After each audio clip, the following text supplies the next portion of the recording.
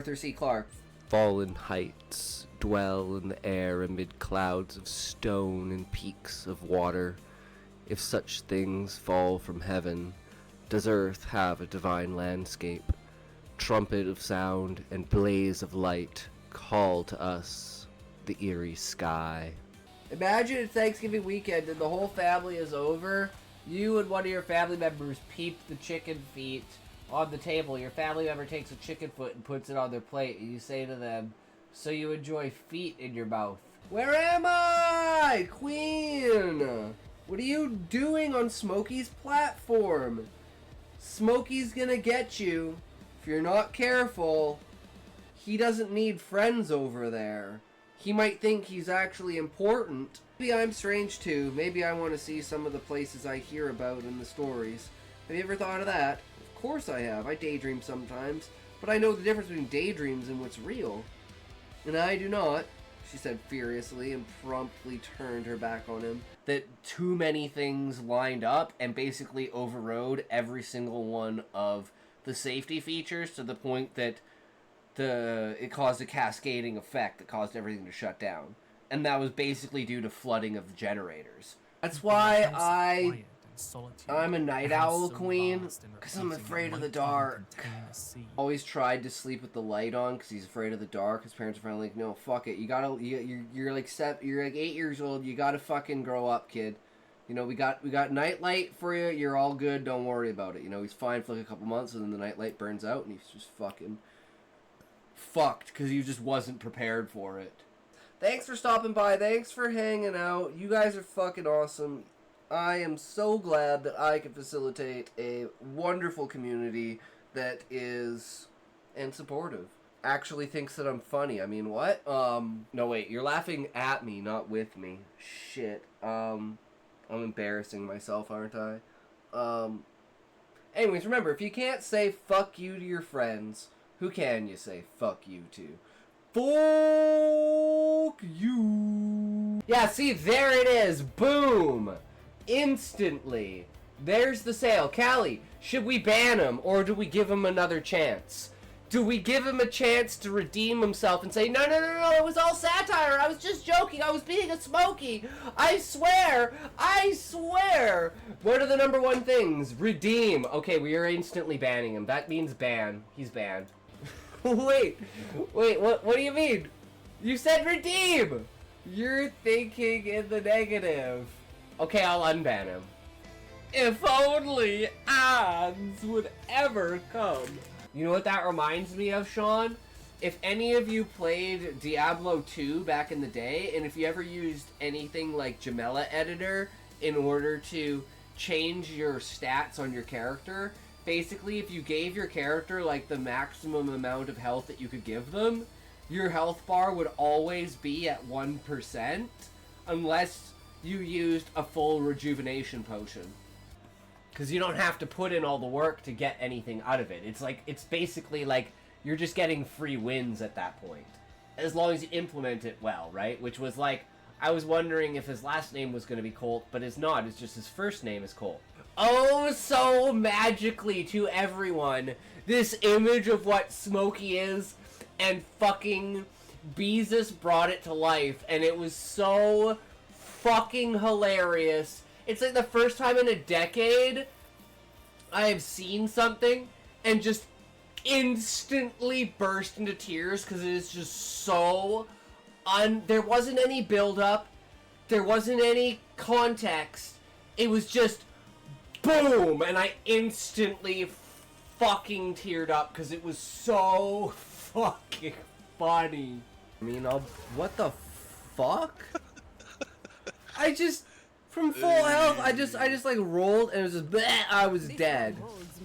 No, I said handouts, yeah, not handouts. Exactly. I don't want your hand reaching out to me. I want your items reaching out to me. Oh, you can have that. Perfect jeweler's orb. It's worth like 20 exalts. Damn, Smokey, where do you get this item quantity? Thanks for coming by. Thanks for hanging out. As always, you guys are fucking amazing. Thank you. Thank you so much. You're the reason I'm here. You're why I want to be here. But at the end of the day, remember, if you can't say fuck you to your friends, who can you? Say fuck you to. Fuck you.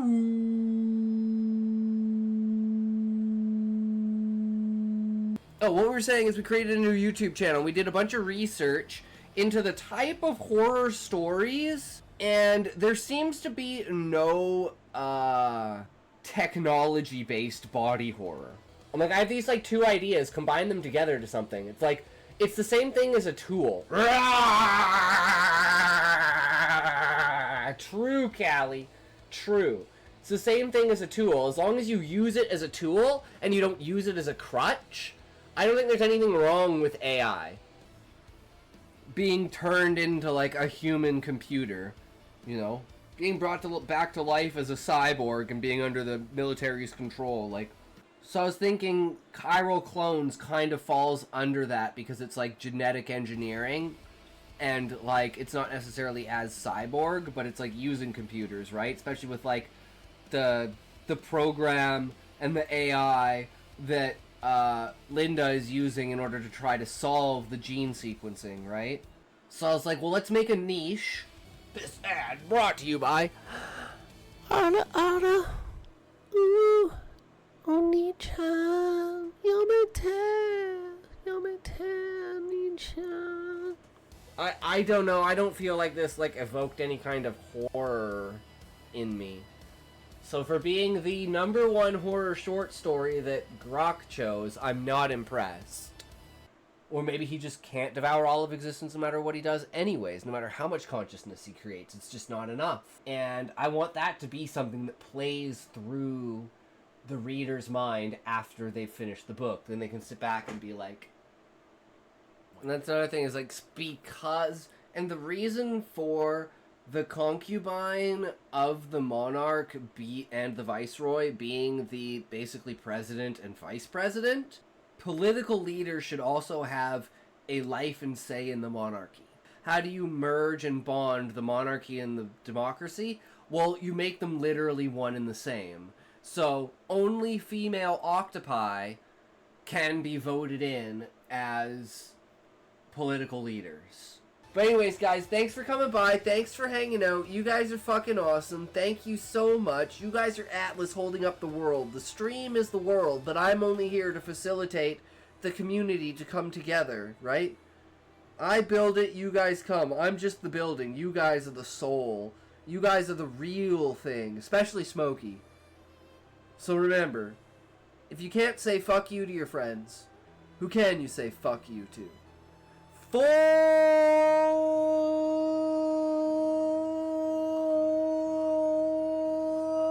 you.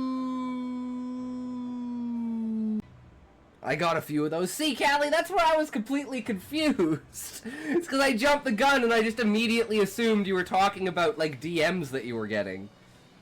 I didn't realize you were talking about the anime bitches. The aggregate of the free houses is made sure never punished. The very leather kept well struck is unstrung. Yo, yo, yo, how's it going, everyone? And of course, the camera's fucked. Let's fix this shit real quick. There we go.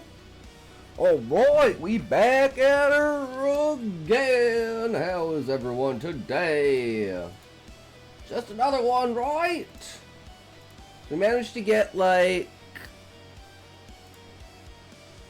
I'd say, like, the first of, an outline, let's say? Like, we had, like, so we finished it off. We had, like, way too many fucking words.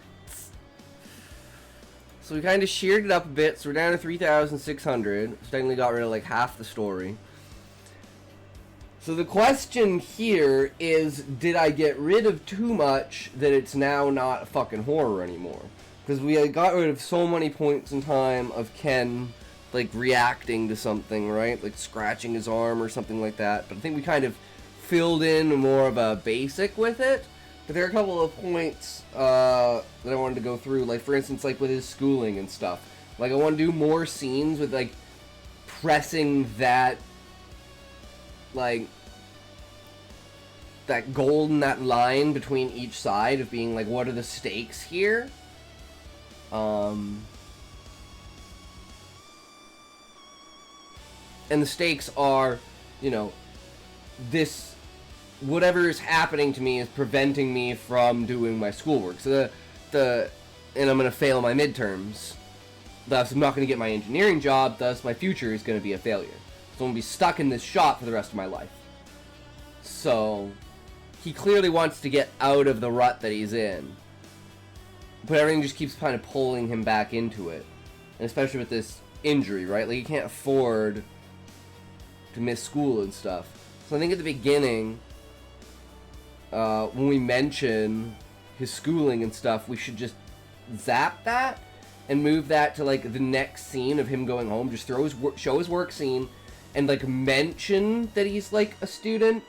And, you know, kind of have that little bit about it. And then from there, I can move into something that's more, you know, he's sitting at home doing engineering work, like trying to get angles for buildings and stuff like that. Like connection systems for wiring grids and stuff like that. Show the direction that he's going for, and that'll make it just a lot easier to pull you into like what he's doing, right? Because like Queen said, at least for my drafts, definitely there is way too much of a show versus tell.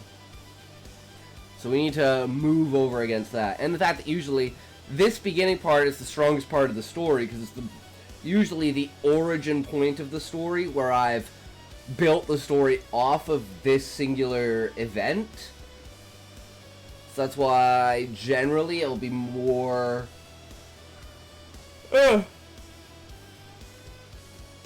it'll have more what's the word? Just more depth to it, more sensory detail, more stuff crammed together to really get everything across in that first little bit, right?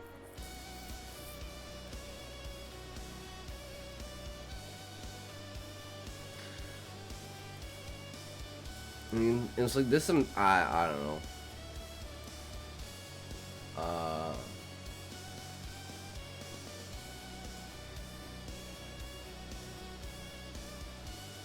I think it's just chest like something that's like.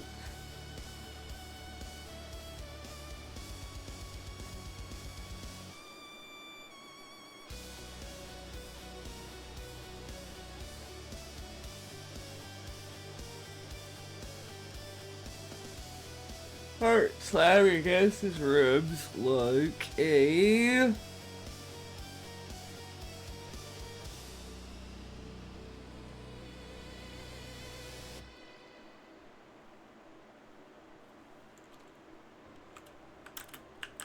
Electric charge.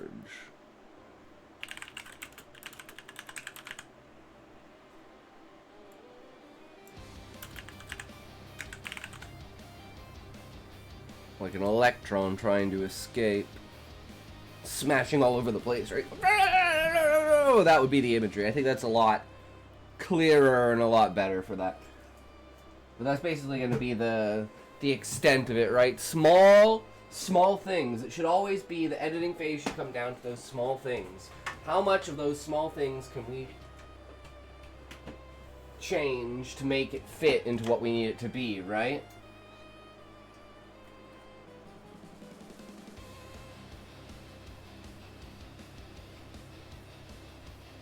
But we need a toke off the bat.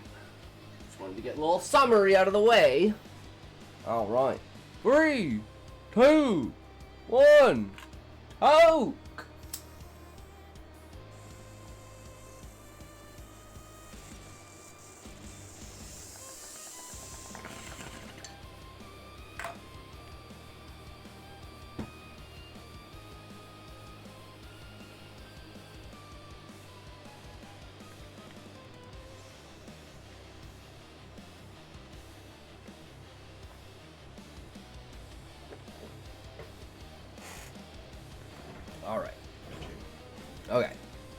Ken burst into the storage room, his heart slamming against his ribs like an electron trying to escape.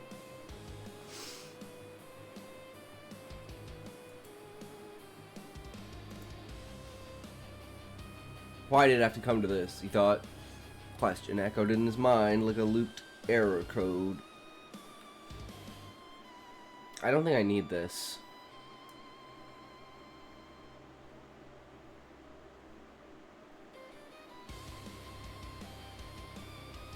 His breath came in ragged gasps, drawing in the thick dust and the musty tang of stale air that clung to everything in the cramped space.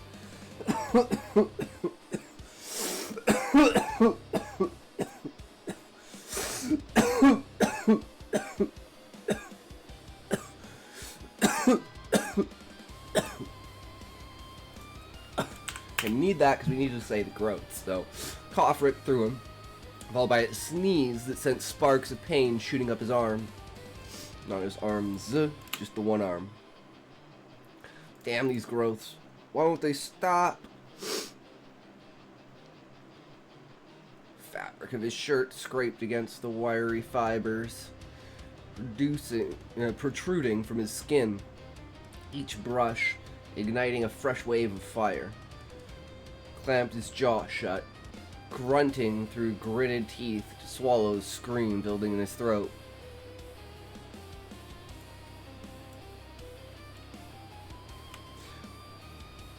Overpowering reek of rotting wood dulled in his nostrils as his eyes looked to the back wall, where the fluorescent light from the hallway sliced through the gloom, casting harsh shadows over his target.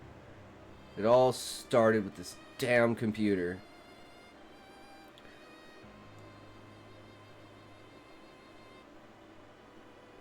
I'm saying, is it too much?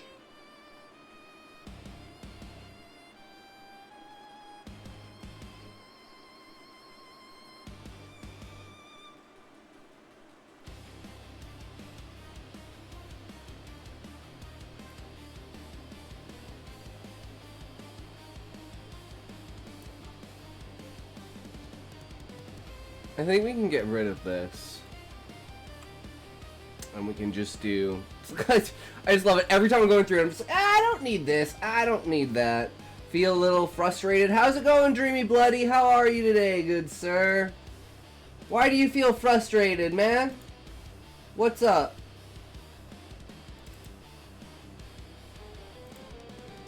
You need some love, bro. You need some quick love.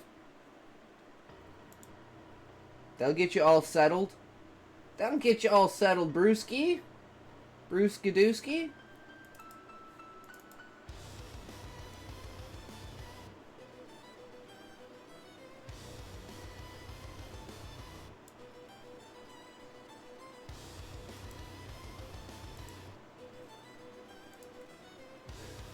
I feel frustrated having to delete 3,000 words. I'm like, why do I write so many fucking words? But hey, it just flows out, right? It's the concept getting onto the page. That's all that matters at the end of the day.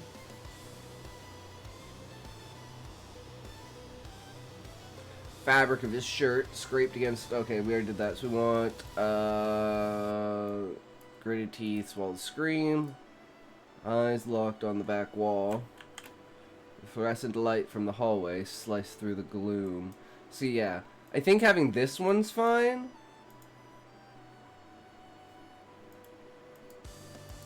But having the other one was just too much, right? It's like overload. We don't need that much. We've established it. We've said it. It's like a set it and forget it, right? All started with this damn computer.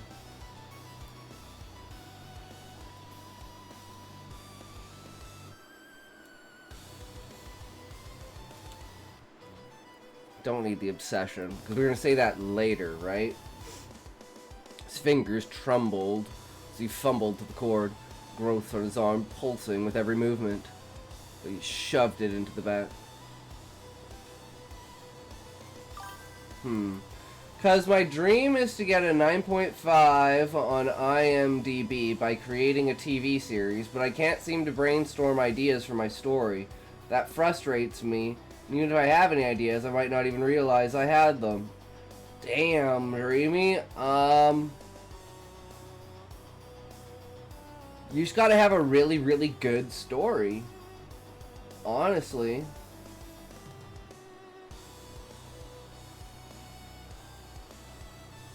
And the best stories are unironically of people falling. I wouldn't accept anything less than a 9.5.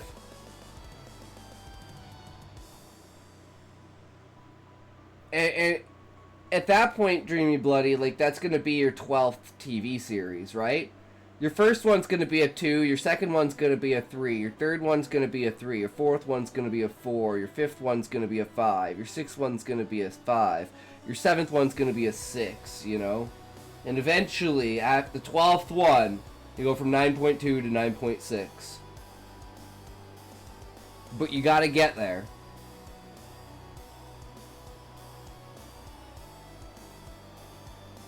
But I completely understand, you know. It is rough. It's a rough world out there, right? But you are competing against everything. So you gotta consider that, right? The best of the fucking best. You're going against something like Expedition 33, for instance, like storyline-wise, right? Like, Expedition 33 would make an amazing fucking anime. Holy fuck. It would make such a great anime. Just that unique, and it's like, it's something so simple. Spoiler alert for Expedition 33.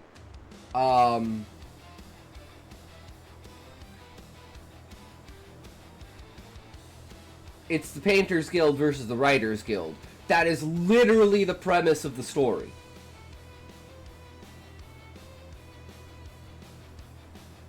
You're inside of a painting painted by the Painters Guild. So then the expansion's got to be the Writers Guild, right? That was probably my favorite part about it. It was just the coolest idea of the Writers Guild versus the Painters Guild in a world where your paintings and your drawings or your writings literally come to life. It's like virtual reality inside of it. I'm willing to do anything for this, from deliberate nudes to free gore. I don't care. I just want my 9.5.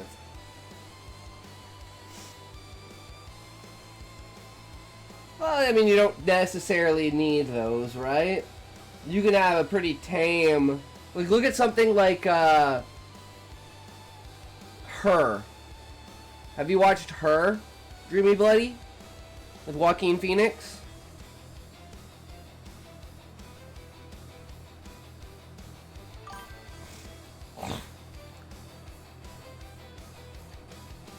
You hate it? Why do you hate it? Too slice of life for you? It made me think one thing, and there's one line from that movie that will always stick with me. And it's when he looks and he says, "How many conversations are you having right now?" And the AI's like 3,500? And how many other people are you in love with? Like 380? It's like, oh, fuck. I've never even considered looking at it from the AI's perspective. That was so powerful, man. So good. And then, like, the mass exodus and everything like that. Fuck, man. For something more like, more The Lighthouse or Pulp Fiction. Fair enough, fair enough.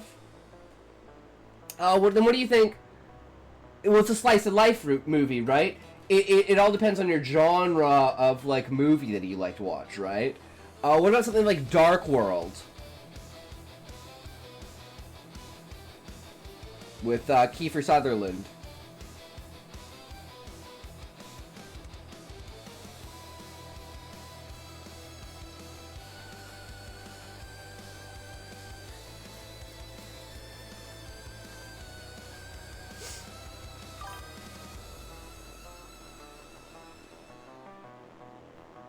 Dark World, yes. Or Dark City. Or is it Dark City? Wait. Dark City. Yes.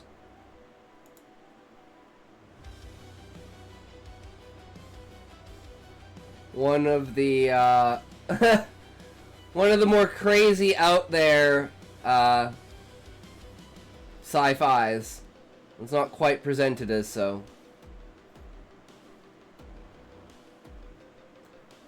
Kiefer Sutherland's like bad guy arc. Fucking amazing movie. Never felt the desire to see it, but I know what it's about. Okay, yeah.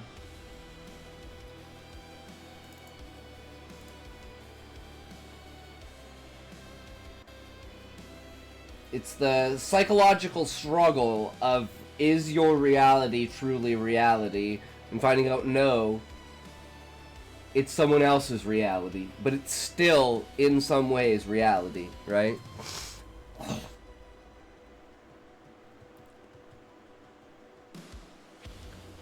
Eyes locked on the back wall, where the fluorescent light from the hallway sliced through the gloom, casting harsh shadows over his target. It all started with this damn computer. It looks like a mix between the Matrix and Hellraiser. Yup. Only it's, instead of being, like, inside of a network or inside of a machine, it's just you're on an alien spaceship and it's aliens. And they have, like, a power, right? The memory power. And they control time.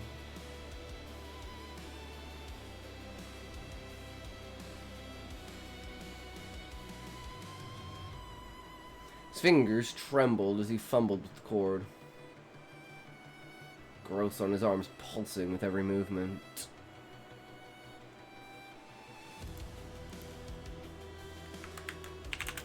Closer he got,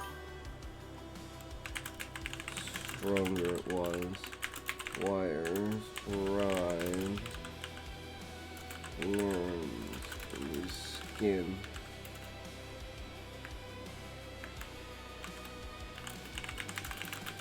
He would ignore it.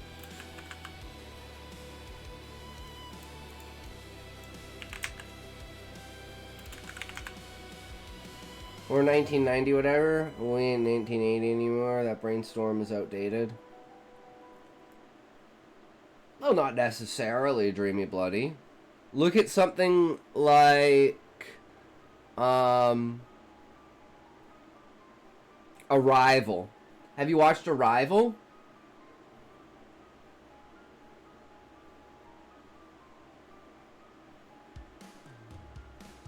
That's really good. Simple concept. Aliens from the future. But like friendly aliens from a future, whereas it's like three body problem is like bad aliens from the future.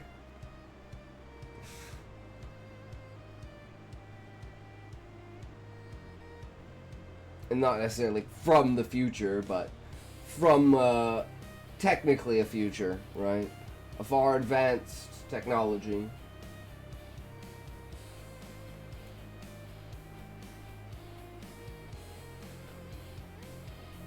But that's the thing, is what genre are you looking to go into, Dreamy? Because sci-fi is hard to break because out of the niches, it's considered the smallest one. Right? Like, you want, like, a thriller. Thrillers or dramas are usually the, like, easiest to set in, right? Like, they have the largest accessible audience.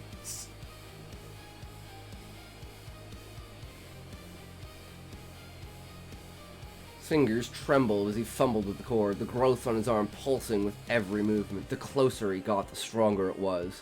The wires writhed like worms in his skin.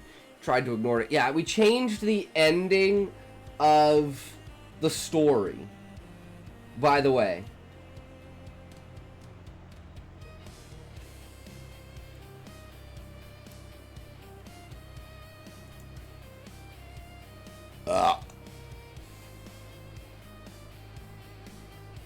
Yes! Yes! Yes! Yes! Yes! Oh. Okay, for example, younger generations might see my work as something new, because after all, children are children, or maybe a curious person, but I'm talking about the work ethic of writing. I don't want to create a random, lost story, you understand? One that's trying to survive among thousands of other stories. I don't want to go into movies, I want to go into TV. I never thought it would be so difficult to find a MacGuffin for a plot. Well, there's not really much difference except for the episodal thing. You can do a lot more in a TV show than you can in a movie. So it's a lot more open-ended. See, again, and I don't know if I should reveal it or not.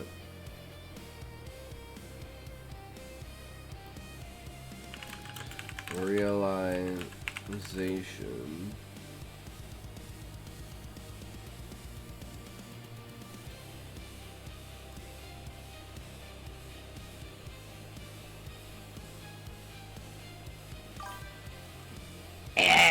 I don't know what to say, like it's a bigger punch to the gut.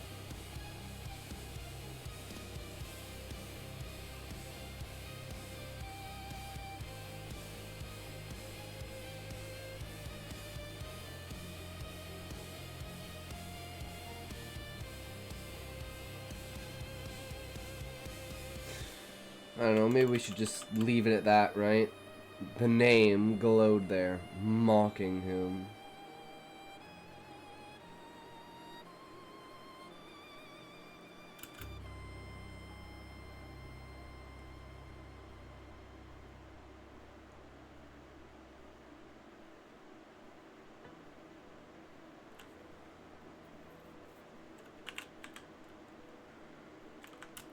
Truths daring into us.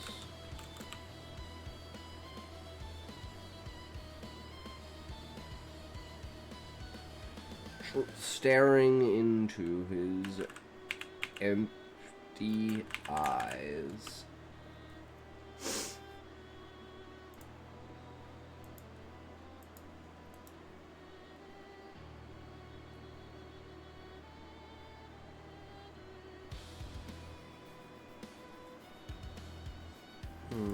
Worms in his skin wove around his arm like vines.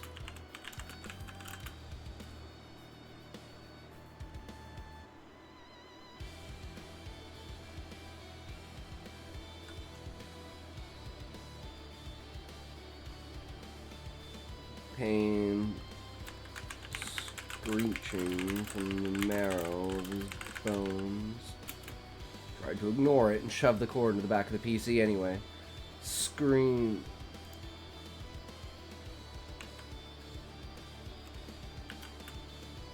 No, I can just skip it. We already know the powerful hum.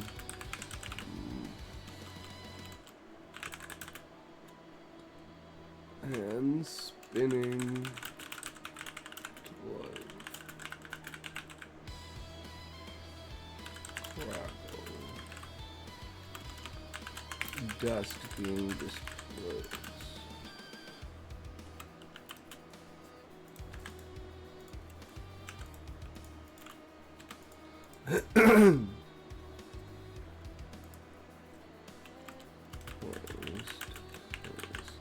Tower. Computer tower.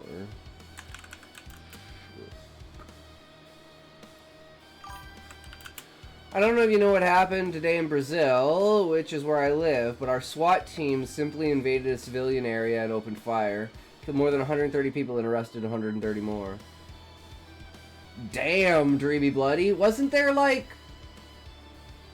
a gang war going on somewhere? Was that in Brazil or was that somewhere else?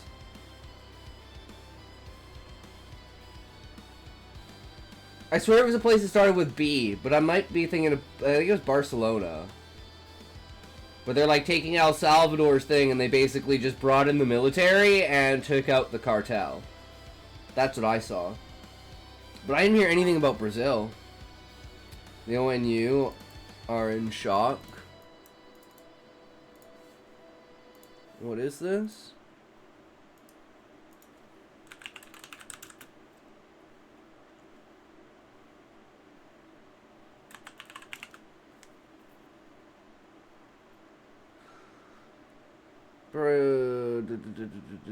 President Trump's pressure on countries hovering the drug trade is effective. Brazil launched. It was Brazil! Yeah, they launched a raid of 2,500 security personnel, arrested many, and confiscated illegal firearms in Rio. That's where it was, Rio de Janeiro. Death toll 64 plus. Just in 132 killed in just 12 hours during the riot police raid on drug cartels. Deadliest crackdowns, police call it a major win, locals call it a massacre.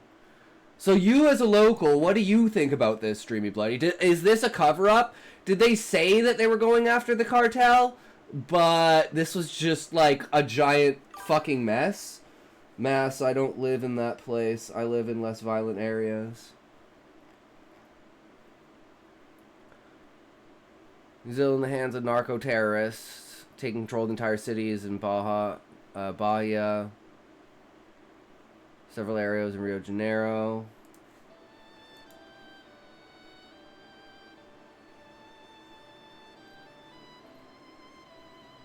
Damn, that's crazy.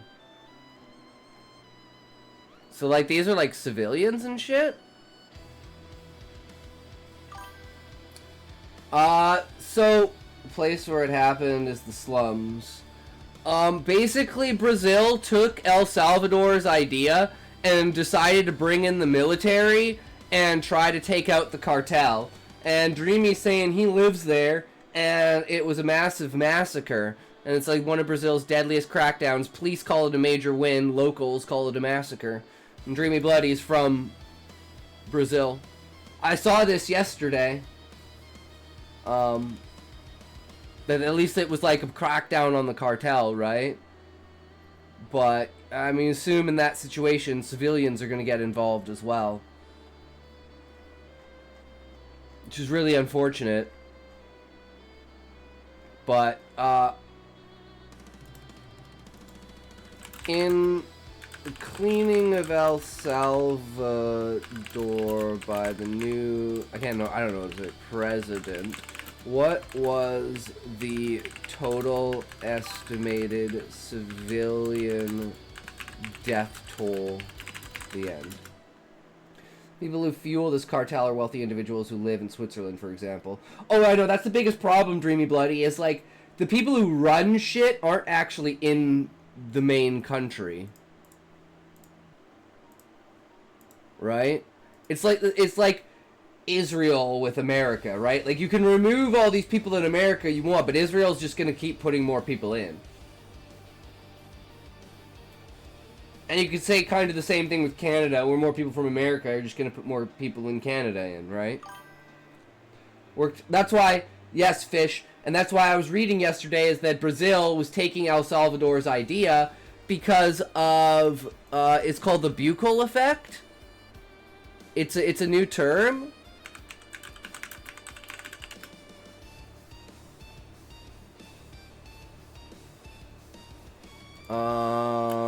El Salvador.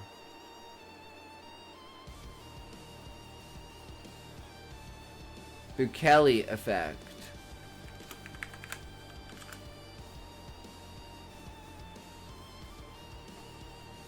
I can find it on Twitter.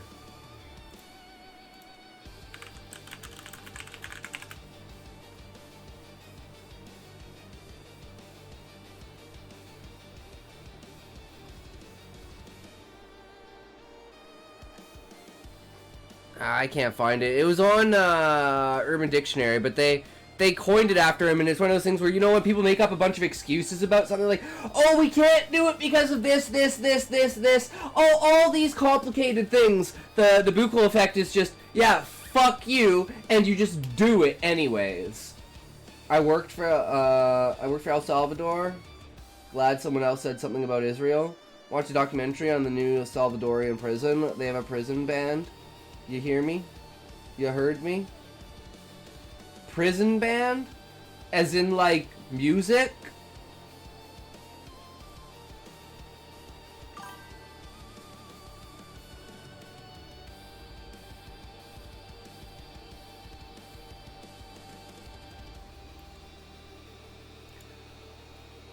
The buccal effect is the wormfish effect. I see, as in music, they sing and dance. Entertainment. Put them to work. Overview of El Salvador's gang crackdown under President Nayib Bukele. President Nayib Bukele, who took office in 2019, launched an aggressive anti-gang initiative known as the State of Exception. On March 27th, this followed a violent weekend that killed at least 62 people, attributing the gangs like MS-13 and Barrio 18. Measures suspended constitutional rights, including due process, allowing mass arrests without warrants. By October 2025, over 85,000 people had been detained, transforming El Salvador from one of the world's most violent nations, homicide rate of 103 per 100,000, to one of the safest in Western Hemisphere, 1.9 100,000. However, it has drawn widespread criticism for human rights abuses, including arbitrary detentions, torture, and deaths in custody. Cleaning you refer to is the ongoing crackdown, often described as Bukele's war on gangs, remains in effect as of October 29, 2025, with no official end declared. Bukele's administration credits it with slashing homicides 114 down to 70%, but independent reports highlight severe costs. It's made civilian toll. So yeah, they probably killed a couple thousand people. They probably accidentally killed a couple thousand people. So after about a week and a half, that many people would have died from homicide. So they took a week and a half's worth of people dying, did that in a single, like, day, and basically stopped it from ever happening in the future. We have prisons, but most of those who are imprisoned are black people or drug users. They didn't actually steal anything, etc. I live in a racist country. Always with that redhead. Why? Because she's good at what she does. Fish. She's good at what she does. Politicians using a smokescreen with these people keep the public buying into the narrative of the church or big billionaires, etc. Well, they steal from hospitals and education and all the rare resources we have, etc. Yup, I could definitely see that, Dreamy Bloody, from others. What does she do? She makes great YouTube videos. I learn a lot from her. I love her mini-arc strategy, the but and therefore strategy. Like, she's taught me a ton of shit. I mean, granted, BookFox has more videos, and we watch more videos, because this is the last video of hers. Then we've watched every single one of her videos. And then we gotta go back to Hello Future Me and BookFox. Because I know BookFox is at least 5 or 6 new episodes. And Hello Future Me, still we have tons of videos for him. But we've watched every single BookFox video too.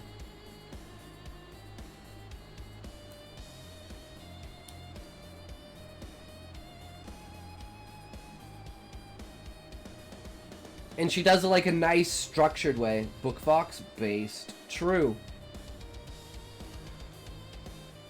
Redhead is based too. She is. It's true. Powerful hum of fans spinning to life. The old crackle of dust being displaced as the computer tower shook. Screen flickered to life. His jaw unhinged. Eyes widened until they ached. His heart stuttered to a halt as the login prompt materialized. All those moments added up in his mind. How had he not seen it? The haze from the pain had dulled his mind.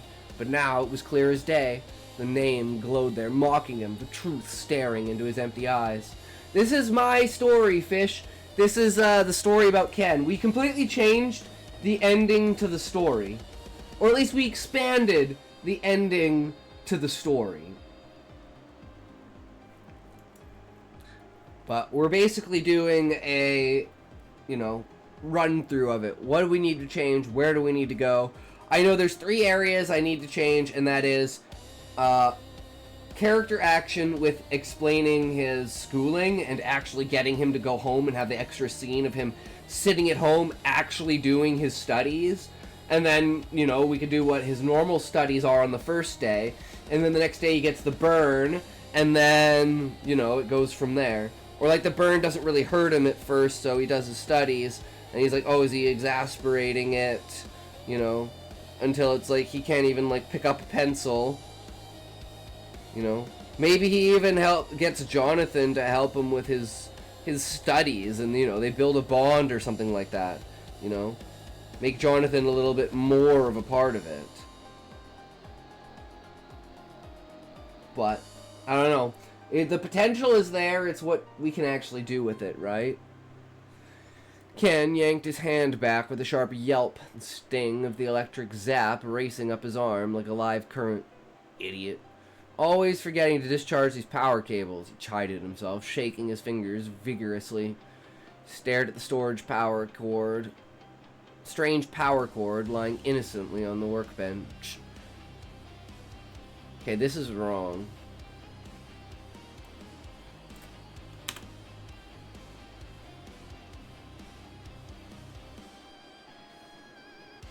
It's just a normal power cord.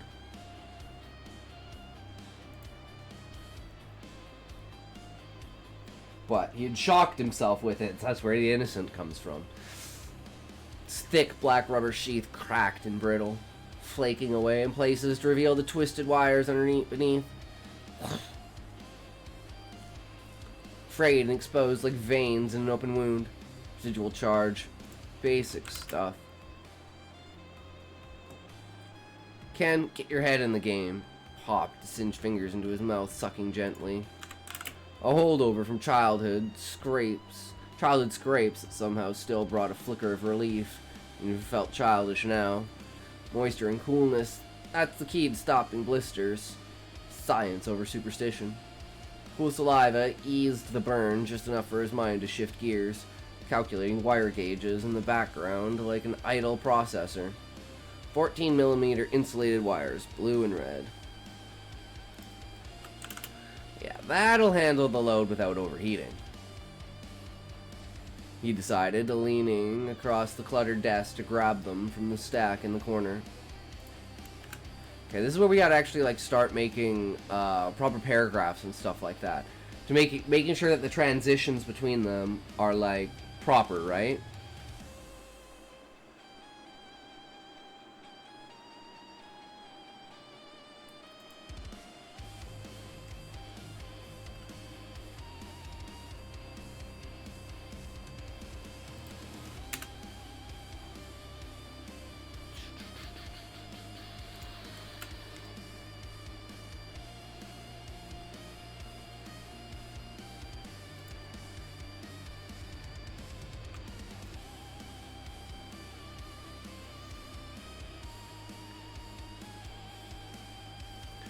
Leaned back in his creaky chair, tilting his head to eye the drab gray ceiling of the repair shop. How many hours have I wasted staring at the same spot, dreaming of bigger things? Fluorescent bulbs buzzed overhead, casting a sickly pallor over the cluttered space. Shelves crammed with gutted monitors, tangled cables, and dusty circuit boards. The air hung with heavy with the scent of solder and ozone, a familiar cocktail that grounded him even on bad days.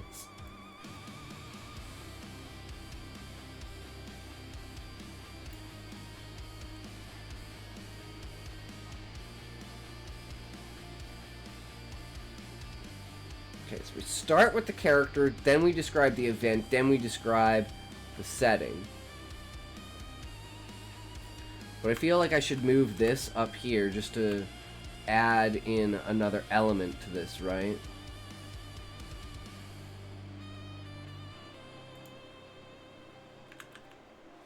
Air hung heavy with the scent of solder and ozone. Familiar cocktail that grounded him, even on bad days, because he just shocked himself. So this is gotta be a bad day, right? That's the idea there.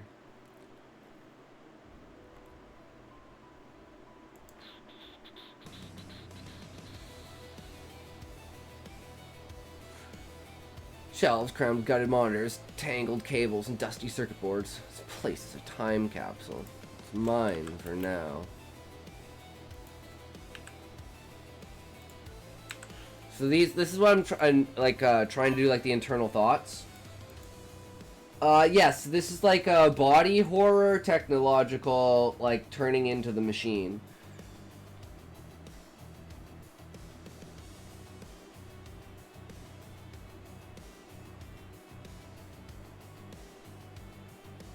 Well, this is a new one. It's in the same universe, but it's like...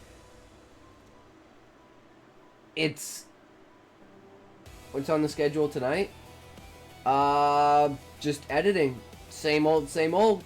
If no one comes in who wants a beta read, we'll just do this for about, you know, probably 3 hours or so. And then we'll move into the reacts. Then we'll do some drawing. And then maybe we'll do... Well, maybe we'll turn this into a YouTube video. It depends on how good I feel about the story and whether I want it to cook more. But I think it's good. Like, it just needs these small tweaks to it to add emphasis. And then I think we'll find... Yeah, the reacts is, this.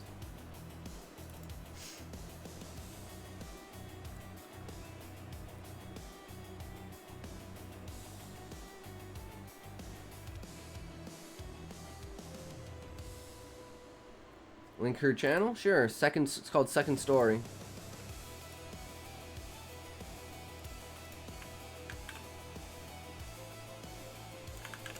Go check it out. Give her a like, give her a review, give her the good stuff. No worries.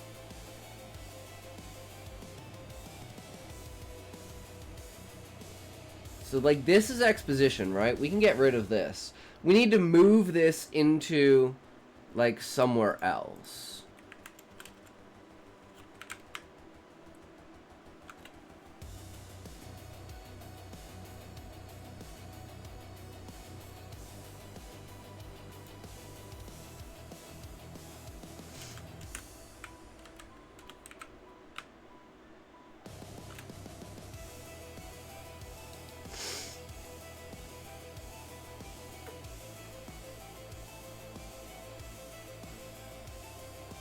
So we'll get rid of that for now, and we'll just go straight into it wasn't glamorous, but it paid the bills and fed his fixation on wiring. So we've, like, hinted at his fixation. And then we have this exposition explaining his background.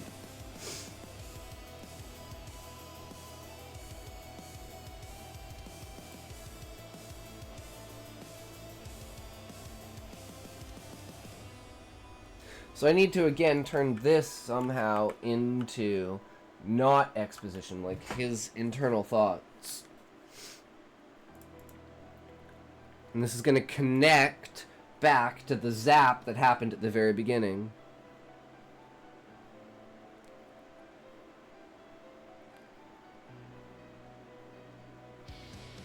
So I don't think we need this yet. This can be a thought back when he's at home. When he gets home after work.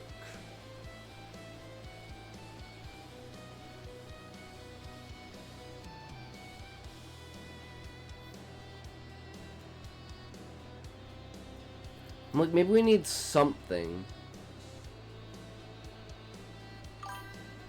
Still working on writing. I would write more if I had a better laptop. Yeah, it is what it is, right? I mean, all you really need is a pen and a piece of paper. At the end of the day. Got an old one I can borrow. I want to get my ideas out. Nah, I don't got anything like that.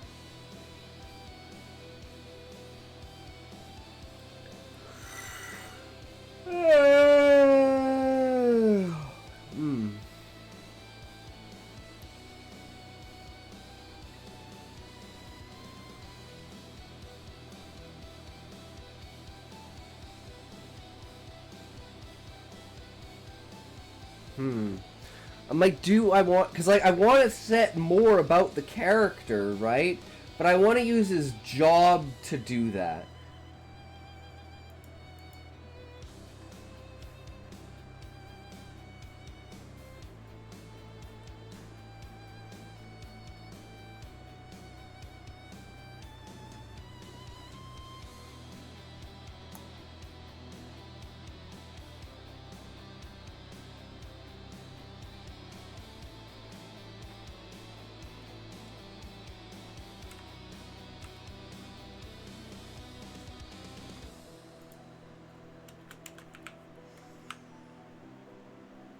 I just want to show him getting lost in his work, right?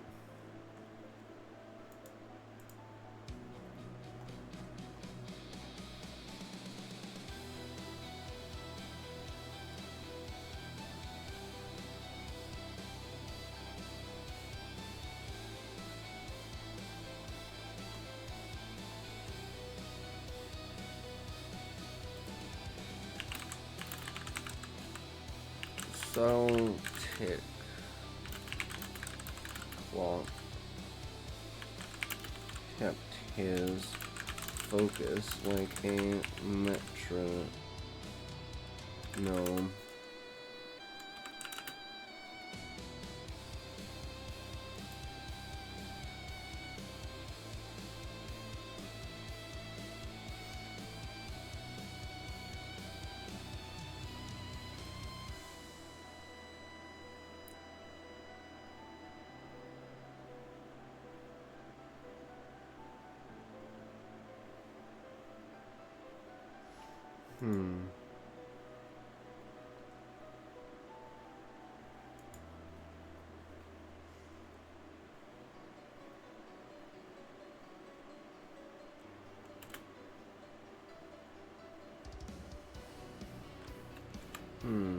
Did we already do that? Is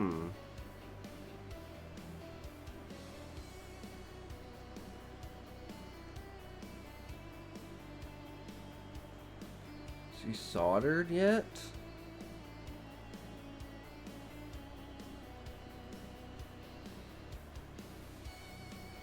Okay, so he's literally not done anything yet.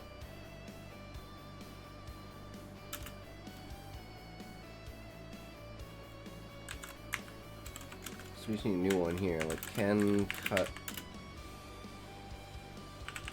items, wires, ripped off corroding rubber jacket is dripping insulation. Placing the wires.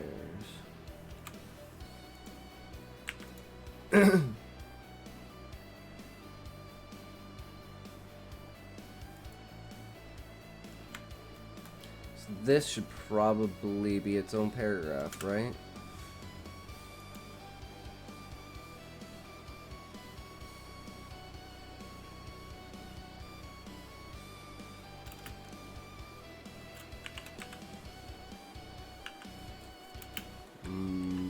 Not keeping his mind.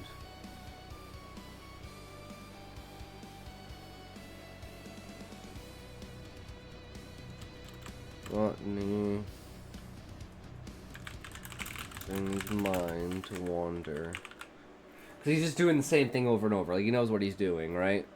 So this is supposed to convey that it's like he's just kind of like lost in his work. And all of a sudden, it's like this click, subtle tick of the clock kept his focus like a metronome.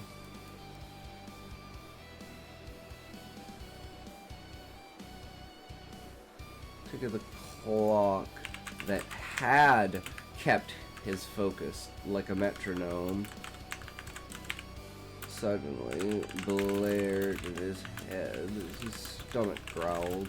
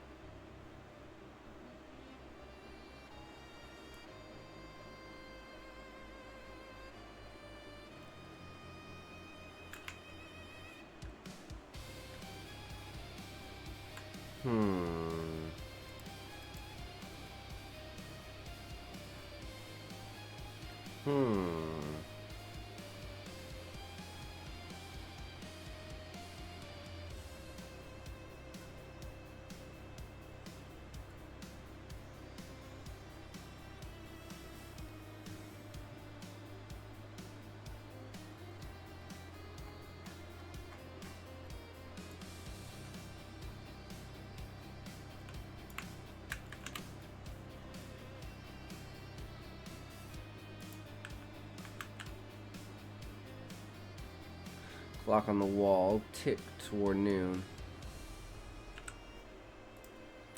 Lunch already. Time flies when you're in the zone. Cap.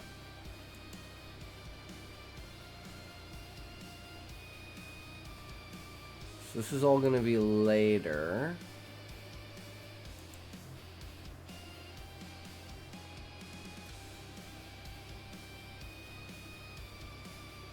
And then he gets up. Fucking ads. God damn it. Oh, we do have this today, guys. The unboxing or unbagging of the maid outfit for Halloween. That's gonna be huge. You guys excited? You guys excited for Halloween? Alright, 3, 2, 1, poke!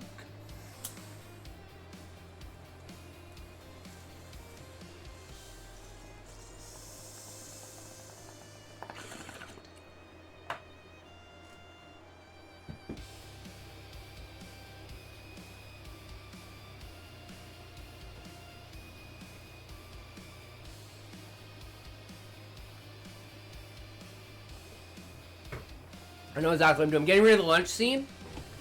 We're gonna make the lunch scene the home scene.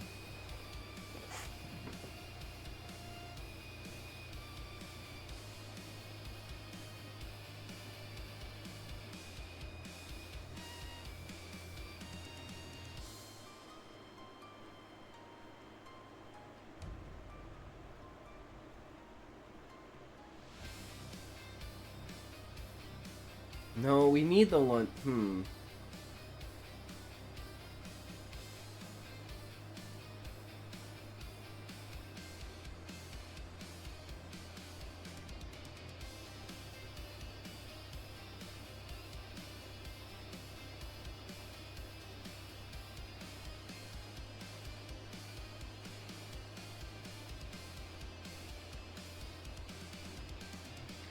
How is this gonna affect everything later because of Jonathan?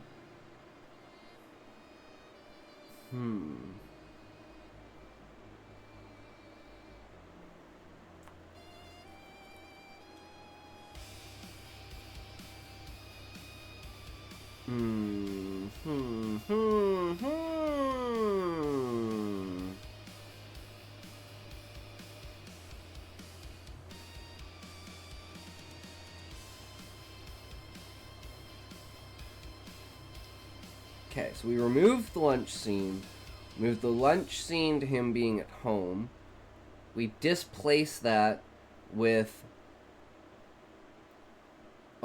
meeting Jonathan. So you meet Jonathan. He goes home, he does his thing. He comes back to work. Because it's like, when does the strange cable show up?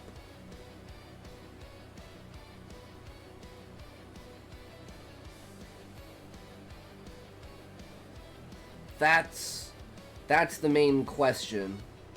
Because it shows up after his lunch break, but we gotta split this up to like an entirely other day.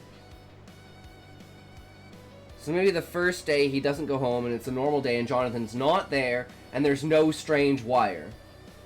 And then the next day, the strange wire shows up and Jonathan shows up. I think that's the best way to do it.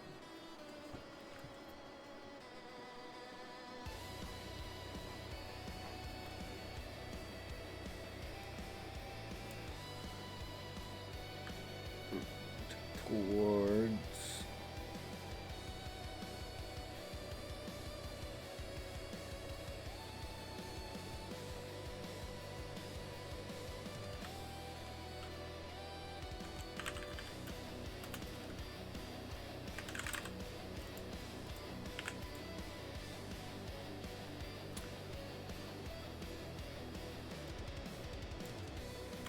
clock on the wall tick toward 5.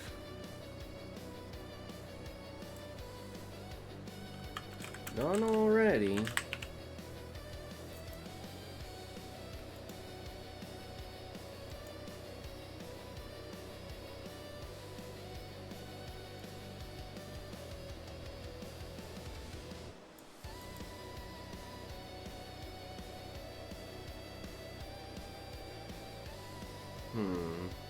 I don't know about that.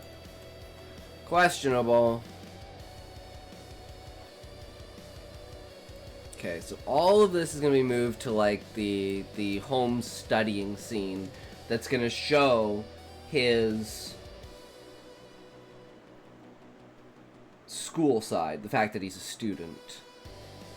And it can have all the same effects as the lunchroom, except it's not gonna be the lunchroom.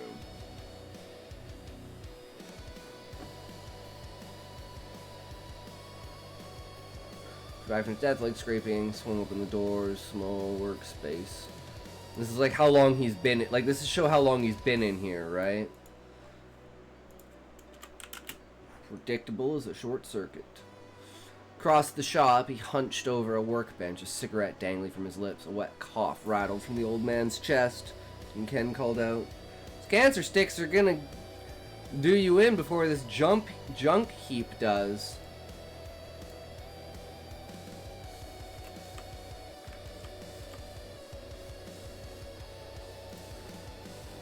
Why do I even bother? I won't quit.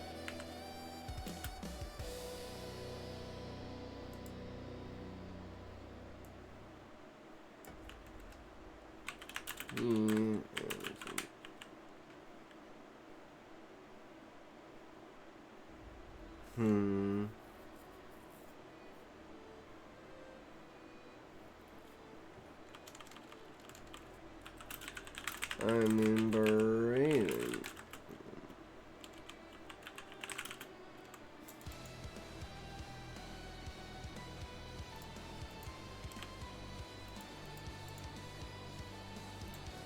Berating him.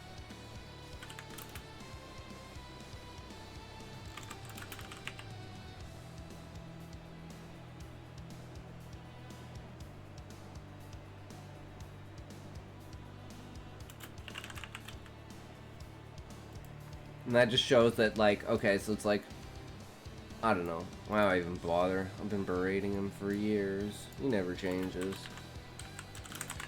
He'll never change. Neither will I. That's kind of very important, the change in the character. Because, like, again, I'm trying to add more inner thought like this. Like, this is kind of just an experiment with using this. The inner character thought. Mr. Clemens waved him off without looking up, the ember glowing brighter as he inhaled.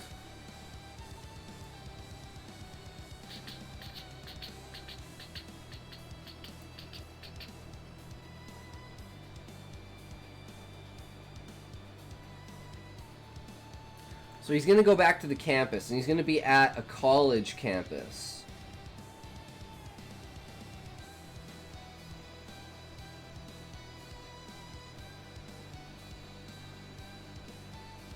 So then we'll do a summary scene transition of him to the campus till he gets to his dorm room.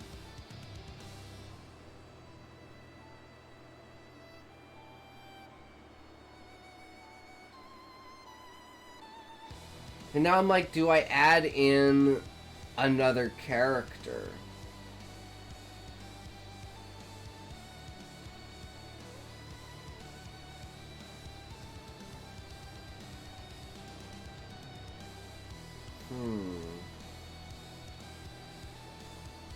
Tricky.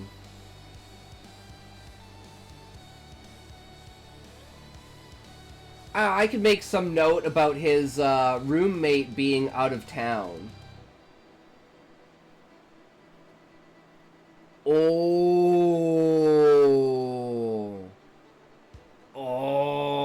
I have an idea about the roommate. Okay, we can mention the roommate. And the roommate is another one of the students. Another one of the workers at the shop. So make it seem like by the end of the story that his roommate, the same thing kind of happened to his roommate, but Jonathan got to him before Clemens did. Right? And this is like the new level of experiment with the PC. But maybe have Jonathan know the roommate. Oh, okay, yeah, we definitely have to do that. We have to do that. I think that'll make it so much more powerful.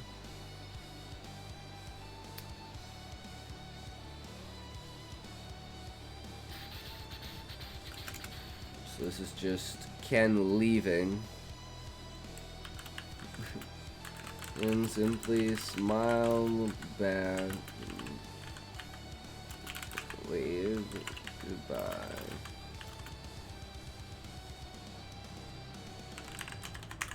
Press his back against glass door.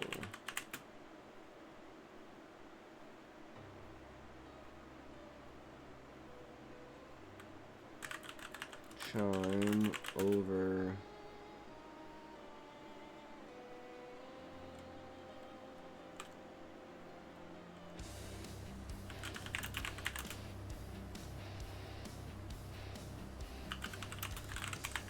sounded loud.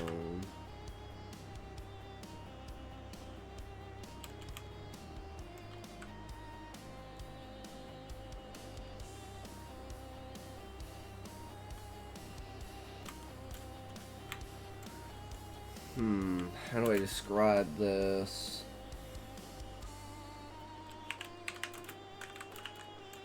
Chime, the bell above the door rang in Ken's ears.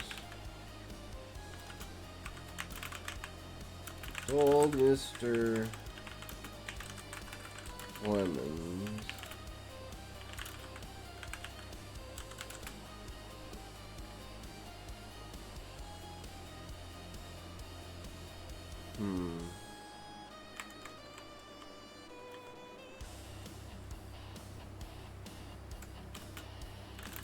he walked out.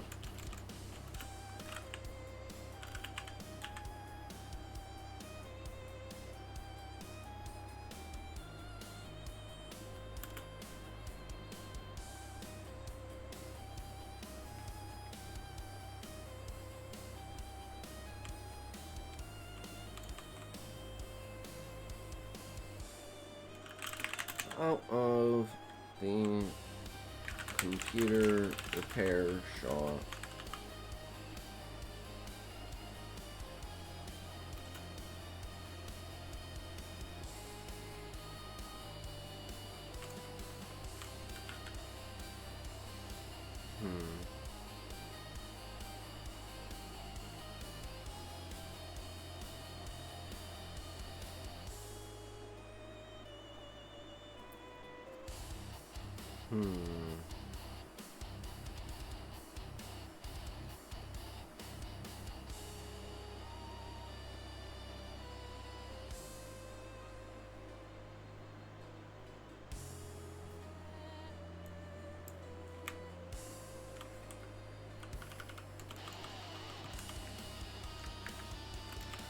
Ken waved goodbye as he pressed his back against the glass door. The chime of the bell above the door rang in his ears.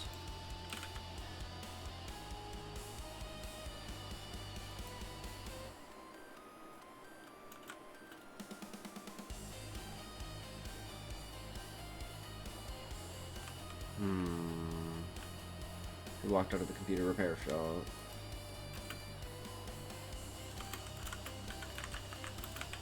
Back to his dormitory.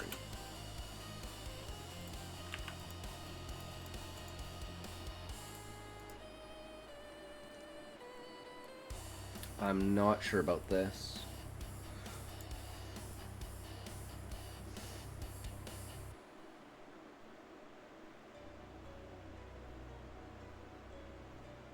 Now we need like the summary of him getting onto campus.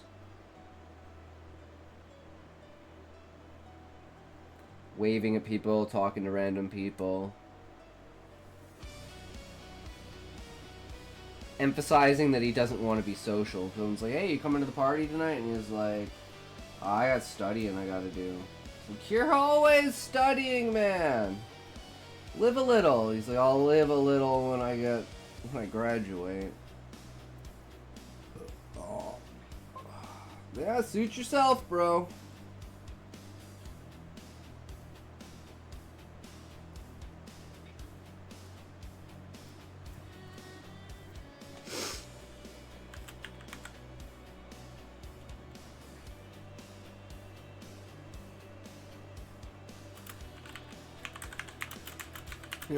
As he saw the school here, campus, very distant.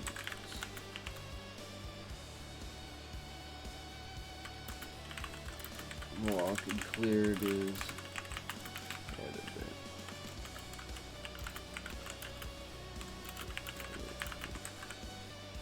Emptied what was left of his stomach. Screeched and groaned against him.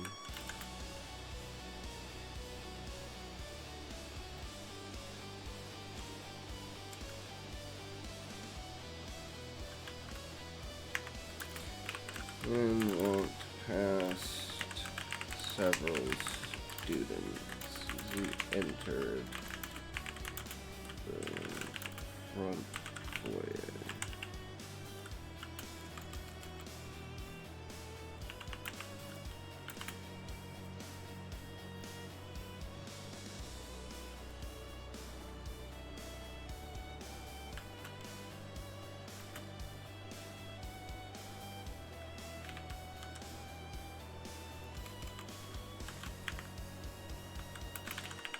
Ken heard his name, turned,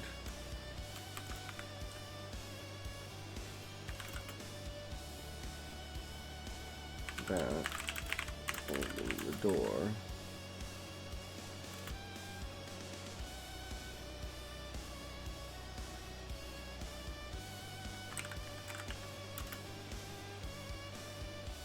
it's not supposed to be important who it is.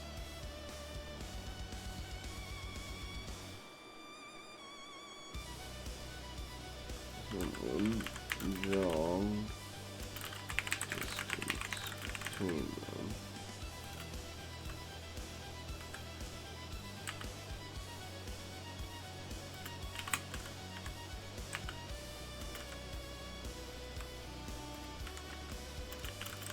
Duck Ken.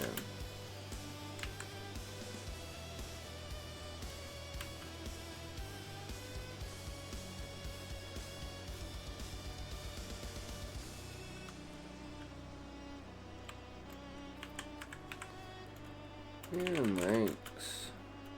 Oh, holding the door.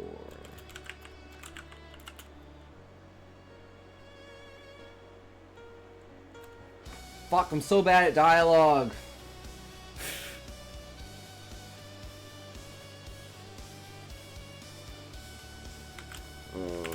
You looked like you were in a rush, so... You know, me, I had to cause a fluff.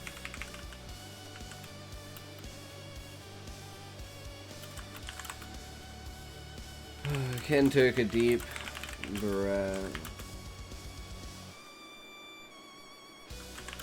Let the door go.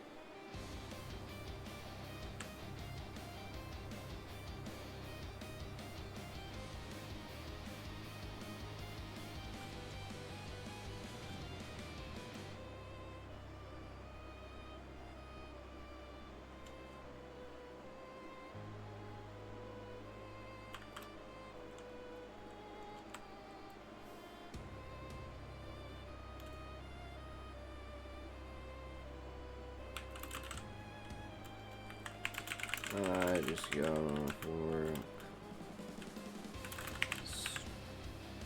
Starving.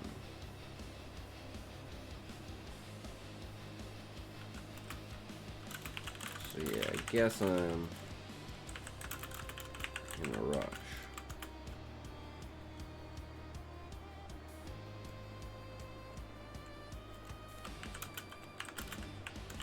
Ken waited expectantly. Stomach refused to act.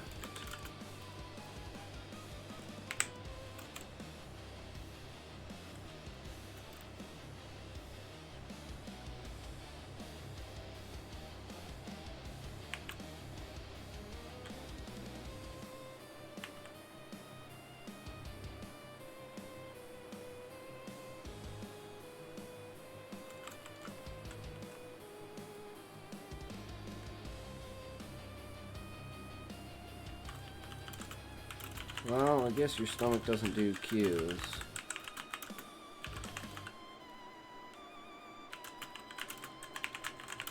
Student lab. Pat. Ken on the eye. Well, I'm in a rush too. Never enough time.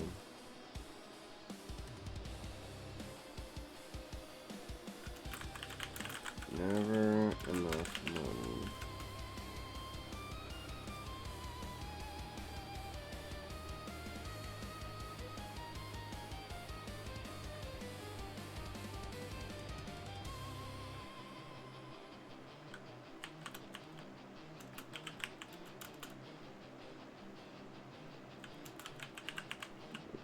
Party.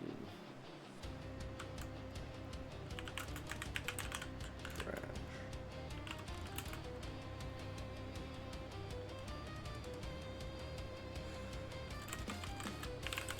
Still can't convince you to come.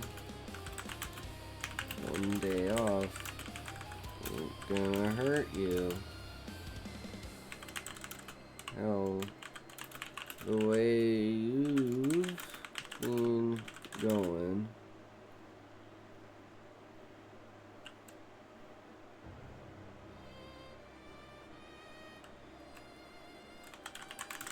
Seems like you'll be ready to drop any day.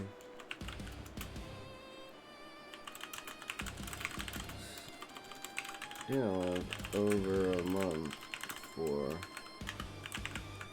midterms. Live a little while you're here.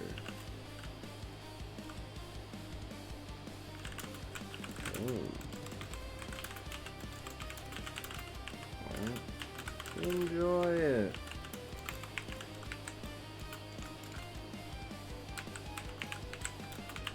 Because I'm paying for it, I need to avoid that.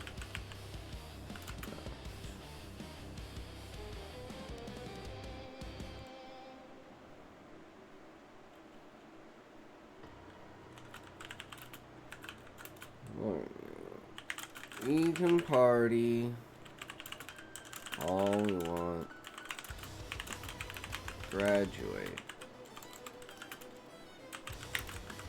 Now I gotta stay focused.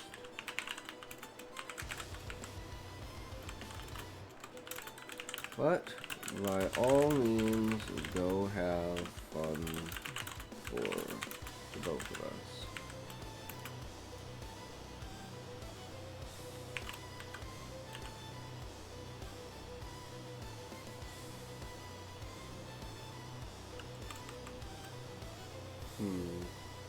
I don't want to introduce this character with a name because it's not an important character. It's just a random fucking encounter, so I don't want to give him a name, but it's kind of hard to do.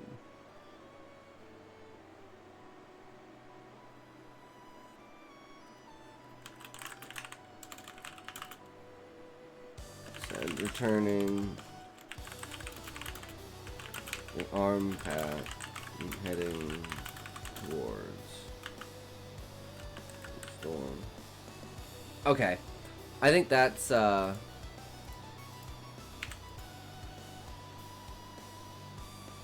good. So that we show that he's tired here. He's not in a he's kind of in a hurry. I'm in a hurry.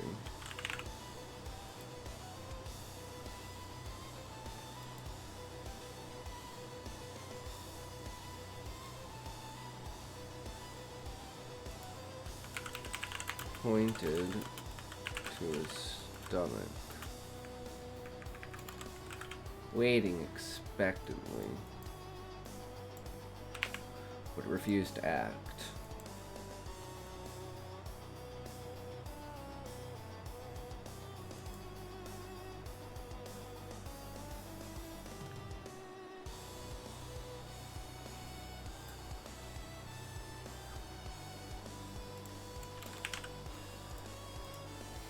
So this character acts as dialogue,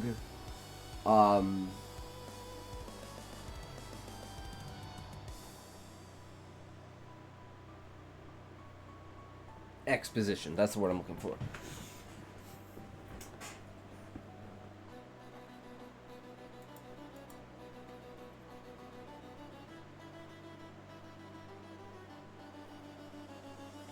So we gotta kind of redo this scene.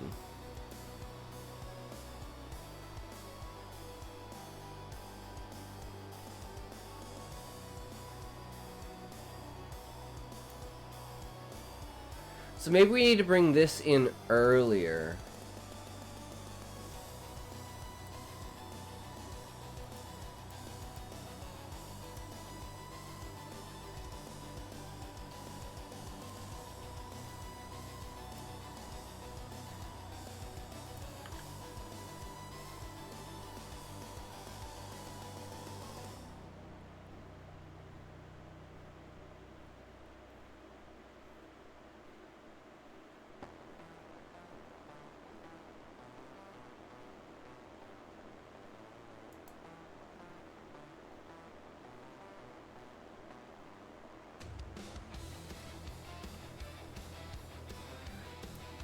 This is like my biggest weakness is like being able to go back through something and being able to change it without completely like fucking destroying it.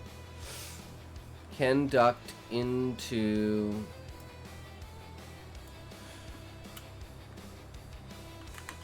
strut into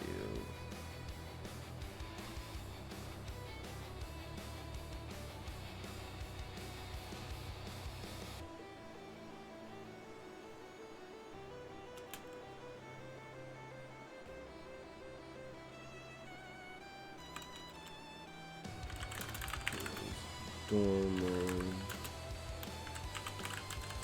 Finally home.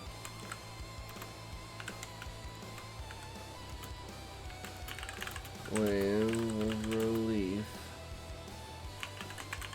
washes over him as he reaches for the fridge.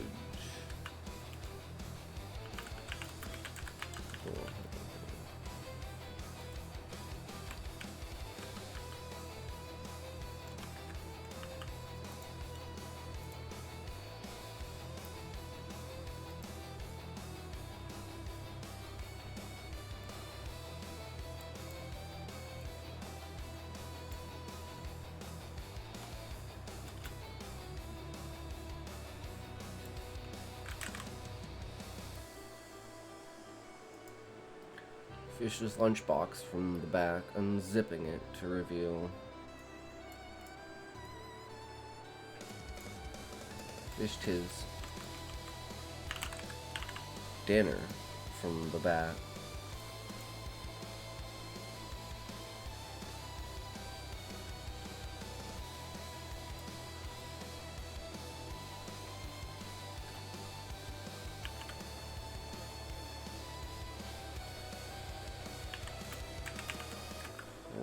simple paper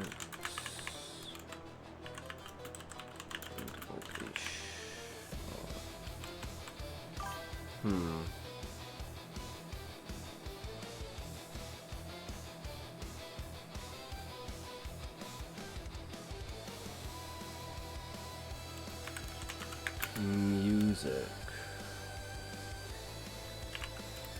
to the hunger.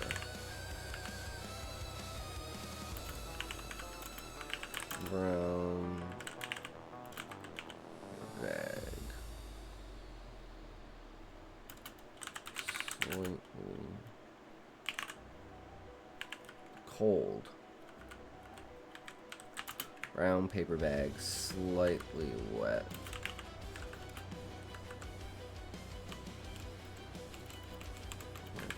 Damp with moisture. Ken licked his lips and grabbed a water bottle. Put it inside of the door.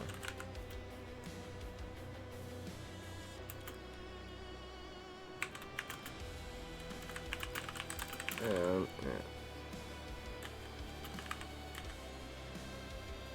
intense. Glorified TV dinner stand. Reached.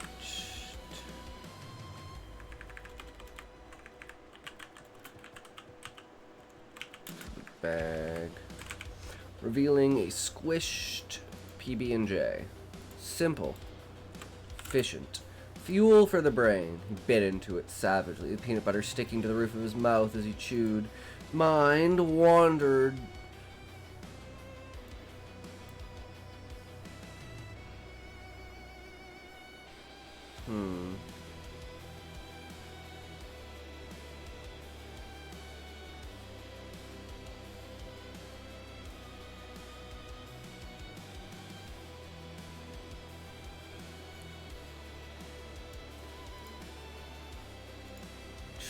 Okay, so this is like another event where it's like, I don't know if we're going to use this or not, but this is kind of like, we're going to have to redo all of this.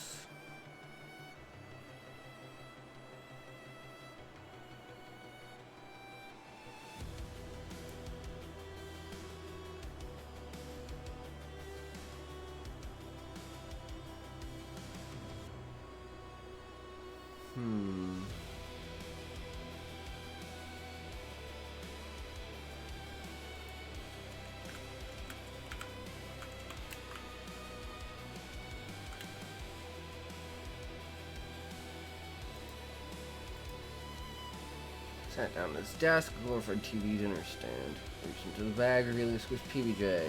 Simple, efficient. Fuel for the brain. He bit into it savagely, the peanut butter sticking to the roof of his mouth as he chewed.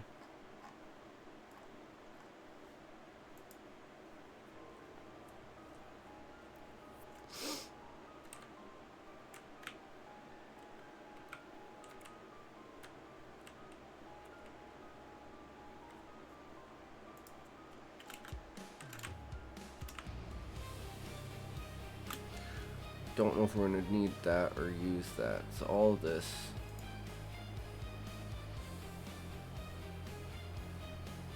So this now needs to be like the backstory parts, right? So like what do we have up here for this? Right. We have to talk about his reasoning of why he wants to be an electrician, or why he's so fascinated with cords and wires, or specifically electricity. Which goes back to him getting shocked, which is the very first thing that happened at the beginning of the story, as well as the end of the story. As well as the main thing that, like, progresses the story, too. So it all revolves around this shock factor.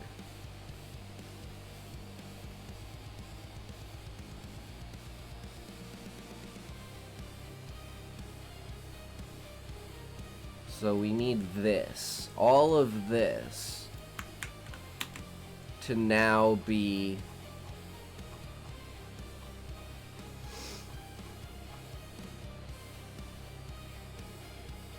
here.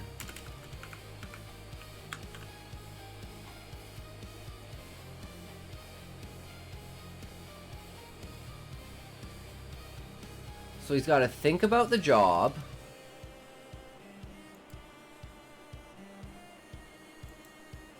Tune.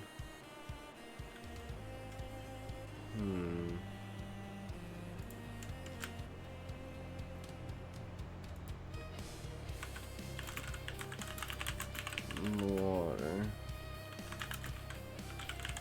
Chug that.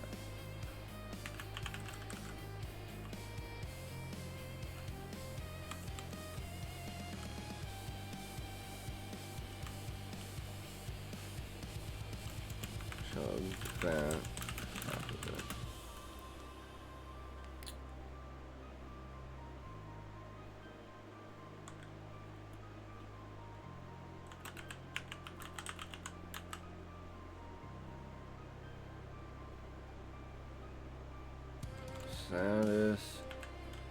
Satisfaction of the body established.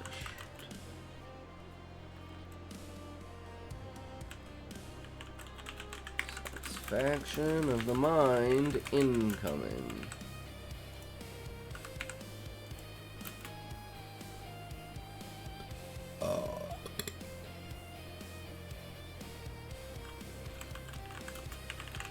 Reach across the desk.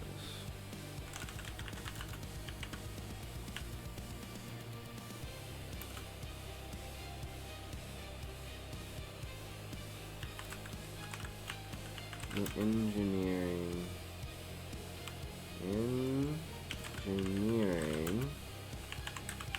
textbook.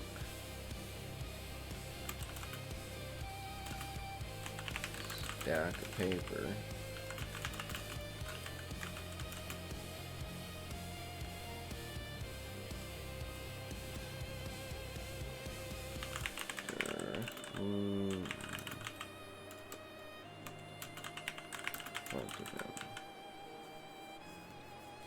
Reach across the desk and place the engineering textbook, a stack of paper, and a pencil directly in front of him.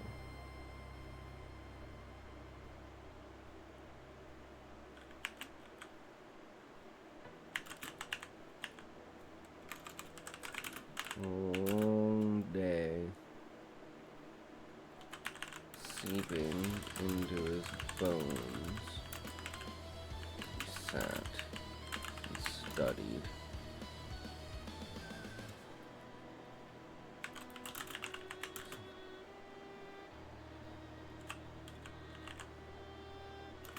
Eyes were burning.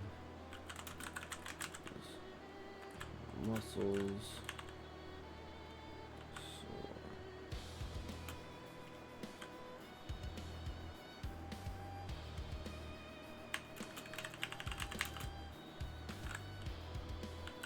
Carried on.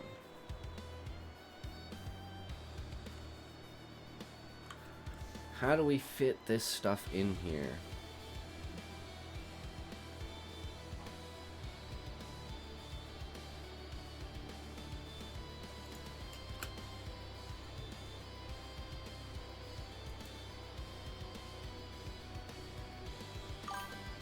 Bonjour, yo Nico, what's up? How's it going?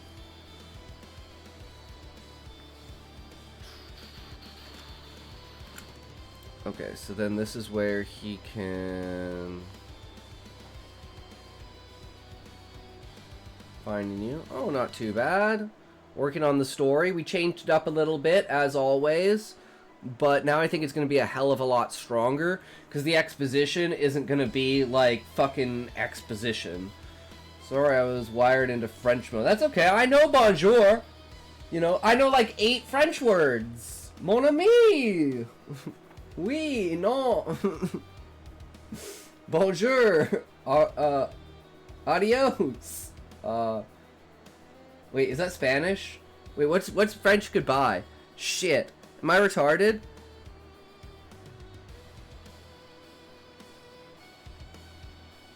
Au revoir. Au revoir. Okay, yeah. I knew what it... I'm retarded, but I knew what it was. Au revoir.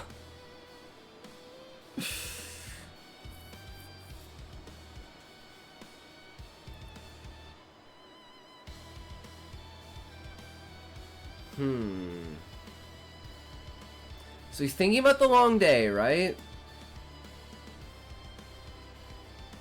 Where the hell is this paragraph about him throwing away his sandwich?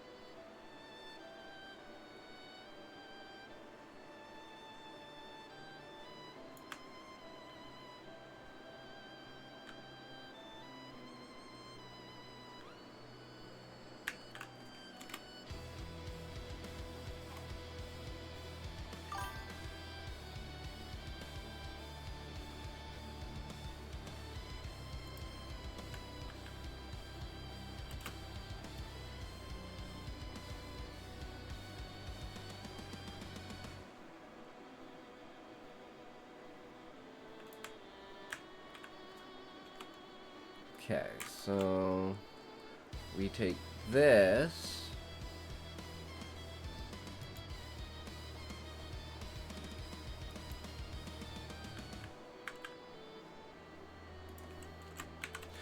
Your body established. Satisfaction of the mind incoming. Muttered around a mouthful. Wiping jelly from his chin, he scarfed the rest, tossing the crust into the overflowing trash can by the door. For a moment he lingered, staring at the peeling wallpaper. Been lurking for a while, hearing the words moving around. Hell yeah, Sean, we're getting there. We're getting there, slowly but surely, because we added and changed a couple of scenes and stuff. We got rid of about 3,000 words. But now we've after like figuring this out and minimizing it, we've completely changed how a couple of things come together, right? But I think it's still going to be good. But welcome, Sean. Nico, do you have another chapter for us? Chapter 12, perhaps? Is it ready?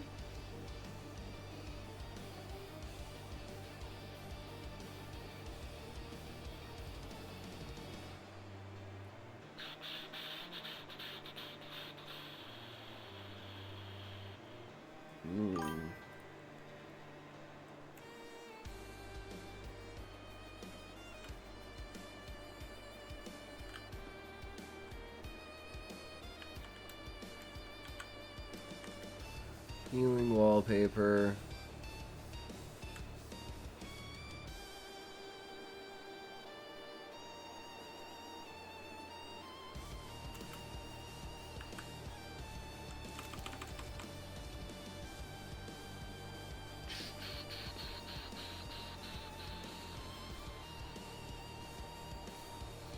Room.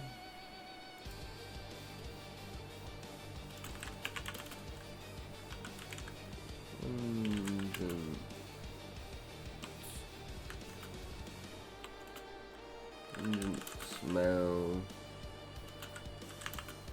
old books.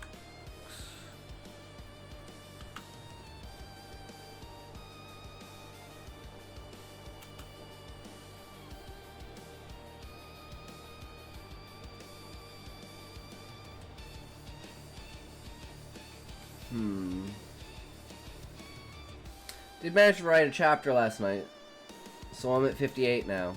Nice.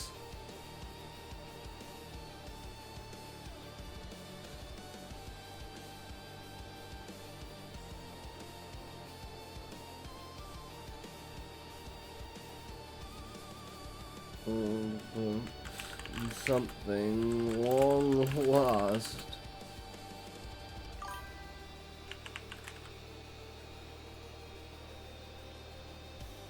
In the trash.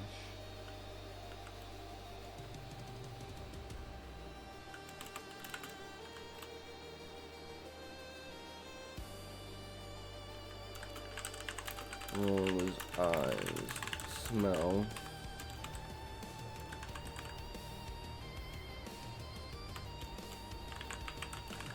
Refusing.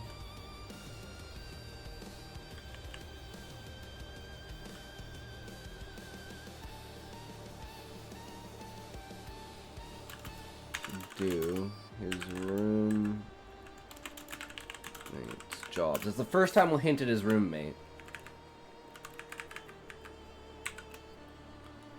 And it's like, that's why there's so much shit in the garbage. It's like, it's supposed to be his turn to fucking clean up the trash and take out the trash, but I don't know, I ain't seen him in like 4 days. And then the next time we'll mention him is because he's also a part-timer. So maybe it's like, oh, ask Clemens about him, you know? And he's a lazy ass anyways, so he'll never clean up his job. I'm tired of having to clean up after him.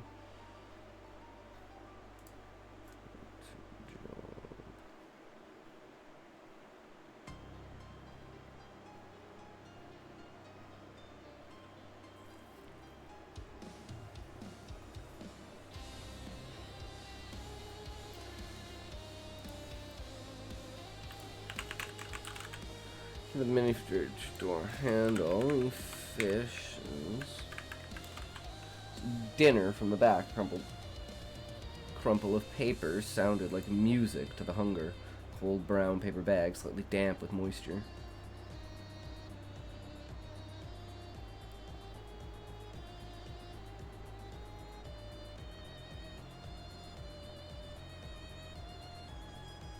He lingered staring at the peeling wallpaper.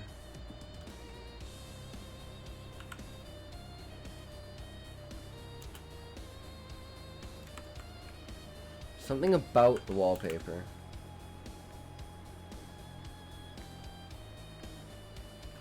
No,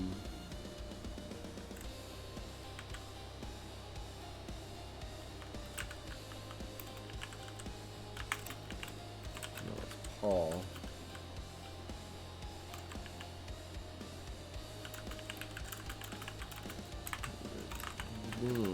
About your room fixed up over holidays after midterms.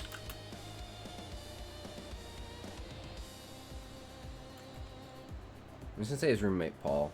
I'm just gonna add the name just in there. Just it's not important.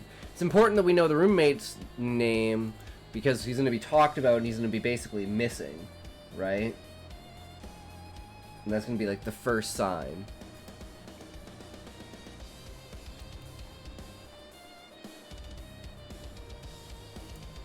Roommate Paul's job. So we have the name, so that's good. Paul talked to the dean about getting the room fixed. So he's just like going over like these things of like, damn man, this guy is not fucking doing anything that he needs to start be doing. He needs to start be doing stuff, man. What is this? Working on the current version of my story. Hell yeah, Nico.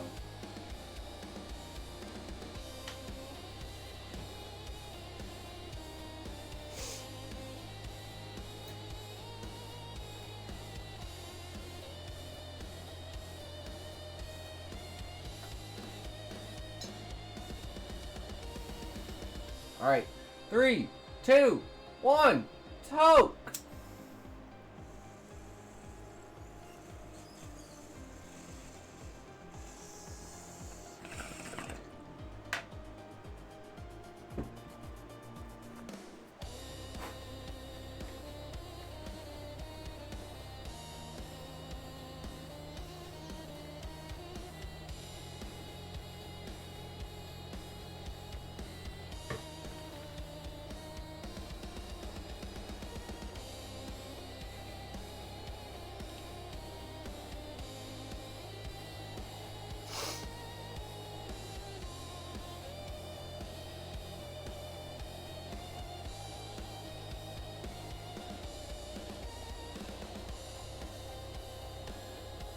Alright. Just put this on the back burner for now. And we need what? Chapter 12?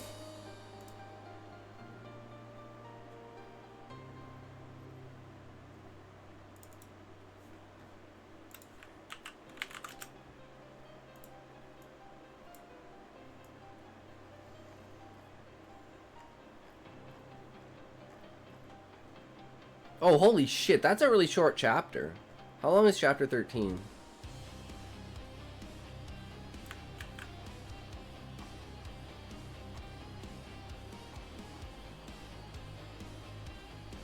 Okay, we can do 2 chapters, because that's, like, really, really short.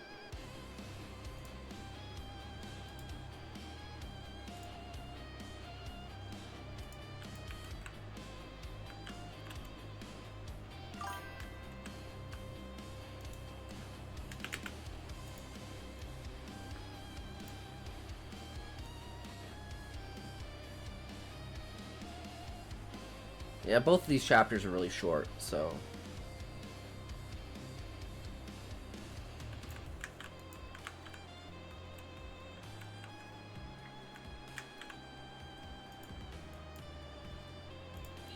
Whoops.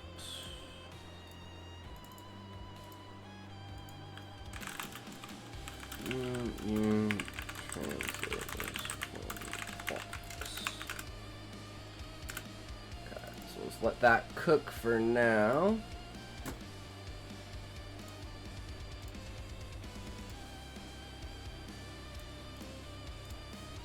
There we go. Over the holidays after midterms.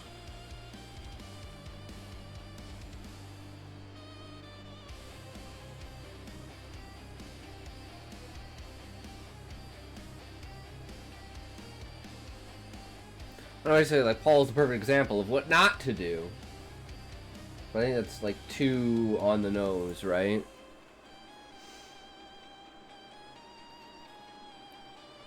So we need to talk about him being a part-timer.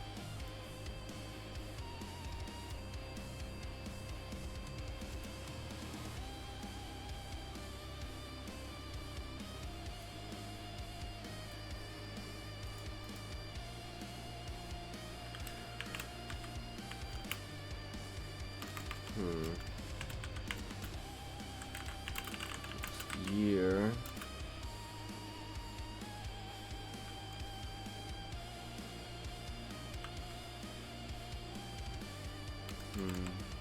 His work has to relate to school and the fact that, like, you know, he could only afford this with the part-time job, right?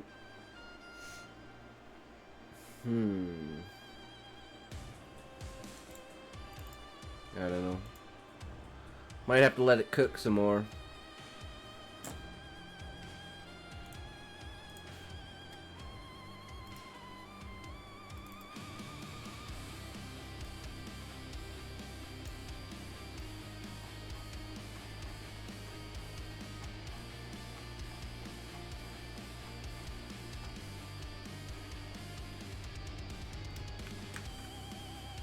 Wait, what? I feel like you didn't do 13. Where's 13? Oh, it's right there. Okay.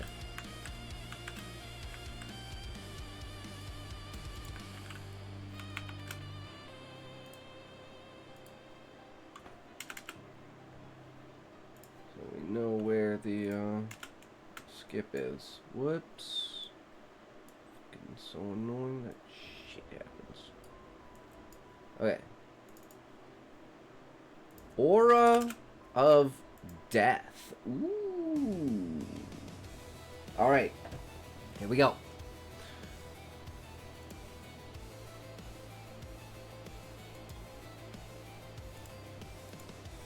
Okay, so this is Nico's story. Chapter 12. The Aura of Death. 2 days after their escapade to Kharkiv, Nina, worried, headed toward Ludwig's office, father of Riddell. She knew she'd find him there, in the streets of Scrapsland. She stuck close to the walls, keeping a low profile. The main avenues were clogged with supply trucks, towed trailers, and local hauling gear. Since the battle, reinforcements had been requested from Nova Kiev. No response yet from the Voivode. The losses were heavy, dozens dead, and far more soldiers in recovery. Manpower was dwindling. Nothing was done. The line would break.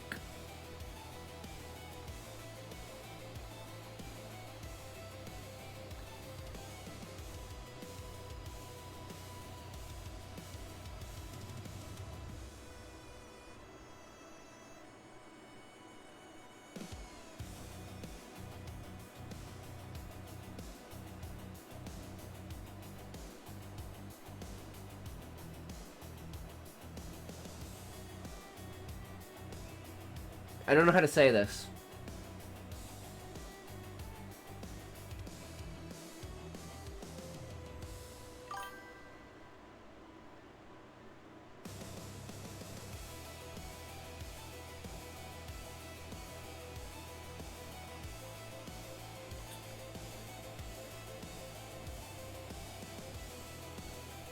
Well, I'm just thinking in my head, like, is this, Because I'm like, you want to start with the character, right? But then it goes into exposition. So it's like...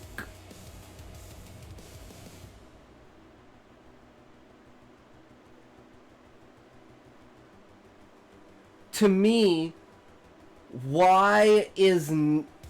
Because this would be like Nina's perspective. Like, this is a perspective issue for the character.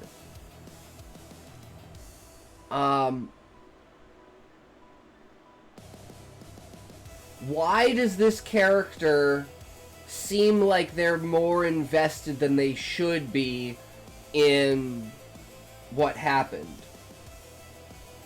Does that make sense?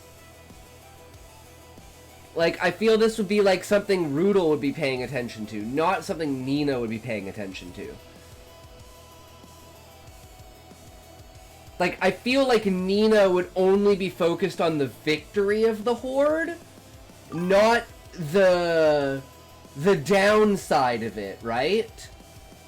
She's like, yeah, we beat those fuckers. Like, I feel like her... Because she's seen pain. Like, this is nothing to her, right? Like she's seen so much suffering and so much pain that this is something that isn't... to me, it doesn't feel like this should register on her radar.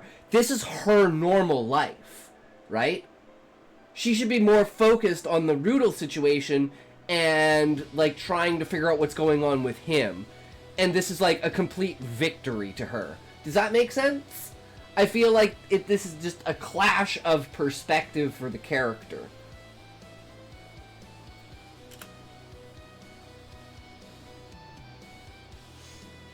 And it makes it stand out too much. I think that's what makes it feel like exposition, because it's not connected to the character's perspective.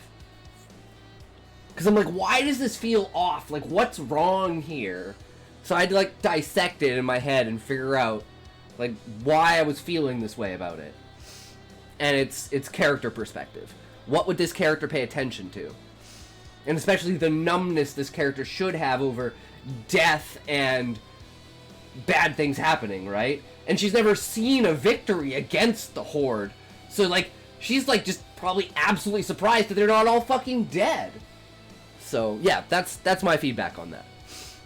Arriving at the office storefront, she entered without knocking. After all, there was a waiting room. Barely over the threshold, she ran into Ludwig. He was a spitting image of his son. Same features, same build, same clear gaze, but without the mohawk or Rudel's offensive stiffness. Thank you for the feedback. No worries, Nico. And that's like a super easy fix, right? You just pay attention to victory instead of defeat. Boom, problem solved. Clean shaven, soberly dressed. And you can even use that to express Nina's perspective that, like, you know, even among all these wounded, the only thing she cares about is, like, figuring out what's going on with Rudel. Because she's never been in a situation like this where someone hasn't just, let's say, fucking taken her because they want her, right? She's never had the social situation of the back and forth between, like, flirting and stuff like that. So I feel like this will be a huge building character arc for Nina and Rudel, because Rudel seems to be more of a logical, out-of-touch person because of his, like, medicalness, right? Like, he's always dealing with people at their worst, so it's hard to see people, or like, you know, people at their best are, like, a specialty for him kind of idea. And even, like, take that with Nina in, like, the trauma case, that would play even more into it, because he's like, this is, like, something that was broken that's been fixed, and it's like, I wasn't the one who did it, how can I, you know? So there's, like, a lot of psychology that goes into this in the back of my head with the character, right?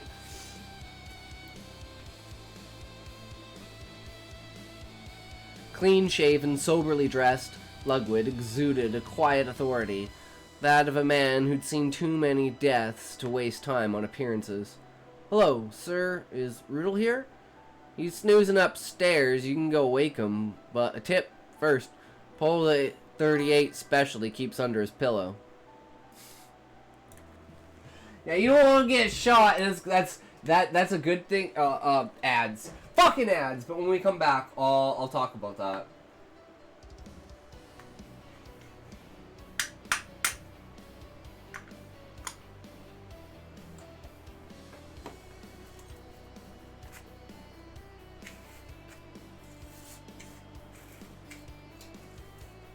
Bad ads. Are you an ad? Do you need ad control? Take AdNo. It's the best choice next to no ad. But no ad never works, so you want some AdNo. Get your AdNo now. Makes ads completely disappear. You'll never get ads again.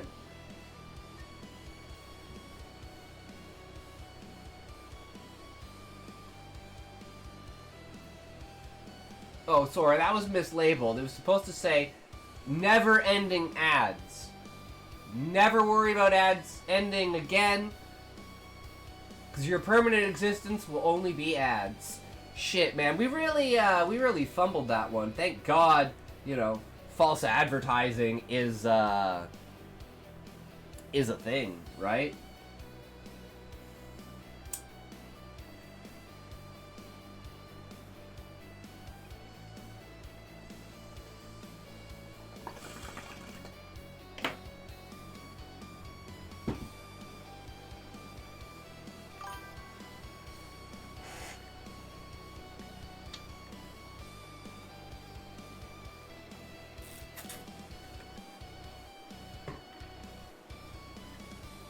Ludwig von Drake, one of my favorite Disney ducks.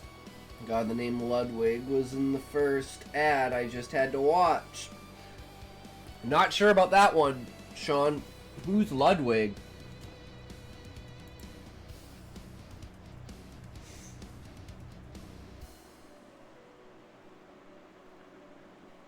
And this is a good one because the other chapter started with a shotgun being pulled out to Den.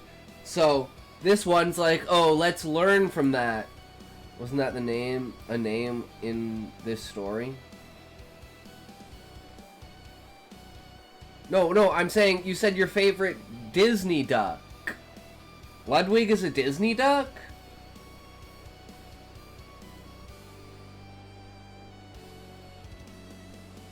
I was referring to the Disney duck.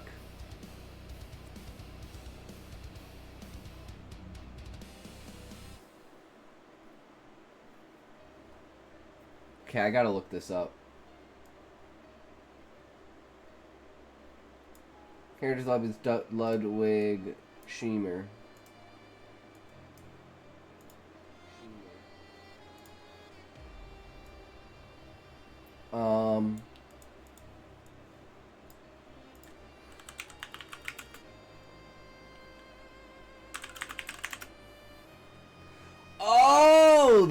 Oh, okay. I didn't know that was his name. I did not know that was his name.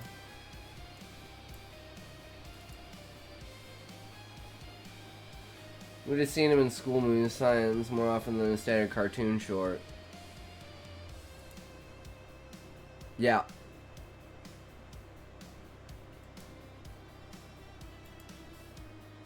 Hell yeah. Good shit. Alright, pull the 38 special he keeps under his pillow. No problem, she replied, amused. She climbed the metal stairs linking the office to the living quarters. Floor creaked under her steps, a patchwork of worm-eaten planks and rusted sheets. The walls' aged plasterboard contrasted with the usual tin shacks. Subtle detail, but telling. Two doctors lived better than average. Better than anything she'd ever known. Nina took a deep breath. At the door, she raised her hand, hesitated, then knocked softly, almost timidly. Rudel? A few seconds of silence, and a muffled, weary voice rasped back. Who is it? It's Nina. Silence, followed by muffled chaos. Someone crashed to the floor. Then hurried noises, rushed footsteps, furniture shoved aside, muttered curses. It's like Rudel had leapt out of bed like a devil from a box. "Wait, I'm coming! Don't come in, please!" She raised an eyebrow, a bit surprised. On the other side, it was a real battlefield. She waited, amused despite herself. All that tumult for a few words through a door. Finally, the knob turned, door opened, and clearly caught off guard Rudel. Hello?" Stood in the doorway, hastily dressed in a wrinkled shirt, buttoned crookedly, his hair, still damp, stuck to his scalp. A few drops beaded on his temple. He was breathing a little fast, like he'd sprinted in his own room. Chaos of his wake-up still clung to him. "Am I waking you?" Nina asked with a smirk. Grimaced, embarrassed, running a hand through his hair to salvage what he could. No, well, yeah, I was resting a bit after the rush from the day before yesterday." "You guys did great," she said, smiling. "We did what we could, with so many wounded. Come in, please. Don't stay in the hallway." She entered the room, modest but functional, rectangular, with raw walls. It had little furniture, a crate marked U.S. Army, a symbol that meant nothing to her, a hammock strung between two walls, and a workbench covered in tools. Rudolph pointed at the crate as a Sikh grabbed the stool from his workbench and sat facing her. "So, why'd you come?" he asked. "Do I need a reason to visit you?" she replied, smiling. "No, but I'm curious." "To answer you, I was worried. You gave me everything you had the day before yesterday. You must be exhausted. You gave everything you had the day before yesterday. You must have been exhausted. What makes you say that? The fact that you're still sleeping at noon?" "Feels good to know you care about my health," Rudolph said, smiling. "It's only natural," Nina said, lowering her eyes. Rudolph raised an eyebrow. That reaction. Usually Nina never looked away, let alone down. Strange. Before he could react, Nina seemed to pull herself together and locked eyes with him again. Her irises were as blue as his, which amplified the exoticism of her features. Her almond-shaped eyes gave him a look of truly surprising gentleness. "Nina, are you okay?" Yeah, don't worry. And the day before yesterday, you wanted to see me?" Yeah, I wanted to suggest we eat together that day, but the Horde decided to stop me." "They'll piss me off until I die, those guys," Nina said with a smirk. "At least it gives you a chance to get revenge. So how about we eat together?" "Of course, but tonight, I already had a lunch." "That works," he said, smiling and holding out his fist. Nina smiled and fist-pumped him. She wished him a good wake-up and left. The young man watched her go, then started pondering. It was strange. When he was with her, he completely lost his composure. Couldn't keep his emotions behind the armored facade he'd built. It worried him. He couldn't afford to be vulnerable. Maybe this was going too far. He had to tell her. But not today.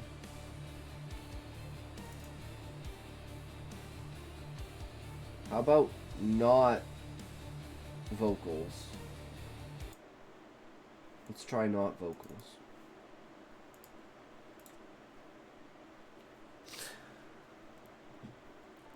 He had to tell her, but not today. It would ruin the meal and make her hate him. Or maybe that would be better. He didn't know. While Rudolph, lost in thought, tried to sort through the tumult of his emotions, Nina took the main alley leading to Scrapsland's central square.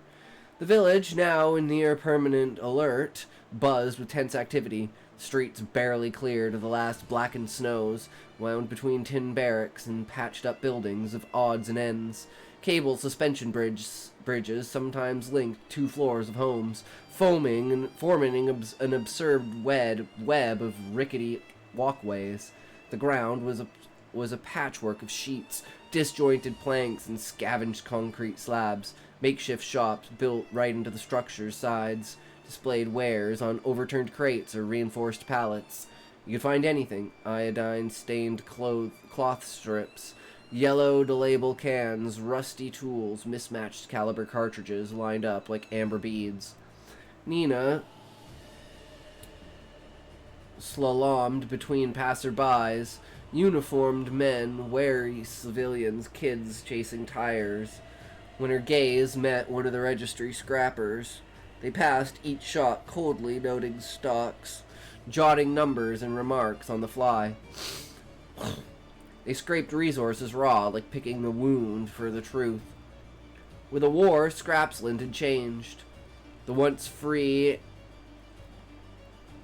anarchic Improvised markets had given way to a centralized, rigid, almost military system. Food, ammo, even soap, everything was now requisitioned, weighed, counted, then stored in community depots. No one sold for themselves anymore. Everything fed the war effort. Arriving at the central square, a wide cleared space dominated by the operations panel, made of old planks nailed together. Nina approached to read the new directives. Craft paper sheets were nailed up amid urgent repair notices, fuel requests, and names. Why is my nose so fucking itchy? God fucking damn. Bullshit. Fucking bullshit.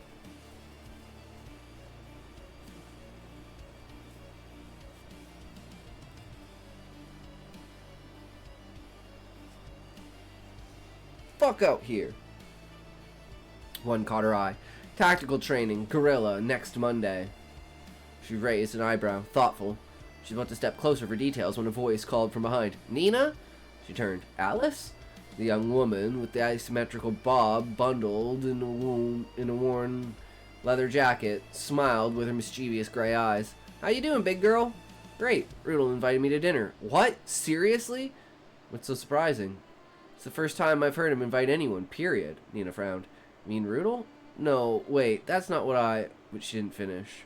Siren wailed, shrill, cutting through the world's sounds. Time seemed to collapse. Around them, everything stopped. People dropped baskets, tools, weapons. A frozen second of silence, then chaos. Shit, Alice breathed. She grabbed Nina by the wrist. You got a gas mask?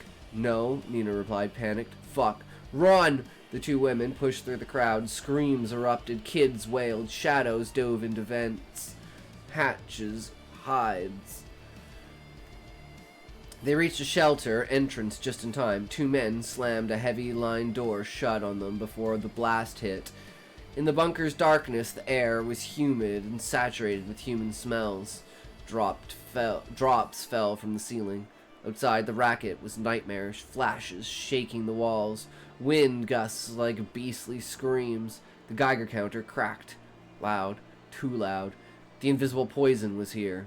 Nina looked around. A woman clutched a bundled baby to her, both faces crammed under gray cloth masks.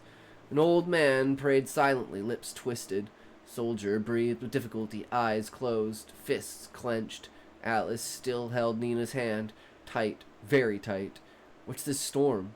It comes from the dead zones. The climate's flipping out, pushing the poison toward the border. Does it happen often? Once every few months. It's like death reminding us we're on its doorstep.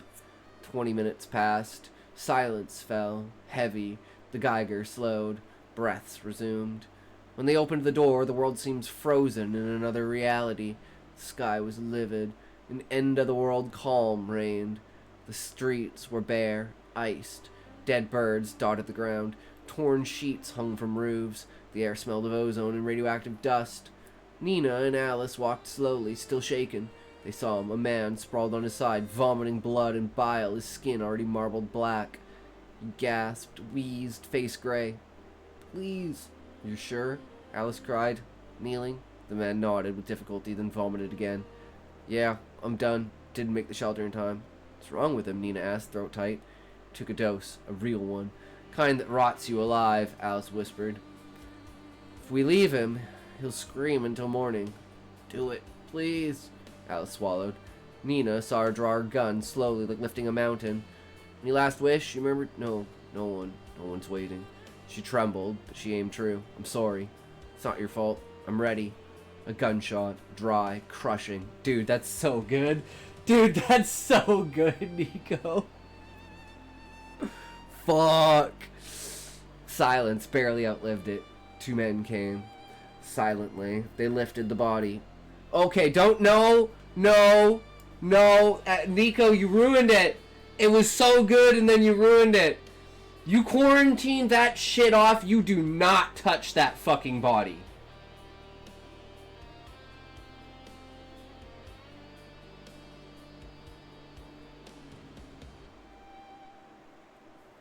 Like, you don't go near that shit.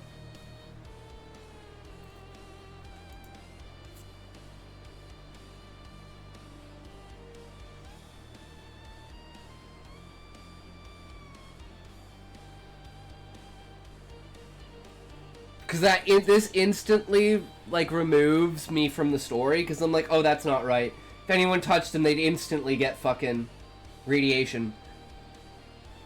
So either say 2 men in hazmat suits, or quarantine the area, don't touch the body. Because to me, that instantly lifts me out of the narrative, because, yeah, you would instantly infect yourself. Inform better about treatment of a radiated body. Yeah, contact for an irradiated body, no.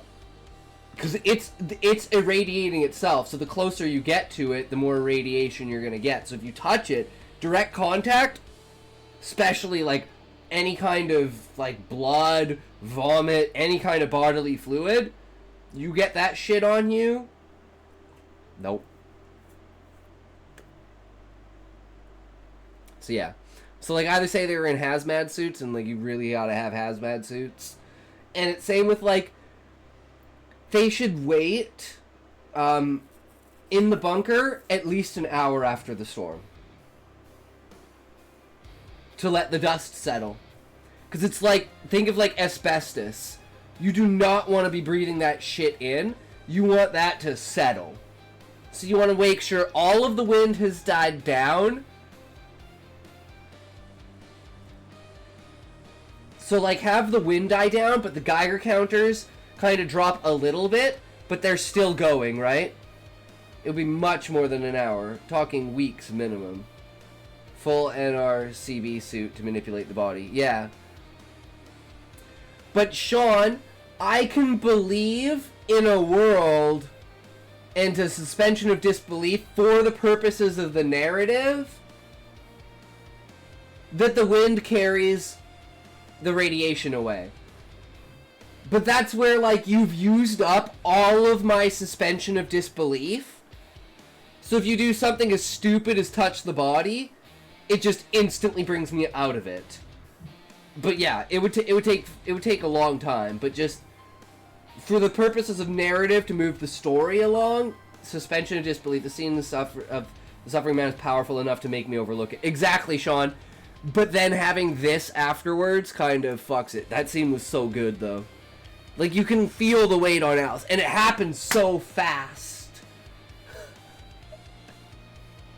Definitely powerful. So you gotta know where you can push the line and what will draw you back. Because that's the power of narrative, right? Because we don't want them waiting in bunkers for months on end, wasting the narrative. We want it to be like, okay, the dust is settled, everyone's good enough. Good enough, you know, the Geiger counters are still a little bit high, but they drop down enough, right? It's like these people have been living in this shit for, like, basically a century. So, you know, they have some sort of, like, resistance to the radiation, and the radiation has died down enough that it's like, you know, or it's like, it's, you know, lifespans are now, let's say, 45 instead of 90, because people die of radiation poisoning and cancer and shit in their 40s, right? So that's why it's like it's really important for, like, for instance, Alice and Den to be so young and basically be in love and want to have kids, because the longer they wait, the more their bodies are going to get fucked up for radiation, the more birth defects possibility, and the higher chance that they'll die before they even have a kid. Be an interesting combo of a hazmat and a rad suit without the lead-lined suit. The radiation will get them without the proper hazmat masks and seals.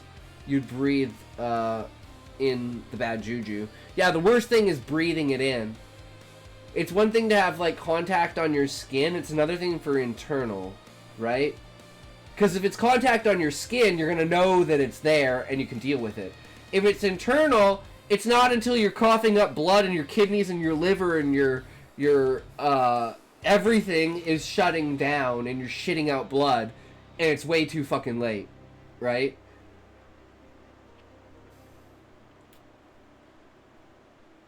Alice lowered her gun. She trembled, silent tears streaming down her cheeks. Alice, Nina murmured. See? Even the world wants our skin. Claws our bones, grinds us, pushes us to become beasts. Wash in hard water and the particles would get caught. Yeah. That guy was a brother in arms. And it was me. Me who had to finish him. Nina approached slowly. Alice stepped back half a pace, then gave in. Her head rested against her friend's shoulder. She cried, long, wordlessly, and in Nina's arms. This time, it was she who collapsed. Nina held her tight, but her own heart tightened too. Europe wasn't the paradise she'd thought. It's a silent battlefield wherein victory tasted of blood and ashes.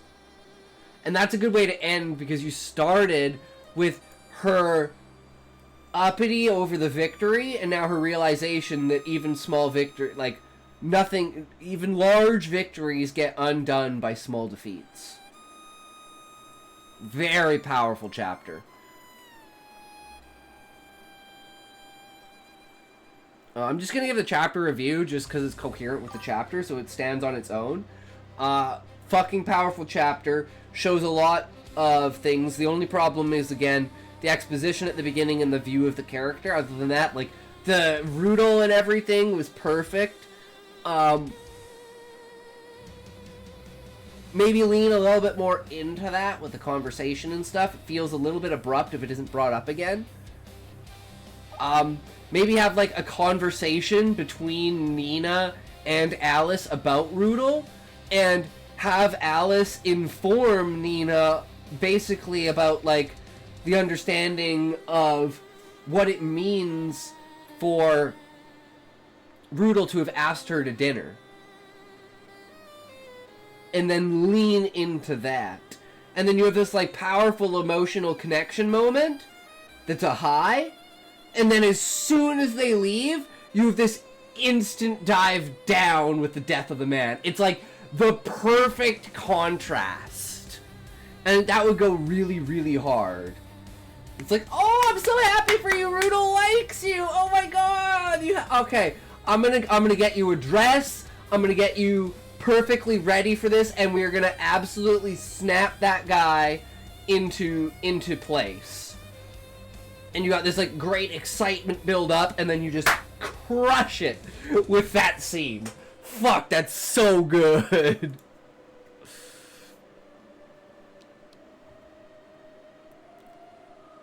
Alright, 13.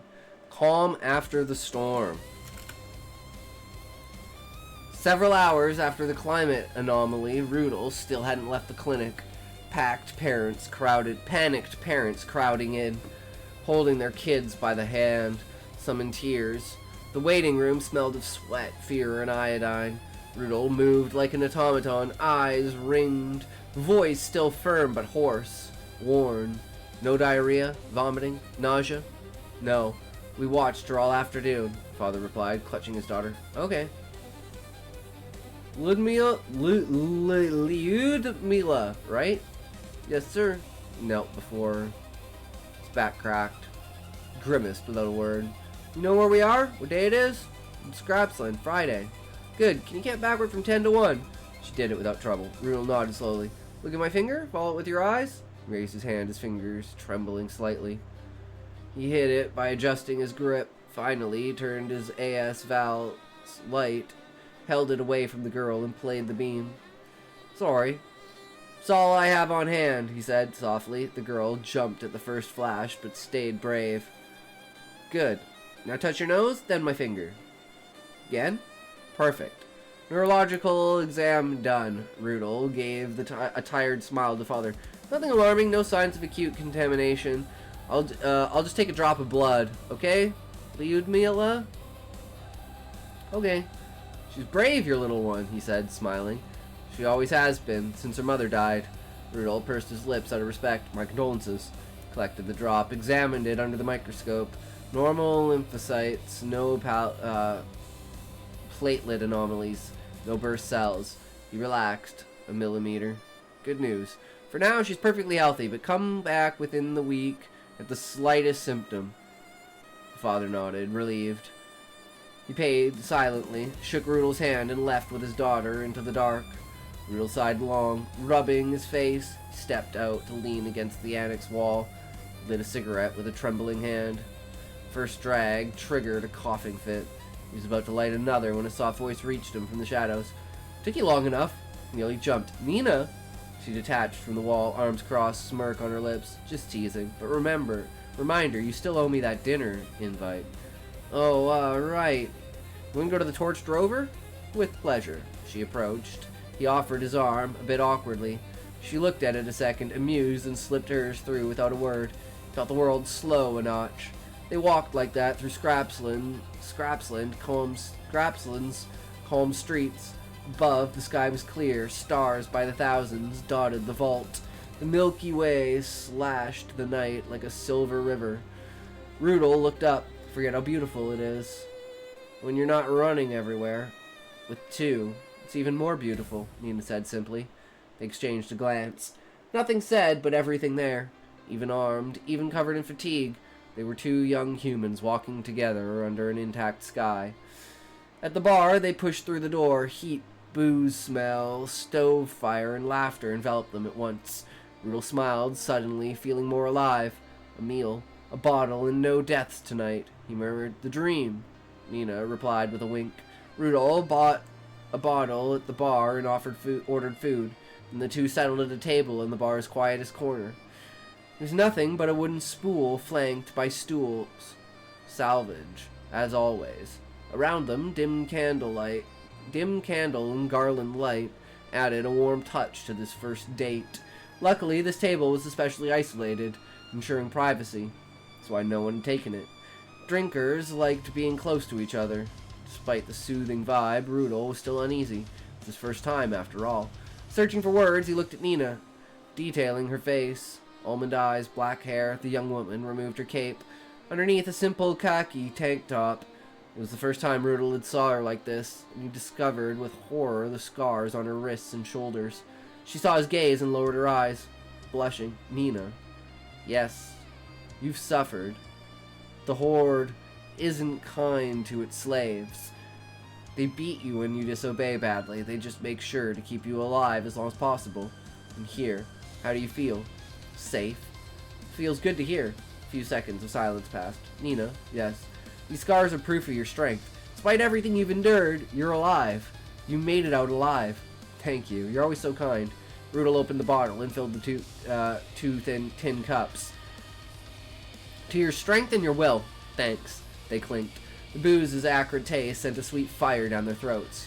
But for Rudel, it was still too formal. He didn't know how to proceed. Oh well, all or nothing. How do you find me? What do you mean? Well, how do you like my appearance? You mean these new clothes and groomed beard? Yes. Never seen you so, how do you say, handsome? Your appearance is pleasant. You dressed like this for me? Yes. Why? Because I wanted to please you. Why? Because you please me. Nina's eyes went wide. I please you? Yes. And do I please you like this? Nina lowered her eyes again. Yes. You're embarrassed. No, I'm just cautious. How so? I need time to get used to it. To what? A man who isn't trying to own me. You're afraid? No, I just have to learn to live like this. We have time. Maybe not. What do you mean? The Horde is approaching, and I don't want them to take you from me before what? Nina took a deep breath and spoke from the heart. I want to know this freedom, the freedom of my body, the freedom to love, the freedom to choose you before I die. Rudel's eyes went wide and turned. It's me you choose. Nina looked up and locked eyes with him. Yes. If we go slow. That works. Rudel extended his hand. Nina hesitated but responded positively, advancing hers cautiously. Their fingers brushed, then touched. Contact quickly turned to caress. Their warmth mingled in their emotions. Time seemed to freeze around them as if only they existed in the bar, eyes in eyes. Rest of the evening went perfectly. Nina laughed, smiled. She'd never been happier. When it was time to leave, Rudel slipped an arm around her waist. She recoiled slightly but rested her hand on his shoulder, and they walked out, heads high, dreams full in their minds. Rudel walked her to her tent. Once there, Nina hugged him tight, kissed the top of her head. A silence, yes, but one full of meaning. Ludwig Schmieser, chief doctor of Scrapsland, was checking clinic gear when the entrance door creaked. Rudel entered softly. That was actually fucking, like, I mean, there's a simplicity and a upfrontness that is expected of Rudel and presented pretty well. I'm not 100% sure on Nina's reaction. Like, I like the reaction itself. Like, she wants to choose him because she wants, you know, it's showing that, like, she's worried that she's gonna, you know, she's gonna wind up back in the Horde, right? Fucking ads! Why didn't I just wait? I was could just wait, but no. Always gotta be more. Fuck!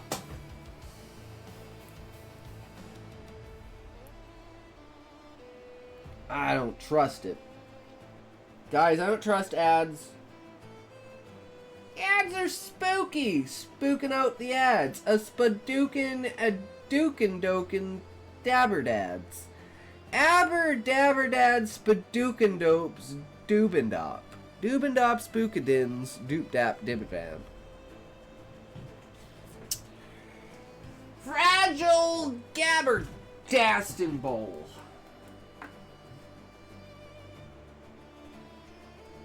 There's a bowl and token bowl.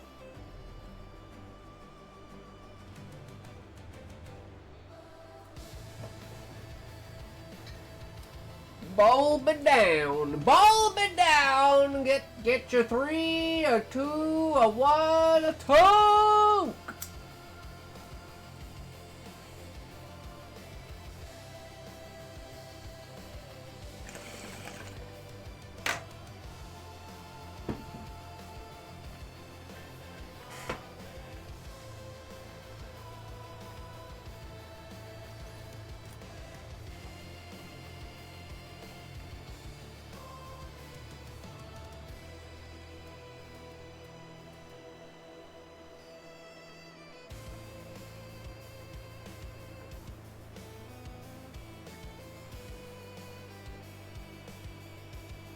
Are we back?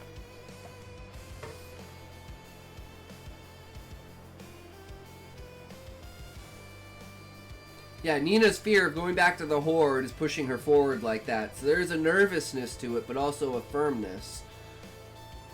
And the fact that, like, Rudel's a good guy, or seems like a good guy, right? But there's definitely the hesitance of her having to get, so I kind of like that too. And the flow of the dialogue is just like kind of, yeah, you know, but I like the upfrontness. I'm just,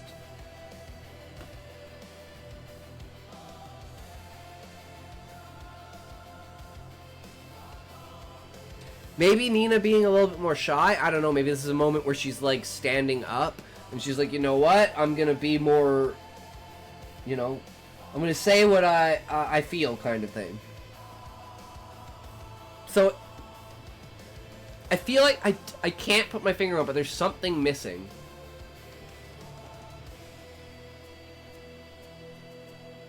I mean, I like the hand gestures and like moving up from that, starting with that.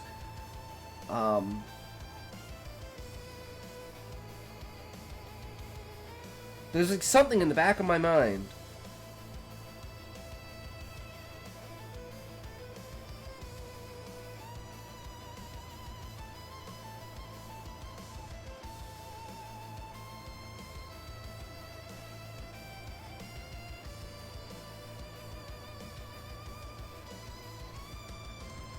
Oh, it might be, okay. Emphasize this if this is the direction that it's actually supposed to go. The more they drink, the more into the night they go, the more drunk they get, the more open she gets. The more comfortable she becomes. But I don't think that aspect is emphasized enough. The role that the alcohol has in this scene, I think, should be pressed more, and that would make it the interaction more organic, because you know that as it's going on, they're getting like looser and looser kind of idea, right? So usually like the first hour and a half is the struggle. Once you can break the first hour and a half and everything's good, the ice is broken and you've found the groove and the notch. So I think maybe the slightest emphasis on the alcohol and being a little bit more whimsical and, you know, something like that, slurring of the words slightly, would just add the effect there. So I think that's what's missing there. Ludwig Schmieser, chief doctor of Scrapsland, was checking clinic gear when the entrance door creaked. Rudel entered softly, looking chipper. The harsh neon light illuminated the young man's face. He was grinning like he'd beheld Nirvana's tears. Ludwig couldn't help smiling. So, son, huh? Your date? How? Look at how you're dressed. How much did that cost? 150 stones.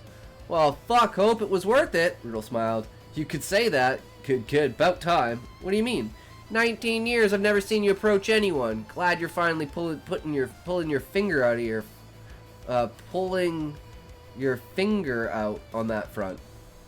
That worried you? No, I was just wondering what was going through your head. Well, isn't it a sign of weakness? What? Feelings. A man doesn't show weaknesses, right?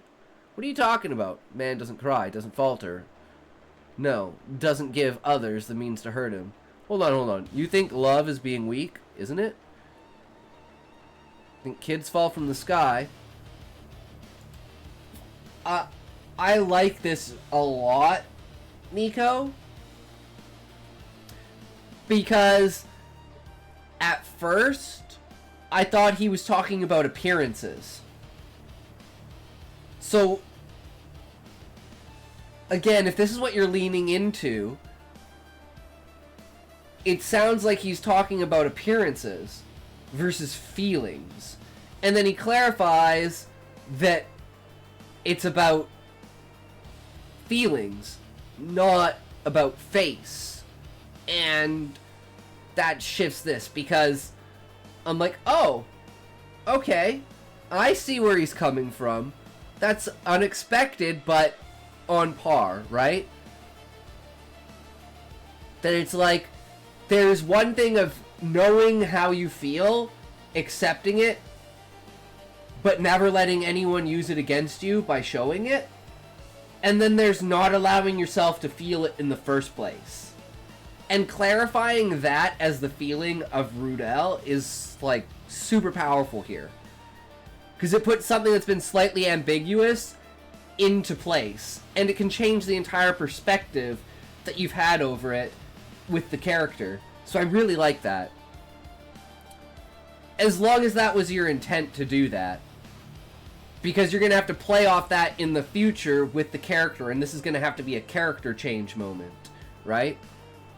But I'm trusting you as the author that that's what's going to happen. Yeah.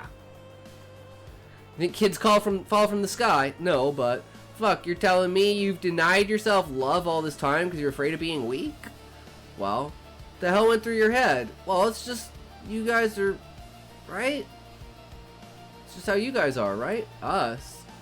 You and your buddies. I never seen you show the slightest weakness. Since Mom's gone, you've never been with another woman. Wow, did I screw up your upbringing that bad? Son, if you've never seen me like that, it's because you didn't have to suffer my torments. You have the right to falter. The important thing is not to let it devour you.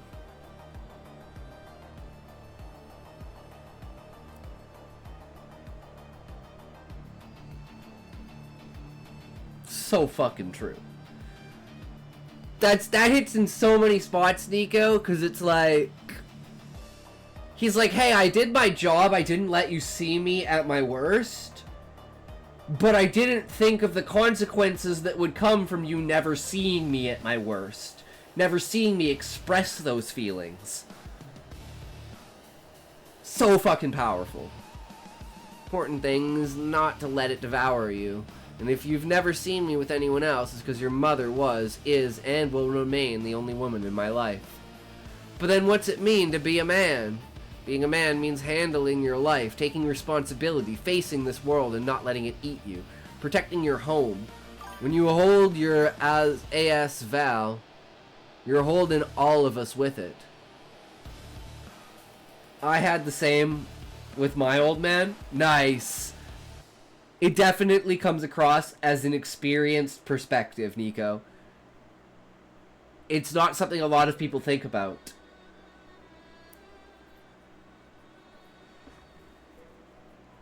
But I love that concept of being a man isn't not having any feelings. It's knowing when you can't allow those feelings to affect how you act. But it doesn't mean that you don't feel that way. And as men, you want to protect other people, so you don't want them to see you're at your weakest. And that's not necessarily like a pride thing of never wanting anyone to see you. It's that you don't want to bring that onto someone else, right? So it's like, it depends on which side of the coin you're looking at. And since Rudolph's a medic and he sees a lot of death, and this is an apocalyptic world, his perspective could definitely be skewed in that direction.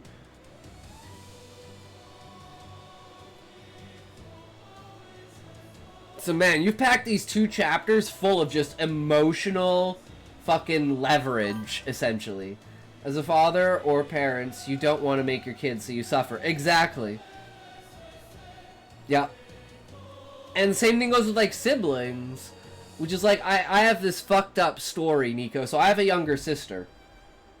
So my dad was in shit with his work, because his work was trying to fuck him over. And he spent, like, 7.5 years of his life basically trying to fight to get, you know, what he deserved out of his job. Like, we almost lost our house. Like, my mom was apparently going to leave. And my sister talked her out of it. But she never told my dad. She never told any of us, and my mom never told any of us until like 10 or 15 years later. And it was like, dude, you were holding on to that for that long just because they knew that, like, my dad had to get through the shit. He finally did. That's kind of why we're in the position that we are. So it's like, that hits hard for me because I'm in kind of that position, but on a sibling level. But even being, like, the older brother, it's like I should have been there to, like, stop that from happening. But instead, my sister had to be the one that protected me from it. But there is the side of, you know, I was focusing more on my dad in the aspect of, you know, trying to protect everyone else from, like, his anger outburst and his temper and stuff. But I never saw it from, you know, their perspective, because I just never had the chance to take a step back. And so when I finally did, is then they said that, it's like, oh my god, I couldn't imagine how close and how different our lives would be. Because I think if my mom had left, my dad wouldn't have made it. He wouldn't have pushed as far as he did in order to get the justification and the outcome that he got. Because he fucking deserved it. And I couldn't imagine where my life would be without, like, that knowledge being held back. Or the consequences of that knowledge being something that would, like, cause my dad to be like, for instance, stop the fight. Take a step back and see families first. Stop the fight against the fucking government. And if he had done that, shit, man. When I was a kid, I heard my mom puking and crying in the restroom because of her sickness, and at this moment, I was suffering too. For years, I wanted to forget that. Now I know why they never tell me what their their problems. Yeah. And there's one thing, like, there's the medium ground of talking about it but never showing it, right? Like saying, you know, like, there's, like, this puts me in a position that I don't want you to see me in. And having that knowledge and being able to have that conversation is probably one of the hardest things to do.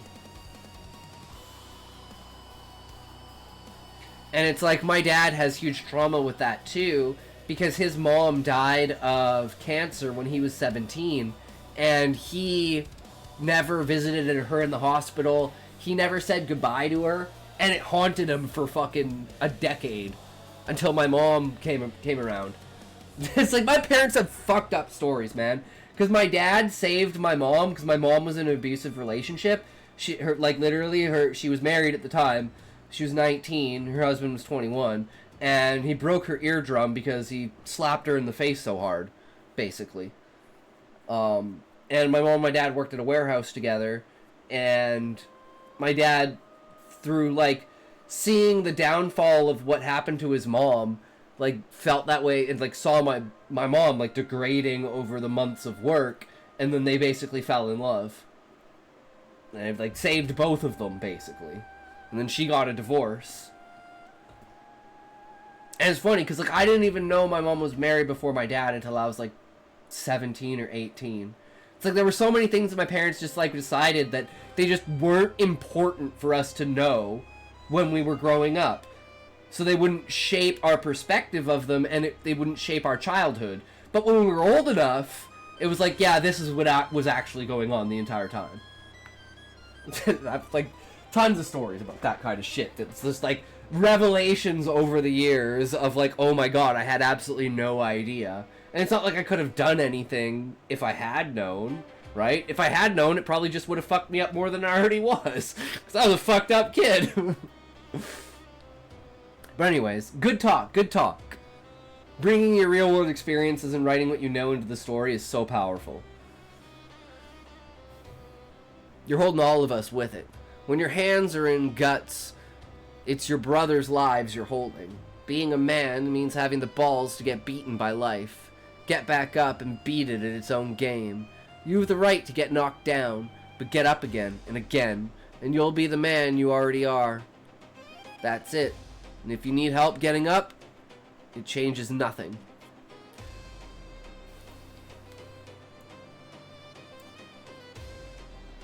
Accepting help from others is not weakness. Relying on help from others is weakness. Very fine line, but it's an important line.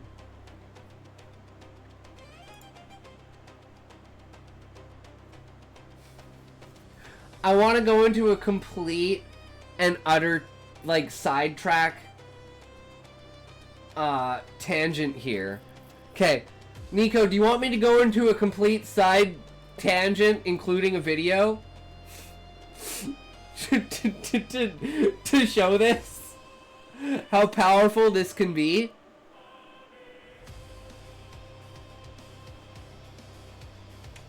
I'll wait until the end of the chapter to do it. After I've given the read. How about that? We'll do that, because we're almost done. We only got a little bit more. So we'll wait until the end, and then we'll do this. Just I gotta remember, it's very important to this. That's it. And if you need help getting up, it changes nothing. Real didn't reply. All his preconceived ideas about his role as a man had just crumbled. He just nodded and went to his room. Mind tormented. Steps were heavy. Each stair seemed an insurmountable mountain. Locked himself in and didn't come out all evening. Next day, Nina was woken by deafening noises, engines roaring their rage, the smell of grease, horse whinnies, shouts, the crash of hundreds of boots forming a discoherent cacophony. She leapt from bed and burst from her tent. Outside, an unexpected spectacle. Hundreds of men and women on war footing, setting up tents and building barracks. Racks bristling with all kinds of weapons. Barges in the Nipper, docking and unload barrels of food and ammo. Men from the east negotiating petrogas prices. Riders tending their mounts. What's going on? Nina asked her tent mates. Eastern armies are mobilized. All fighting age men and women from every tribe have been sent to secure our borders. A huge barge pulled up to the docks. Aboard a self-propelled artillery cannon. Not just the Ash tribes, apparently. Exactly. The Iron Cities are sending soldiers and gear. So this is it. War. Yep. Nina's lips stretched into a carnivorous smile. Finally, the hour of blood and war. She'd finally get revenge on the Horde. Then a man approached the Rangers' barracks. Average height, brown hair, poorly trimmed beard. He wore canvas pants sewn on knee pads and was bundled in a heavy fur cape, flanked by 5 bodyguards. He spoke in a strong voice. Looking for Nina Fumawaki. Who's asking? I'm Alexander Pavlichenko, Burgmaster of Scrapsland. You must come with us. Oh shit. Oh shit. What happened? Something's going down. They need her information, right? They need her to go talk to the other voivodes, maybe.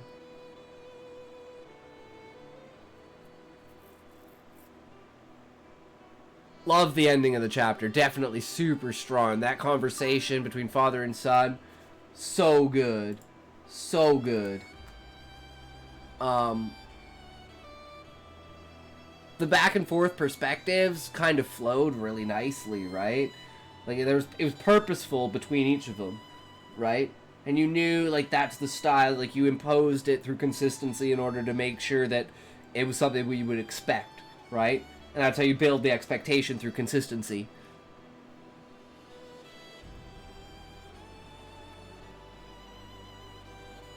But yeah, damn man, these two chapters were super powerful. Thoroughly enjoyed them. Okay, let's see if I can find these clips.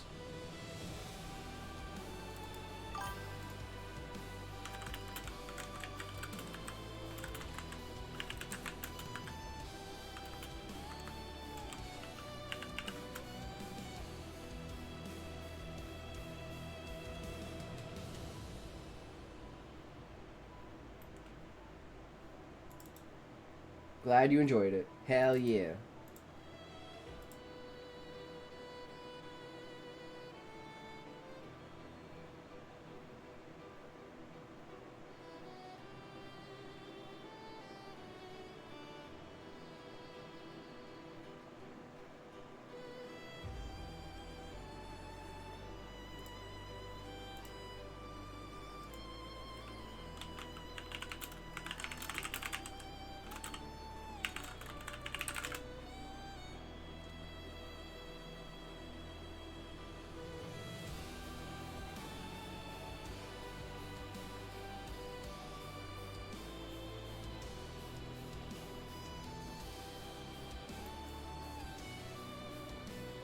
Okay, so these two clips.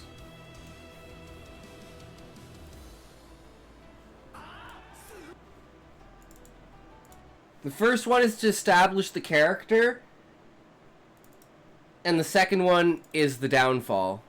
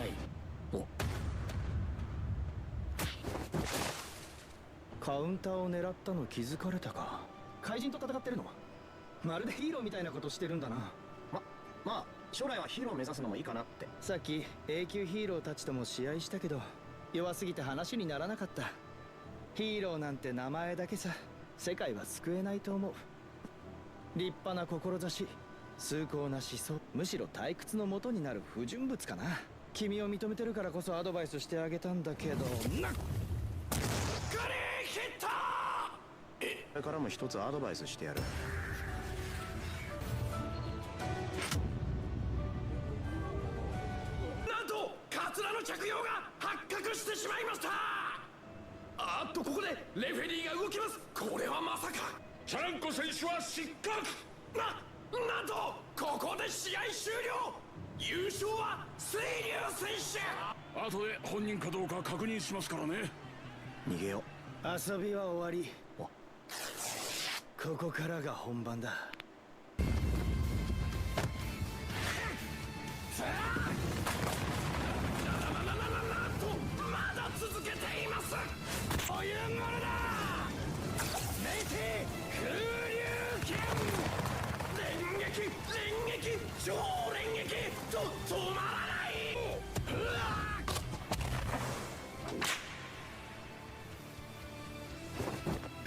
なめるな。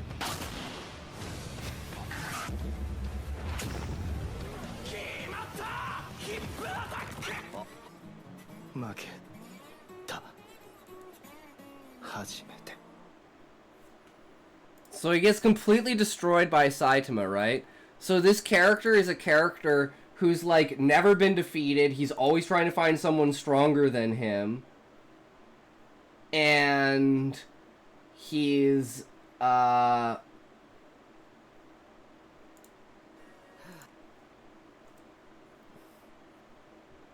extremely arrogant and noble, right? Like he's all about appearances and everything like that, right? Aren't you the cutest thing? Oh, what the fuck? No.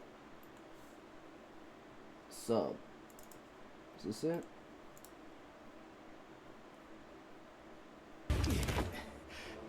Yoshi,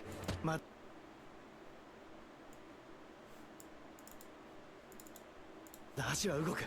さあ、早く逃げよう。嘘だろ。怖くないのか。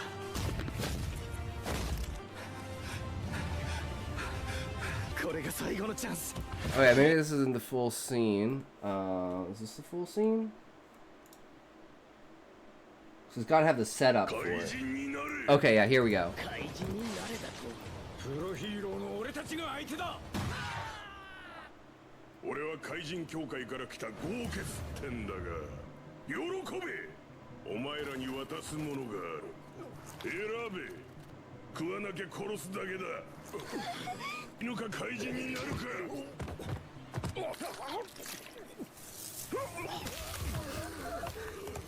力が暴力がみなぎってくる。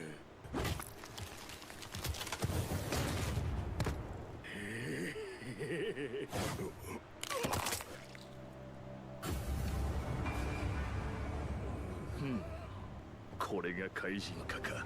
どれ。ジャクメ素材によって当たり外れがあるんだよな。命だけは弁髪。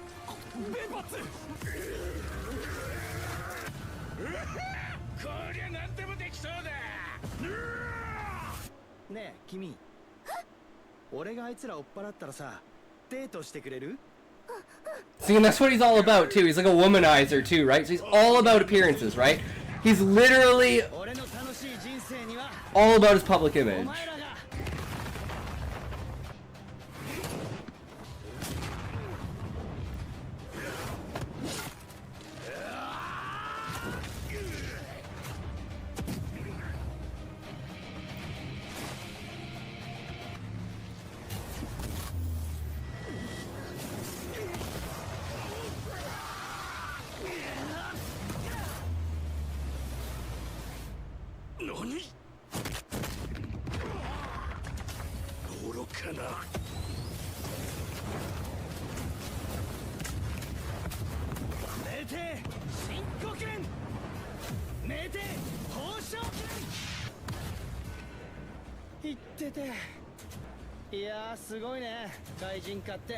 今ならまだ寝返ってもいいぞ。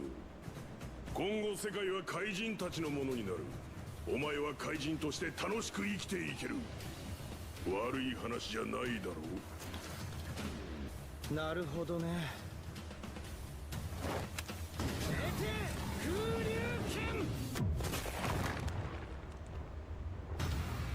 どうした？もう終わりか？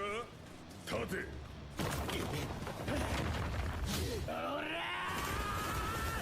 もっと死ぬ気で抵抗しろ。やばいねこりゃ。こらこら、よそ見すんな。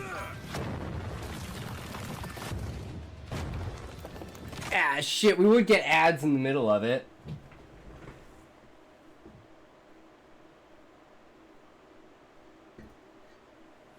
Always ads.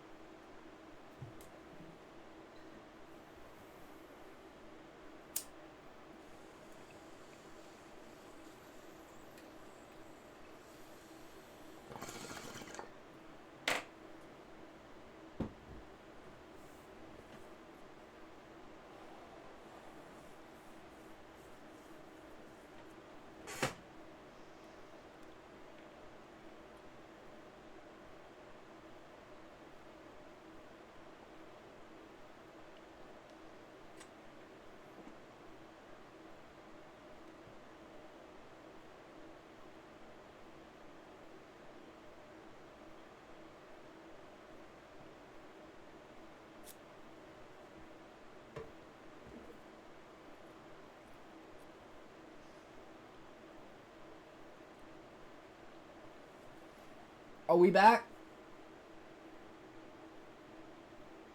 We back? Oops. 立て、3秒以内だ。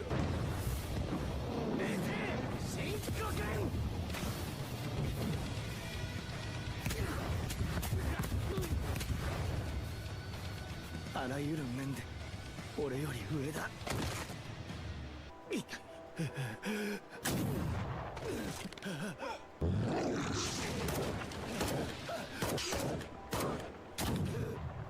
くそ、やばい。水流よ。俺も怪人になるとしよう。全部食いやがった欲張りめが。体が持たなかったようだな。さて、ついにお前一人だな。トグロンケ。何しに戻ってきたんだ。助けに。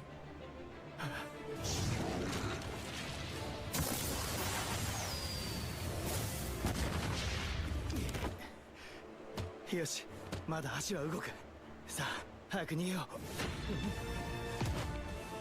嘘だろ、怖くないのか。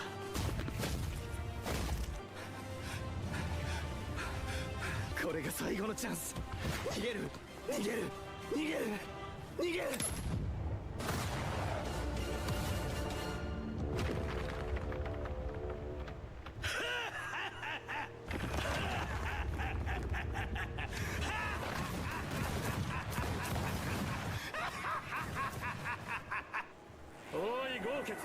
もう帰ってこい。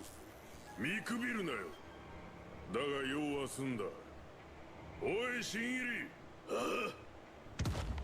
Z 市外れの廃墟地帯だ。俺たちはそこにいる。聞いたか水流。頼む、このまま見逃してくれ。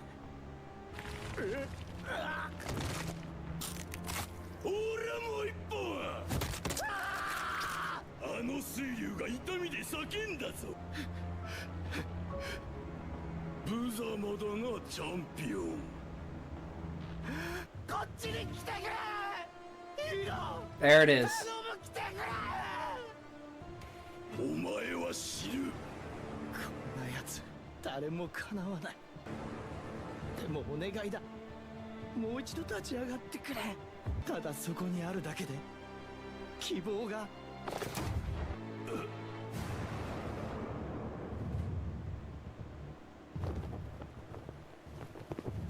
よく一人で耐えたな。あとは任せとけ。助けを呼ぶ声聞こえたぜ水流。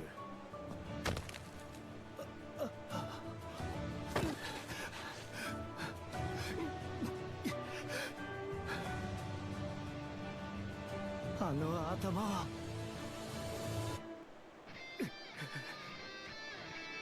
ヒーロー弱小ヒーローが手柄を求めてのこのこ現れたというわけか。笑わせんな。お、誰？どっかで会った？ I love Saitama. I haven't watched season 3 yet because apparently it's just so bad. 闇地獄殺人術鬼なき下段蹴り。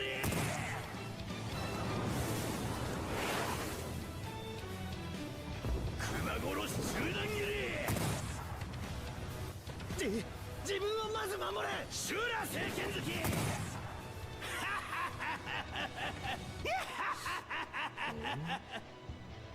つまらん。正気を失ったか。フィニッシュだ。ダメだ、思い出せねえ。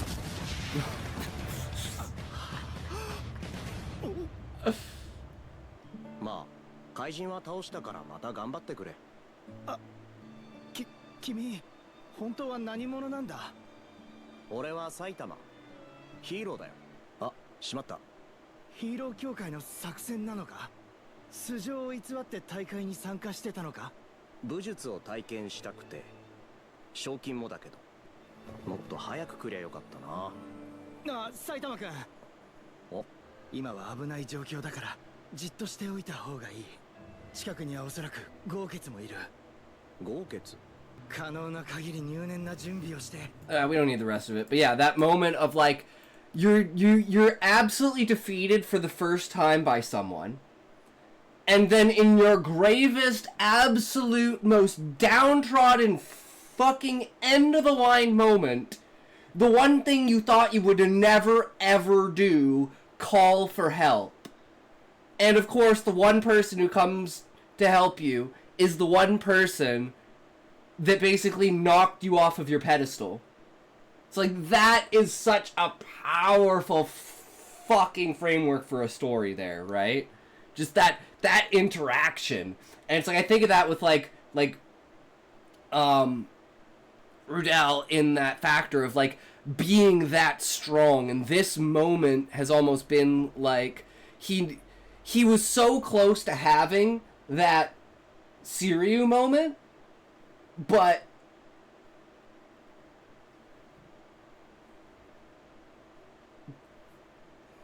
how to say this, like that's not the road of the character, right? It's like you could see him going down that road, and especially being like a medic and having to be like the whole like, oh, I'm a medic but I need someone else to save me. It's like, if only I wasn't the one injured. It's like, you know, that trope of like, really sorry, I went to take a shower. No worries. It's just in that moment of falling apart, you finally realize what you're really like about, and having that as like your character development arc. But it's like you did that in just like a father-son bonding moment, and it's like, oh my god, it's so good. But Nico, if you're interested, now we're gonna do. Actually, I totally forgot about this because we were also gonna do this. If you're interested... Oh shit, Oompa came out with a new video? Palantir Rabbit Hole. Ooh, nice. No. No. Where is it? There it is. Kyle Hill. You should check out this channel. So this guy is a science educator. His name's Kyle Hill, and he does like everything to do with nuclear power. So we came up with a new video. Big nuclear's big mistake. Linear, no threshold. So let's check this shit out. I love educational YouTubers when it comes to science. This is my jam, bro. I spend like endless hours watching this shit. The nuclear industry is unbelievably risk averse. Safety culture is the culture. That's a good thing when you work with such energetic infrastructure. The emphasis on safety above all else is also surely exacerbated by what was, only until very recently, the worst PR record of any industry ever. Today, nuclear is finally looking up from what I've been told was a kind of informal, keep your head down, pay no attention to us policy. However, It's bringing with it a relic, a part of safety culture that is actually too safe to be practical, at a time when a new reactor seems to be commissioned every day. Nuclear scientists and engineers will say it to themselves in journals, they will whisper it to me off the record. What the public doesn't know is that the fundamental assumption of radiation safety, and therefore nuclear regulation, simply isn't true. And this lie is holding us back. Yup. The nuclear industry is the greatest industry being held back by The misinformation. nuclear industry is in between a spicy rock and a hard place. Almost every single one of the scientists, engineers, and officials I've met agrees with what I'm about to say, but for professional and political reasons, they can't say it themselves. What's clear from reading all the reports and studies I'm about to summarize is that many in the nuclear space are desperately trying to get the word out to the public about something they see as painfully obvious, and obviously painful. I was drawn to nuclear for this very reason. The science and the technology was, to me, so clearly misunderstood and unfairly maligned that it called out to me for better science communication. Yeah. So, in that same spirit of honest evaluation and education, I'm trying to get their word out, because I do believe this has harmed and continues to harm the public in increasingly important ways. I trust my friends in the nuclear industry to know the line that I'm walking. Linear no threshold is a model that correlates effective radiation dose in human tissue with incidence of cancer. It is linear, which means starting from zero dose, any amount of radiation received proportionately increases the rate of cancer development. Less at low doses, more at higher doses. Well, It has no threshold, distinguishing it from other models that only begin the relationship above a certain threshold Yeah. dose. that's... In nuclear regulation and radiation protection all over the world, linear no threshold is the law of the land. It, quote, was adopted by national and international advisory bodies in the 1950s and has guided radiation protection policies worldwide since then. It is the bedrock of both regulatory policy and a paradigm. So, so if I'm getting this straight in what he's saying, basically, is any amount of radiation is too much amount of radiation, because there's no threshold to say above this amount of radiation is when it's bad. So any radiation is bad, but background radiation just exists. And it's like the amount of radiation levels from ground level to airplane level is like times 100, and it's still so minuscule you could spend your entire life on an airplane and it would basically be the same as going outside in the sun. Shared by an entire school of inquiry. Which is one of the funny things when you think about it, because if you think back to Contact, the movie Contact, the like really, really rich fucking old dude who was dying of cancer was literally spent his entire days in an airplane flying around to like radiate himself to prevent the cancer from spreading. It's like the idea of like self-chemo. Radiation science. LNT is easy to understand. More radiation, more risk.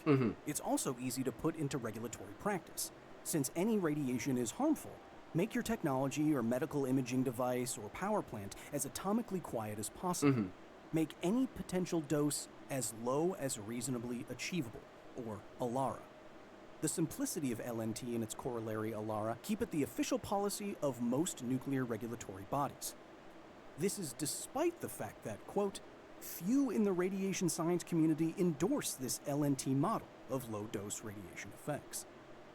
The foundational datasets for linear no threshold come from the only case we have of large populations of people getting hit with large doses of radiation. That's one of the biggest The atomic problems bomb survivors in Hiroshima is and the Nagasaki. amount of research on And it for due the to large exposure. doses the Japanese endured, LNT works. Cancer risk does increase linearly. However, what makes this model maybe the most controversial topic in all of nuclear is that the straight line was drawn for survivors of weapons of mass destruction. What about down here?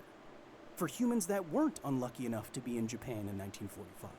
For those of us with radon in our basements? Or those of us who get a CT scan? Or travel on planes a lot? Or live in a high elevation city? What about low doses? Where's the data on that? Over the decades, LNT and ALARA have encouraged lower and lower recommended rates for both the nuclear industry and the public. Without knowing anything else, this doesn't seem like a problem. Mini sieverts a day Governments versus and mini sieverts organizations a around the week. world are learning more and more about the low levels of radiation that most people will experience and are adjusting regulations accordingly, right? Nope. Actually, no. This trend is not based on observed harms or biological realities, and this unscientific iteration has had devastating consequences. Yep. Radiation is natural and omnipresent. There's uranium, thorium, and their daughters in the ground. There's tritium in the water. Between 1 and 100 cosmic rays from space are passing through you every second. There's radioactive potassium-40 in every single one of your cells. When the Earth first formed, there was even more radiation than there is Shadow now, Realm! as elements with shorter half-lives had not yet decayed and the atmosphere had not yet gained its full protective thickness. Life on Earth had to evolve under this high radiative pressure. Tubiana et al. Put it simply, quote, "The life of aerobic organisms would have been impossible without defenses. Organisms on Earth developed in a bath of ionizing radiation and solar ultraviolet radiation, and evolved defenses and repair mechanisms to deal with this selective pressure. They had to. This fundamental fact of Earthling biology is incompatible with linear no threshold. If any amount of radiation is harmful, how could single-cell life arise under constant irradiation, especially when it was much higher 3 billion years ago? How could multicellular organisms with any appreciable lifespan, like you or me, survive such a carcinogenic environment?" While LNT proponents will say correctly that low doses of radiation cause observable damage in your DNA is damaged even more by natural sources inside of your body. Yep. And it's repaired just fine in most cases. Yep. Tens of thousands. That's of times actually a very important thing, is what is the ratio of decay versus repair? Because at any point in time, we're all dying, right? So, that's what makes a threshold so fucking important to have. And being like, this is harmful, this is not. This is what you'll experience in your life, there's nothing you can do about that. So this is where we draw the line. Mike, what's up? Oh, what is this? Oh, I'm excited for this, bro. What is this?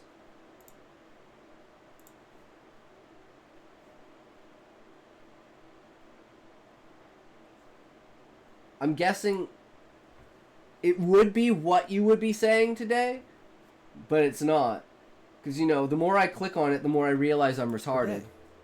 The single biggest problem with LNT Sup, Mike? is that evolution and your body's natural repair mechanisms are completely ignored in every recommendation and regulation, which impractically and untenably skews radiation limits for the public and for the nuclear industry. Here's an example. Most of you will have seen a chart like this. Recommended levels of radiation not to exceed per year or even per career or per lifetime. Yeah. When I was first learning about radiation, this naturally made me think that its damage to the body is cumulative, and therefore there was some absolute limit on the amount of, say, walking around the low-dose areas of Chernobyl that I could do. Indeed, LNT fundamentally assumes that radiation dose and damage are cumulative. What else are we supposed to think when a limit is listed as per year or per lifetime? But if radiation damage is cumulative, how can millions of radiation therapy patients a year receive total doses? I clicked it like 12 times. I'm like, what the lethal fuck? How do I do times this? over? And I was like, oh, I'm fucking It's because retarded. those doses are given to a patient over days and weeks, not all at once, allowing healthy tissue to recover. We've done it this way for decades because doctors and scientists know that human cellular repair mechanisms can handle it. They've seen radiation damage not accumulate firsthand. If linear no threshold were true, radiation therapy wouldn't work. But it True. does for millions of people all over the world every year. Chemotherapy and This radiation isn't simply therapy. a disagreement between government agencies or a squabble between regulatory bodies. It's mutually exclusive. Either any dose is dangerous and cumulative, Or- radiation therapy works. Yeah. Go ahead and ask any oncologist about the latter, if you want to. Radiation scientists do not hide their frustration with the obvious incompatibility here. Read the literature for even a moment, and you'll see LNT called anti-scientific, a myth. I will not hesitate to say that the LNT is the greatest scientific scandal of the I believe 20th it. century. Created by Big These Oil. are very loud words. Could you imagine the and I feel world that if we has been ran on nuclear traditionally power? Quiet. Their confidence comes from the fact that not only do the data not support linear no threshold at low doses, they demonstrate the opposite, that radiation can be beneficial. But this is apparently a fact the public isn't ready for. Yep. Radiation Public's is too natural, fucking but retarded. it's not distributed equally. Some places on Earth have more uranium and or thorium in the ground. Some places are higher in elevation and therefore closer to the cosmic rays from space. Linear no threshold should say then that people living in extremely high background radiation areas Should like be worried. Colorado, India, China, Brazil, or Iran should have higher rates of cancer. Yep. But they don't. Instead, Dr. Jeffrey A. Siegel notes that, quote, in contrast to LNT-based predictions, several high background radiation areas have the same or lower cancer rates compared with nearby areas with lower background rates. In Ramsar, Iran, the annual dose from a radium-226-laden environment is 260 millisieverts per year. This is more than 5 times the annual dose limit for a nuclear industry worker in the United States, 40 times higher than the average annual dose in the United States from natural sources, and 260 times higher than the recommended artificial dose limit. So, if LNT is true, why isn't Ramsar, Iran absolutely crippled by cancer rates?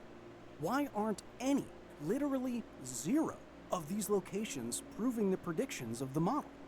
And not just proving it, showing the opposite, that low doses of radiation can lower a population's cancer rate. Thousands of peer-reviewed publications disprove the LNT theory that harm is proportionate to radiation even at low exposures. Thousands isn't hyperbole. It's a mountain of evidence.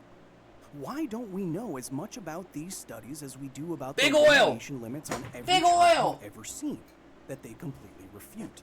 It's because they counter the current regulatory stance the world over. This point begets belaboring.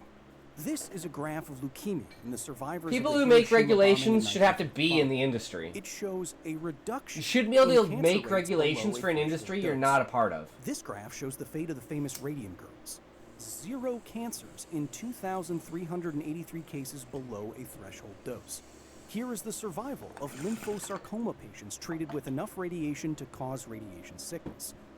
The therapeutic effect was similar to chemotherapy. This is cancer mortality for tuberculosis patients.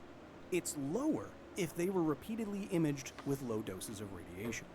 Cancer mortality for residents evacuated from villages near the Mayak nuclear weapons facility incident. Lower for residents who were irradiated below a threshold. Lung cancer mortality versus radon levels in the United States, corrected for smoking. Lower the more radon there is. 39 points, and maybe you'll like it. Non-Hodgkin's lymphoma Awesome. patients Sounds who had good, Sean. full We'll read that body, after this. low-dose radiation therapy versus those that did Well, not. 54, I think, or 55. Cancer mortality for radiologists compared to doctors that did not work with radiation. Lower. Cancer in nuclear shipyard workers. Lower than those with 0 radiation dose. Additional cancers created in radiation therapy patients. Lower below a threshold dose. Cancers in residents of apartment buildings in Taiwan that were accidentally built with widespread cobalt-60 contamination. A reduction in cancer compared to the normal rate. Finally, solid cancer mortality in atomic bomb survivors, a dataset similar to the one that defines the predictions of linear no threshold. Cancer deaths lower than the general population below a threshold dose. Let me repeat that. The most up-to-date analysis of atomic bomb survivors shows that they developed and died from fewer cancers than those who did not receive any radiation at all. Fewer. This conclusion should sound completely crazy to you. But as former nuclear engineer for the state of Massachusetts Jim Muckerhide claimed, quote, no evidence of adverse effects for human beings exists in hundreds of low, moderate, and even high radiation dose populations that in any way confirms the LNT premise. It makes perfect biological sense. Organisms on Earth evolved under a selective pressure from natural radiation, and so part of that evolution was developing defense mechanisms for it. If an animal, like you with this genetic legacy, is exposed to radiation above normal, therefore, It makes sense that those defense mechanisms in the immune system all the way down to your DNA might kick into gear, reducing and maybe even reversing damage to the body. Radiation actually preventing harmful outcomes, like we saw in every one of the studies we just went through, is the concept of radiation hormesis. Hormesis describes beneficial health effects from low-level radiation below a threshold. It's most famously associated with Dr. T.D. Luckey, Professor Emeritus of the University of Missouri School of Medicine, who has collected over 2,000 papers demonstrating the effect. Today, an estimated 40% of applicable studies show hormesis in cell cultures in live animals. Indeed, the studies we showed earlier don't just refute linear no threshold, they support radiation hormesis. Lower cancer rates in all cases. Again, this makes sense if biological repair mechanisms are acknowledged. It's not dissimilar from any medicine that can be beneficial at low doses but dangerous at high doses. No doctor would say that because you can overdose on aspirin, it's too dangerous to take for your headache. Yeah. Radiation Hell, they're doing hormesis the is not opposite. just cancer. Same with Studies Tylenol. also show beneficial effects like increased lifespans below a threshold dose. Jim Muckerhide again explains that, quote, in 1963, the Atomic Energy Commission repeatedly confirmed lower mortality in guinea pigs, rats, and mice irradiated at low dose. In 1964, the cows exposed to about 150 rads after the Trinity bomb in 1946 were all quietly euthanized because of extreme old age. Hormesis is even more controversial than linear no threshold, but it's still an important piece of the puzzle. To me, it feels like if any regulatory body is going to make a change, they will acknowledge a threshold-based model before going all the way over to hormesis. This threshold that we've been alluding to this whole time is very well established. Among humans, there is no evidence of a carcinogenic effect for acute irradiation at doses less than 100 millisieverts, and for protracted irradiation at doses less than 500 millisieverts. An acute dose of 100 millisieverts is the single most reference number you will see for the point at which doses start to slightly increase lifetime cancer risk. Even the brilliant XKCD will highlight it. But just like all similar charts, if this threshold is applied with a linear no threshold context, this is meant to be a yearly cumulative limit. And so with 100 millisieverts and a healthy safety factor in mind, the Nuclear Regulatory Commission recommends an annual dose for the public of 1 millisievert per year, excluding background radiation and medical diagnostics. This is the hourly recommended rate we get if we average out this dose of 1 millisievert over an entire year without acknowledging biological repair mechanisms. This is the same average rate right now in Ramsar. It's 270 times higher. 36,000 people live long lives with zero radiation-induced effects in Iran, where the yearly doses are higher than that on the surface of Mars. If LNT is true, how can we ignore background radiation differences this large? Yeah. Differences That's that pretty exist crazy, beyond a actually. safe dose, if damage is in fact cumulative. Well, in 1960, that wasn't the National Council on Radiation Protection's problem. An abdomen CT scan can deliver 10 times the effective dose in seconds that you shouldn't get in an entire year, and that's just excluded? Should you get that test your doctor recommended or not? If you take the established 100 millisievert threshold dose and discard LNT for the reality of biological repair that starts within hours and continues for months, everything makes a lot more sense. Dr. Robert Hargraves notices that intensive radiation doses of 100 millisieverts have a 100% safety record. A dose rate safety limit of 100 microsieverts per hour would be more scientifically defensible. The very first radiation standards were similarly higher. 80 microsieverts per hour was first suggested in 1934, and quote, "No one has been identifiably injured by radiation while working within the first numerical standard set by the NCRP. These numbers themselves are less important than the fact that they can be orders of magnitude higher than current recommendations, making the low doses of radiation most of us experience every day far less scary and more understandable.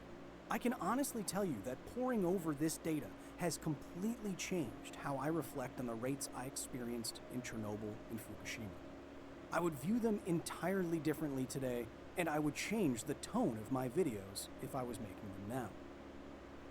Given the significant amount of evidence in support of higher radiation limits and hormesis, Dr. Lucky even supported the idea that you could in fact be radiation deficient, that you could actually need more radiation in your life, not less. But even setting aside this more bombastic claim, it seems very clear from everything we've gone through so far that, quote, the LNT fails at every level: molecular, cellular, microorganism, animal, and human. I will admit that I've fallen for these failures. In our Half-Life history about Eben Byers and the Radium Girls, I unnecessarily focused on their eye-catching, gruesome fates. I was parroting most media that gives the impression that every Radium Girl either got cancer or otherwise died horribly, but that wasn't even close to the case. In fact, out of over 2,300 cases of radium dial painters studied, there were only 96 cancers identified. That's, of course, 96 too many. And this was indeed a tragedy of workplace conditions and safety regulations that needed to be told. But that number is still just 4%. What I could have said is that despite the significant body burden of thousands of Radium Girls, the vast majority of them, 96%, had no health effects at all. And as we saw, there were 0 cases of cancer below a threshold dose. I also made it seem like Eben Byers, the famous socialite who ingested an impressive amount of the radioactive drink Radithor, died from terrible acute radiation syndrome, when, again James Muckerhide points out, quote, the truth is that Byers did not die of cancer.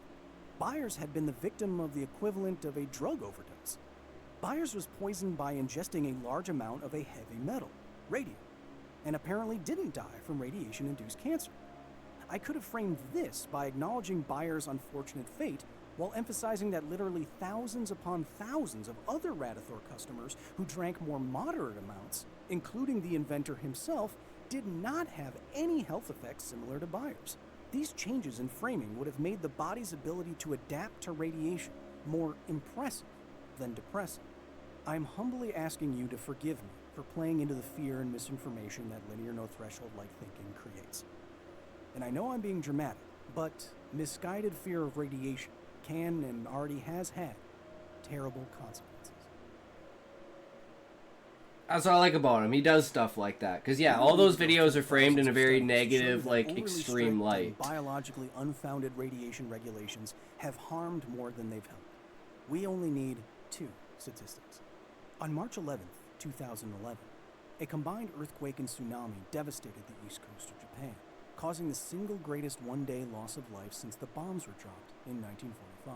The Fukushima Daiichi nuclear power plant then melted down 3 separate times, belching a plume of fission products that soon rained down throughout the Fukushima prefecture.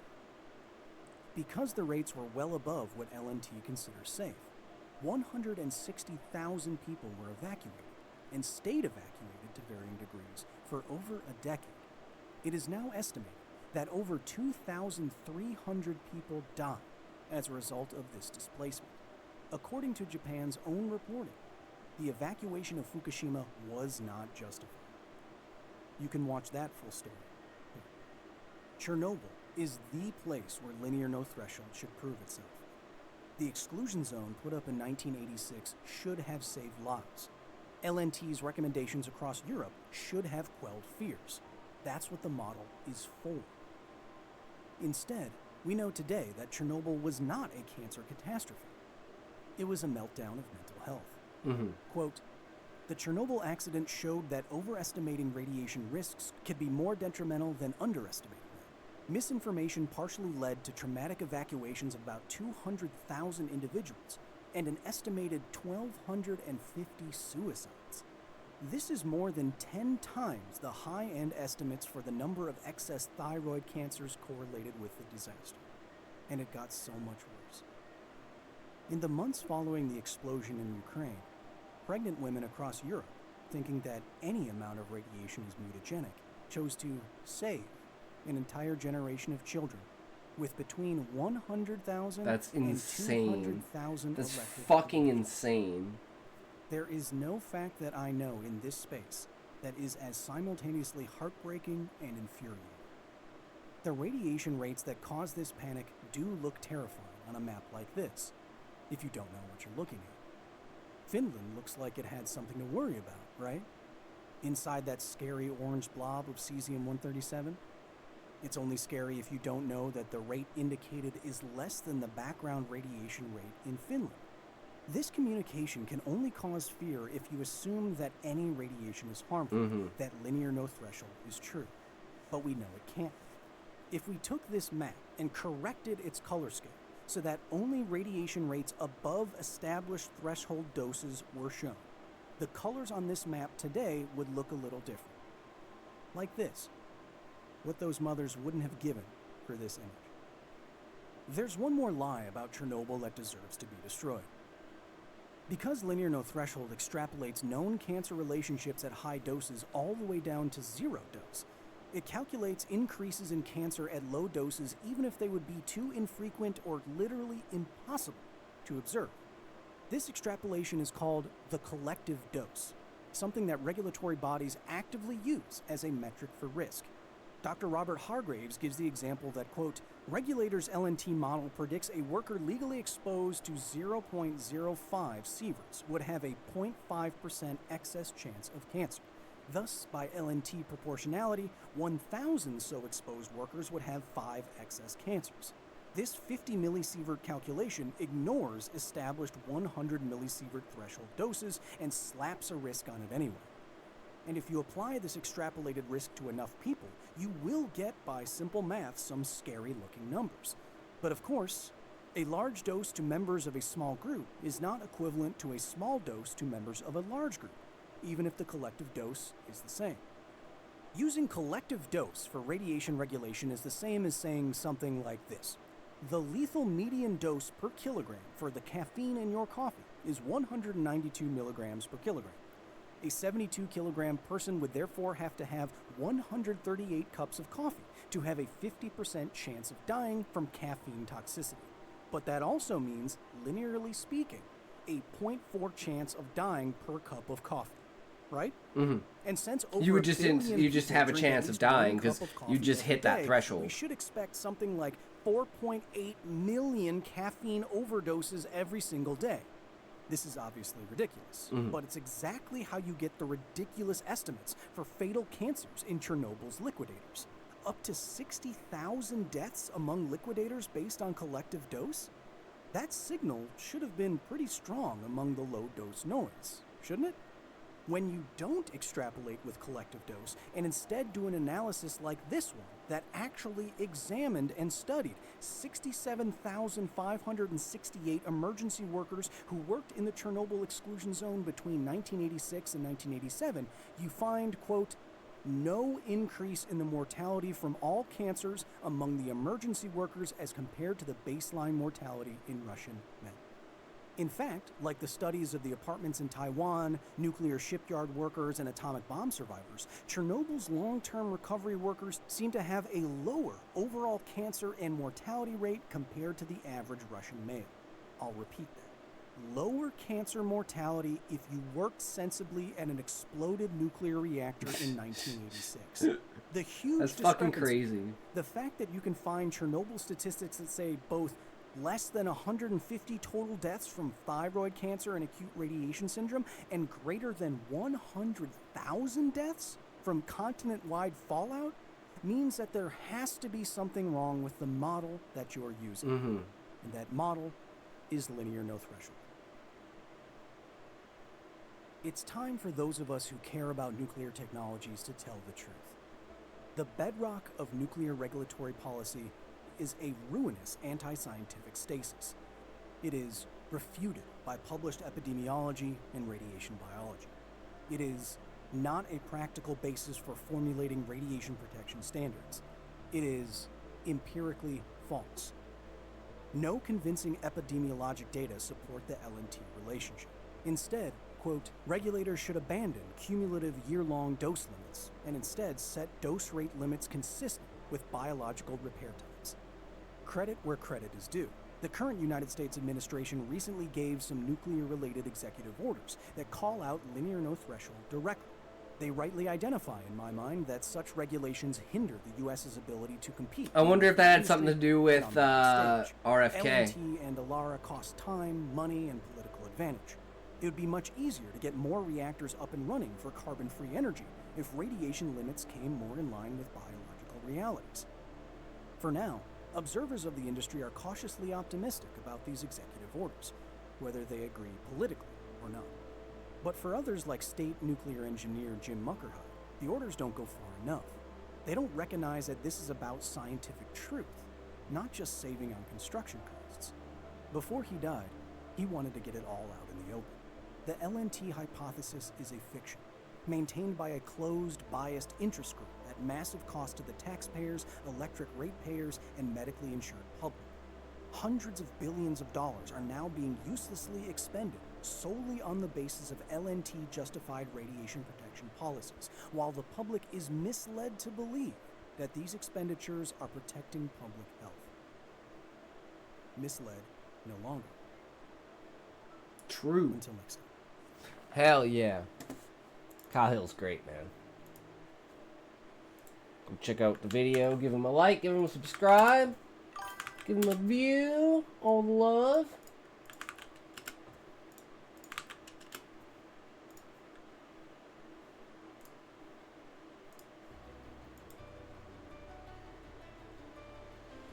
Alright, Sean, are you ready?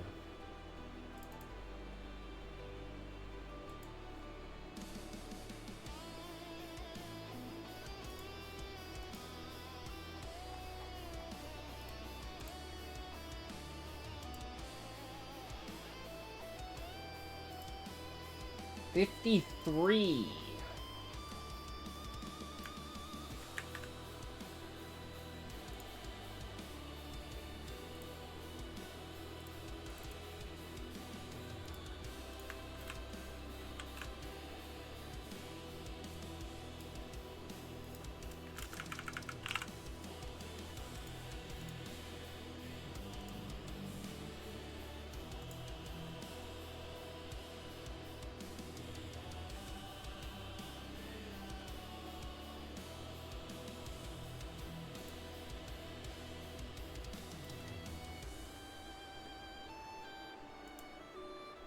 Alright, we'll take a token and we'll jump right into this.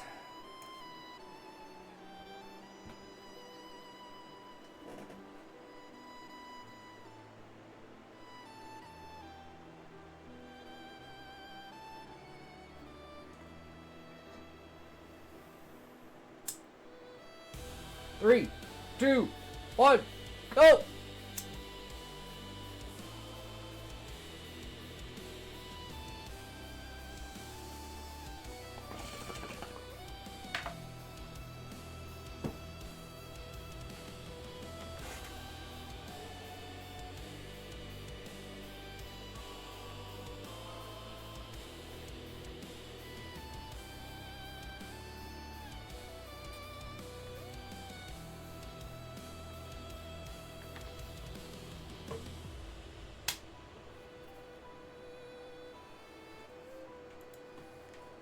Okay.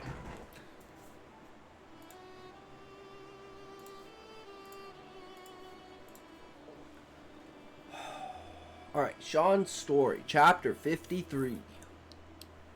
Treehouse Isekai. With the selected guards and a few volunteer miners loaded into the transport, I immediately returned to the newly discovered diamond mine. I dropped them all off and marveled at the sight of the earth mages raising stone shelters. I chuckled as I recited an old gripe about certain fantasy stories. Because a wizard did it!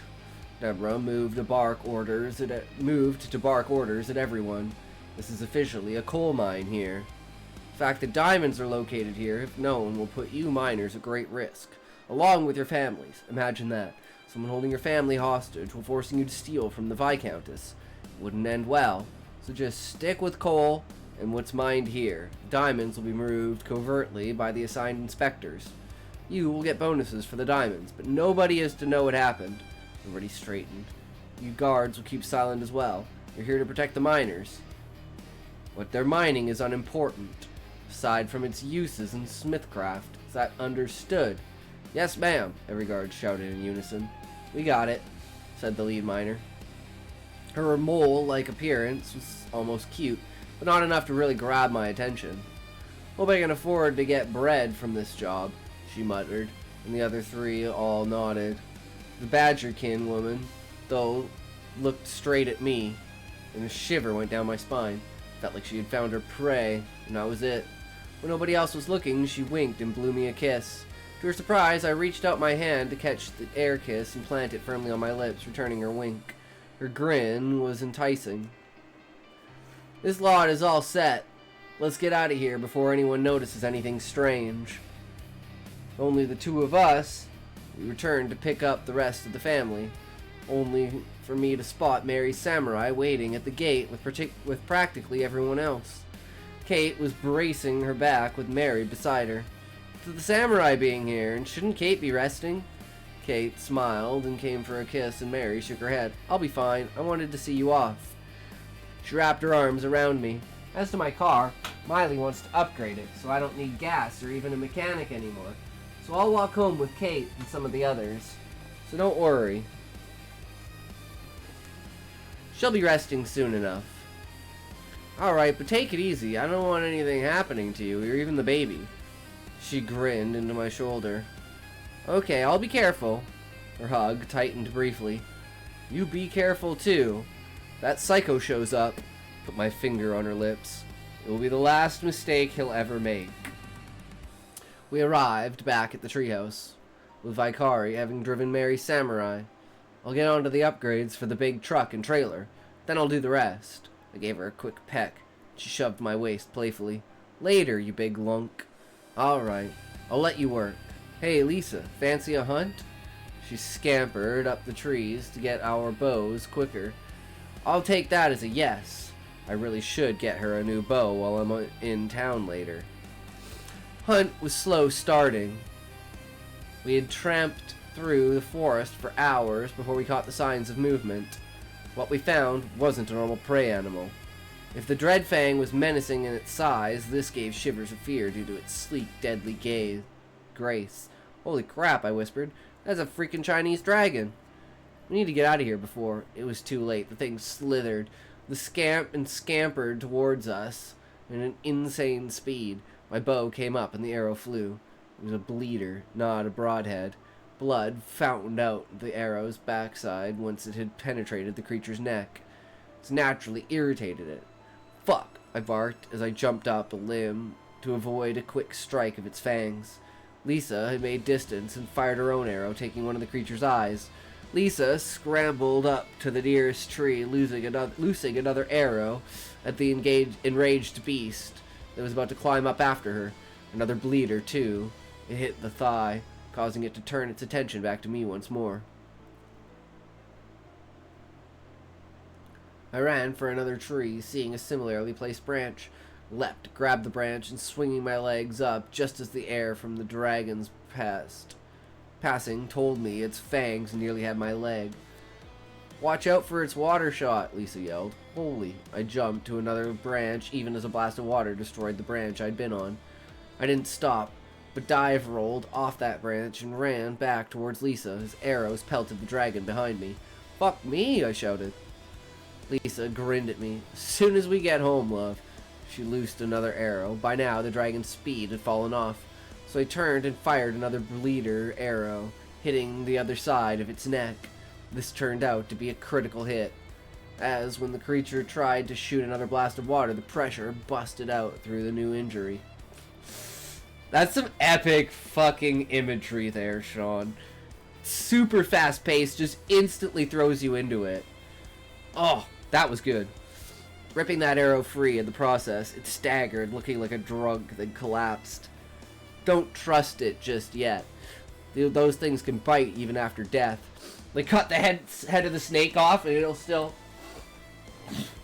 come for you. It's more dangerous that way.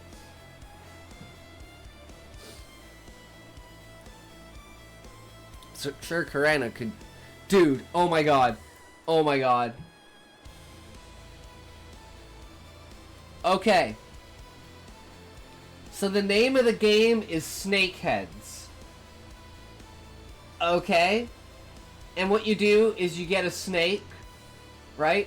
You get it super fucking angry, but it's like pinned from like, you know, maybe 2 inches down from its head.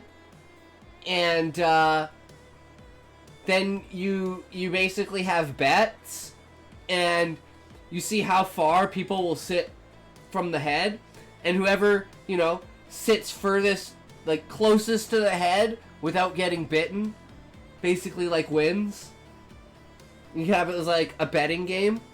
Just imagine this in my head. It's like fucking Russian roulette, but with fucking snake heads. You just cut off the head of the snake, goes across the floor, and they're just like, oh god, is it gonna come for me? Is it gonna come for me? Are gonna win? Oh shit, it bit me. I'm fucking dead. Fuck! And then everyone just gets all your money because you died anyway. I don't know why, but that just very powerful imagery. That's what it spawned. We were both panting. Well, that was terrible luck. Glad we got rid of it, but we probably drained over half of its blood. I'm sure Karena could have used it. Maybe even sent it to her family.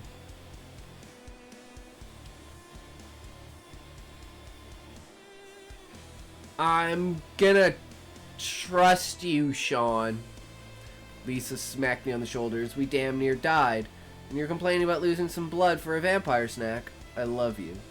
She pulled me in for a kiss and let me loose. What did you call that? Culprin? A Chinese dragon? China is a country, so anything about China is referred to as Chinese. In their mythology, they have similar creatures that they call dragons. They were based on the elements, water, earth, fire, wind, with one having water to call upon, which kind of lends credence to the idea. She grimaced a little. The wind ones are annoying. They'll steal fish off your line or snatch food right out of your hand. You aren't careful and quick enough. They're always screeching, too. I'm surprised you didn't see any at the port.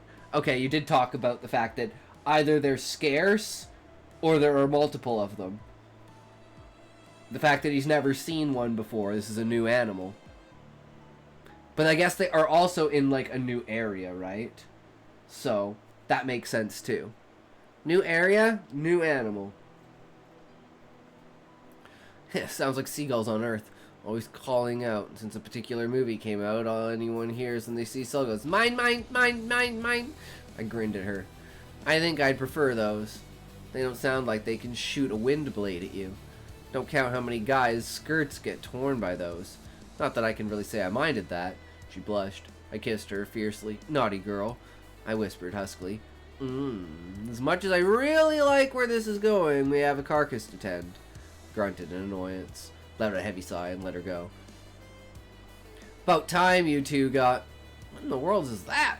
Miley pointed, face white at the carcass of the Calpran. Something you should hope you never meet yourself, not without a powerful weapon anyway, Lisa commented. I nodded my head. If I hadn't had bleeder arrows on me, we may have died. By the time we noticed it, it was too late to escape. Hope its remaining blood will suffice for Karena. And unless I'm much mistaken, this isn't the kind of creature you normally eat, is it? Lisa shook her head. If we didn't need the blood for Karena, I would have just taken the horns. They're pretty cool as knife handles.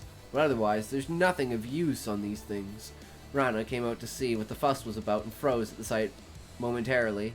Then she came to have a closer look. I could tell it was a morbid sight for her. Sniff. She inhaled deeply before her hand shot out and ripped the heart out of the creature. As we all watched in shock, she tore into the heart with a ferocity that made little sense. Goddess, that was good. She turned to look at me with a somewhat creepy smile on her face. Baby will go strong with this. Are there more? Kurna, having witnessed the incident, sighed in relief. You may have just solved an old age problem with Rana's kind. Tend to be very violent to their own kind when they're pregnant, to the point of actually doing to each other what Rana just did to that creature, sort of a pregnancy craving. Their children can survive without, but the heart really does make them stronger. Their males tend not to survive the breeding. We've taken to isolating them when pregnant, to protect their species from itself. None of us were in danger because we're different species, but that creature seems to be a substitute that we can use to improve the overall health and stability of their race. May I inform my mother? Nice. That was kind of abrupt and random.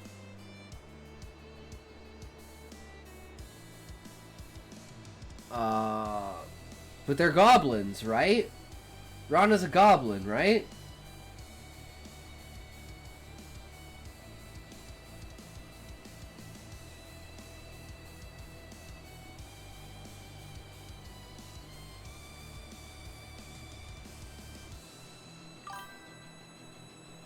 Yes, it is. It was. Dragon. Gorgeous is the girl.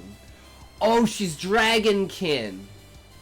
Oh, she's Dragonkin. It's a okay. Okay, yeah. I'm like, why would this make sense? Like, like this seems too abrupt. There has to be something like, and I was like, wait, is Rana a goblin? That would kind of make sense, ripping out the heart and eating it. But why would it be a substitute for their race? So yeah, she's Dragonkin. That's right. Okay.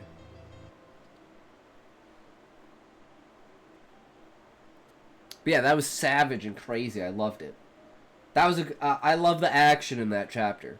That was amped up, and it came kind of out of nowhere, which is good.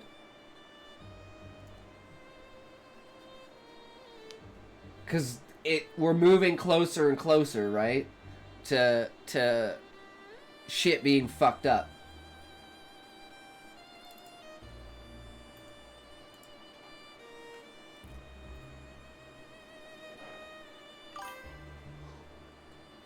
I hope today's chapter will slate that thirst, too. Good, good, good. I know it's not necessarily of the genre, but even having the, like, internal conflicts or psychological conflicts or stuff like that, like, I just don't really like happy-go-lucky stories, you know? But that's just me. That's why I curb that side of me when reading it, right? I'm enjoying it for what it is, right? I sent my Google Doc, hey Ninja, how's it going? It's still slice of life, but I have to remind myself that life isn't fair or easy. True, Sean, and like I said, it's very much a power fantasy, or seems like it, and you're kind of dulling that back, which I feel is good, because the more James learns about the world and the less tools he has on him at the time, the more vulnerable he is to certain things, right? Sorry it took a while. I needed to shorten it and make it straight to the point. No worries, Ninja. Like I said, don't ever feel rushed with it. You need to find the main source of the problem within your story. We managed to finally pinpoint it. Awesome. Good to know, Ninja. No worries.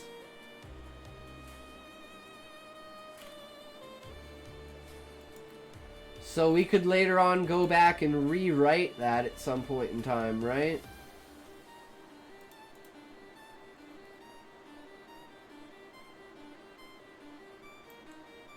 All right.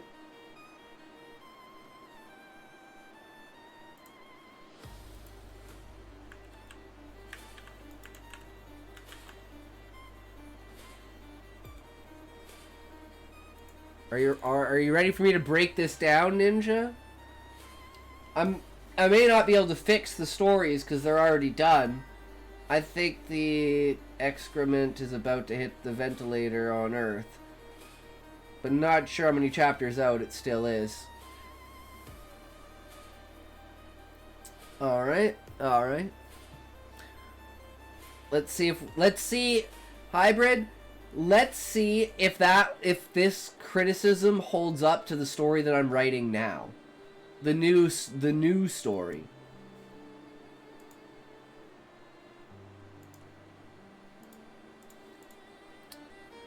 Tackle what I believe the most important key points of your approach. Horror AI general light pros. Good choice of stock images and GIFs.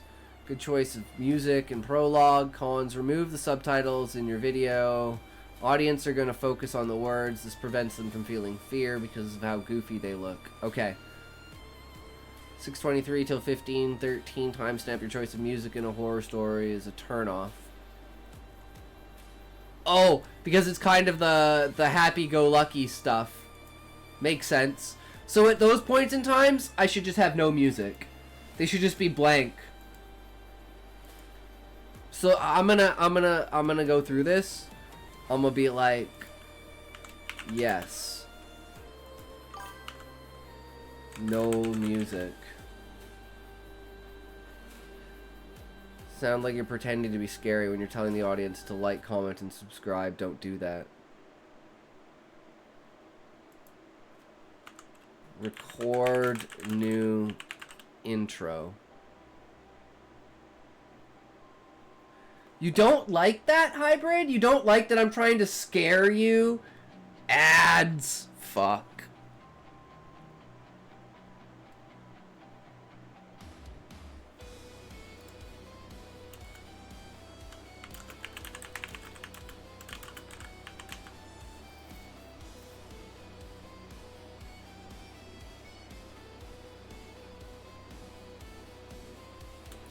Oh.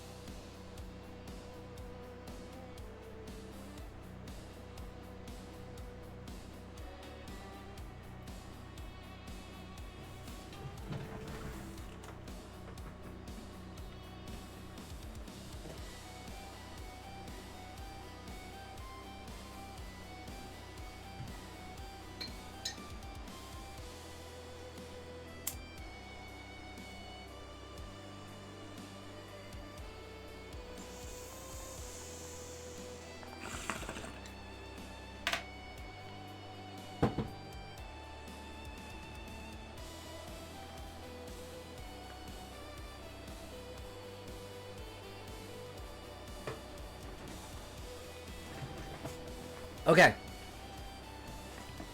Don't pretend. Be scary. Summary. You got a good setup for a horror. I clearly felt your character's fear when one of his friends, Maya, got into an accident and was turned to AI-generated life.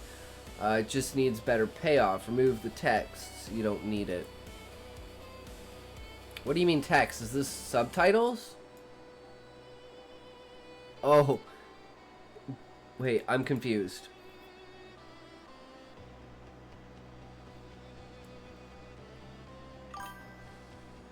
Okay, subtitles. So you just say, okay, so just remove subtitles, period. No worries.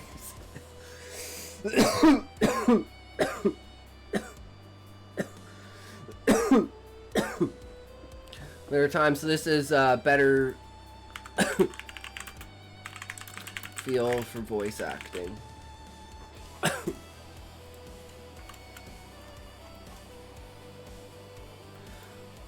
Consciousness escape the biolab. Pros. I like the idea of a sibling rivalry horror theme, not something I often see. Entity of the entirety of the video, you don't sound scared. It sounded like you're pretending to be scared, and more like you were yawning while talking. It's off. Mood and voice. Voice is so distracting and not good for the story. The tone of your voice makes it sound like you're trying to sound cool, talking to a kid, telling him her bedtime horror stories. It was off-putting. I like the idea of a brother-sister horror story, but the voice tone ruined the excitement for me. Okay. Story itself is good, nothing I have an issue with. Narrator voice is too distracting, making the story sound less scary and serious. Main issue is the sound and tone of the voice. It doesn't match. Escaped or twisted grip. Again, the story is good. Good choice of music background, too. Same problem I have with the previous. Main issue is the same as previous. So basically, I need to get my voice acting better, which is something I'm just going to be able to do over time, right? Summary as a whole. 4 videos I've watched have a good story direction, but all in all, the biggest issue is the tone of the voice. It feels like I'm listening to someone try to sound cool to a kid he's telling a story about. And the point felt too distracting and really, though, unnecessary. Checked a bit of hacking the mind, eating my mainframe. The unnecessary voice tone is still here. However, checking a bit your latest video, what happens when wires take over your story 1 tone voice is what you should be using from your next video onwards. The moment I checked story 2 to 5, You went back to the unnecessary voice tone. Wait, is this the... Is this the short?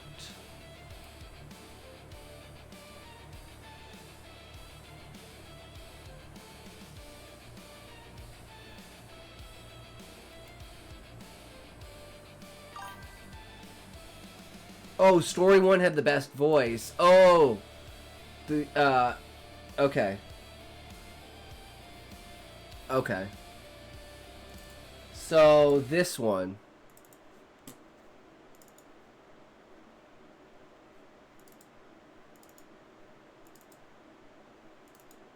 October 11, 1954. My name is Trevor. I have seen the face of the future.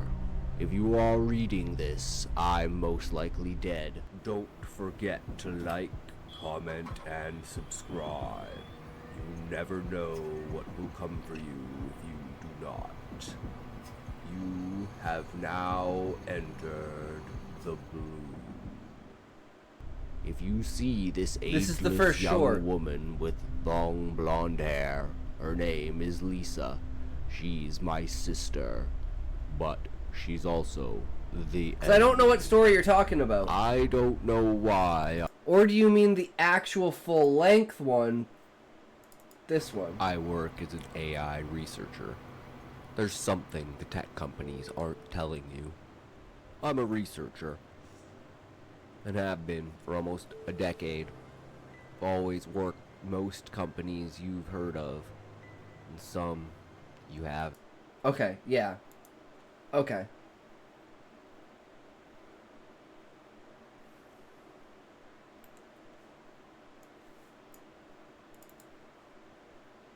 Glass. Some things are better left alone. We should just stick to testing. Spoken like true NSA, Maya teased, but her smile didn't reach her eyes. That's the same I'm one. Serious, Simon insisted. We've seen what happens to people who dig too deep into classified projects. This isn't the... That's the same video. I work as an AI researcher. There's something the tech... Marcus, our... Yes, we. It's not written in any... I don't know Are you, exactly where Maya? that one He was, replied though. before turning back to his screen. I could... Douglas Adams. The way it responds, the way it knows things, I need to understand. Simon's hand tightened on his glass. Some things are better left alone. We should just stick to testing. Spoken like true NSA.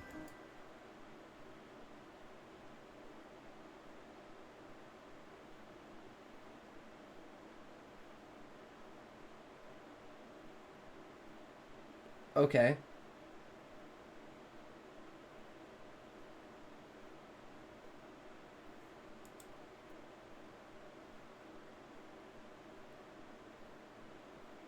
So that's the voice you'll be using for your next video onwards.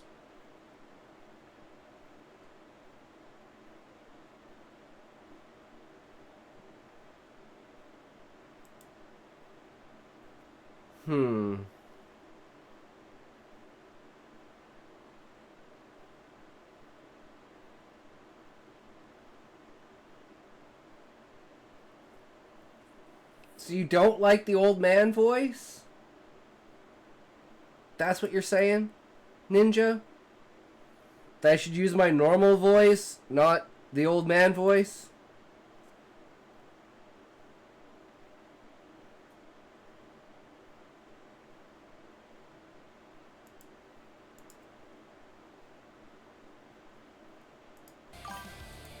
Man voice is only good when you're telling other people's stories. It worked well with my Sapphire universe.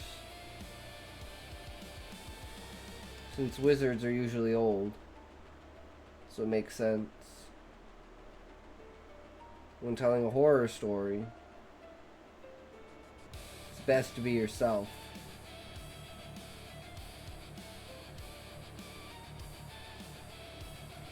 Alright, well, we'll test that out. Thank you for the feedback.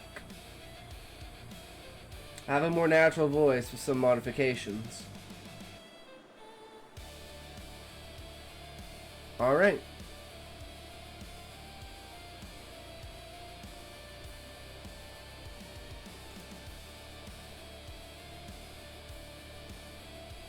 Like, let's say you were the one who was experiencing it. Yeah.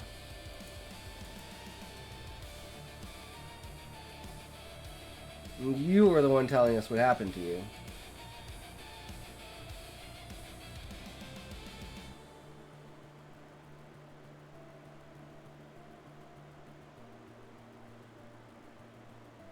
That's why I like the horror stories being in first person, right? But this one we're writing is kind of in third person.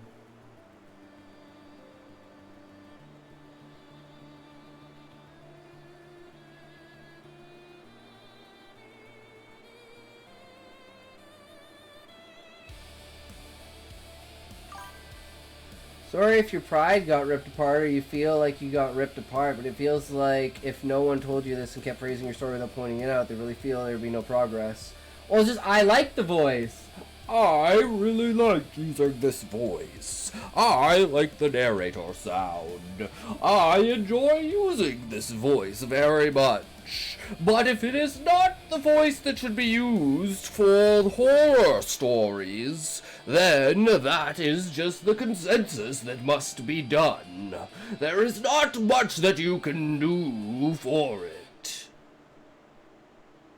So maybe we switch it up and we do the voice for the attack stories of the random stories.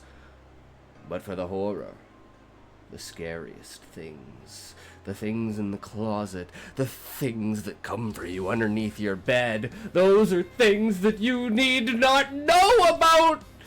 They haunt you in your dreams that you need to hear. But I heard more than could ever be known.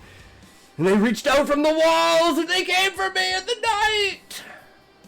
And now I stare with them at the next owner, waiting for him to place his bed against the wall so I can eat his soul. That's the voice you need to display, the one you're using now. That's it.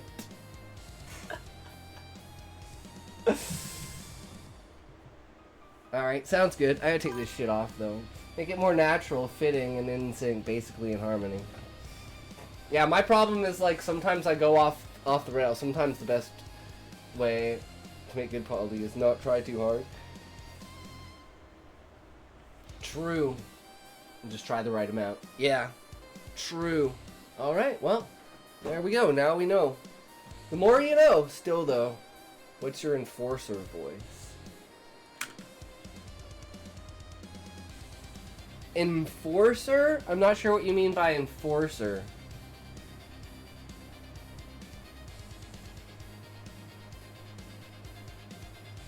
When you use when the kids have gone a little bit too far.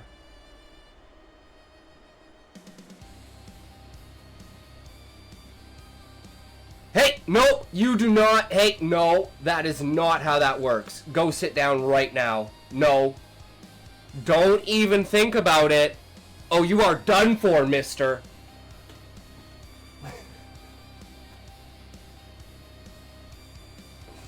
The authority voice?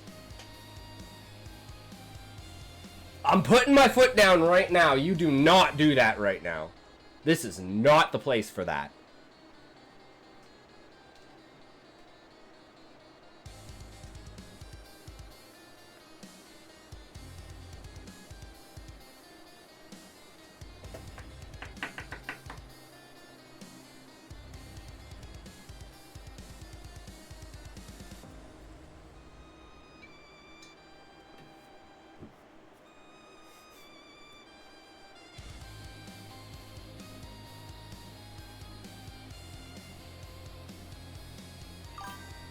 That's almost the same. I think you only lowered the tone a little from that, and it was perfect. These criticisms I've said, I hope to see improvements in your next stories narrated by you. Well, there you go, Ninja Perfect, because we're like kind of close to finishing this story, So we have to finish the story either today or tomorrow, and then get it edited and ready because we have to upload it tomorrow. So we're gonna skip reading the Wheel of Time today, and we're just gonna focus mainly on this because we've already spent like 3 hours on it. So we're gonna go mainly with this, and then you can tell me what you think of the story as we're going through it. And maybe I should change it to first-person perspective. But that's something we can do in, like, with... That's the tediousness that we can remove with AI. Where we can go through it with the final edit and say, change this to first person and past tense. From the perspective of Ken. Boom. Does all the busy work for us. All we gotta do is go through it when we're reading it and fix, as we go, things that might have gotten fucked up along the way. But the main story is mainly written. I'm changing one scene that will make it, like, way more personable to the character themselves, plus adding another element of something else from another character. 3, 2, 1, talk!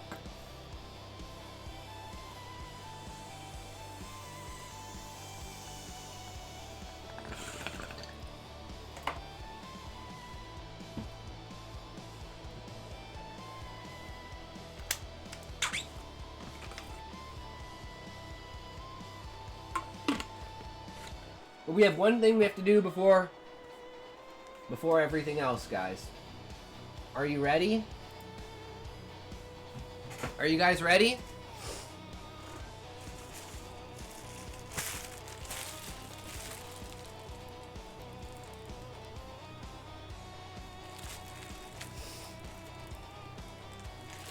Okay, here we go.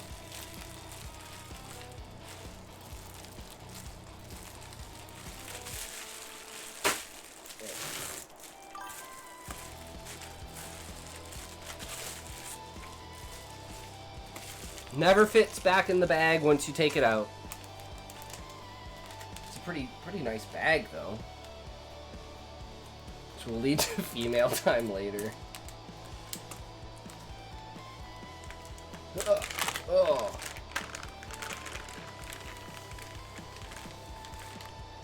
Oh, this is actually really nice.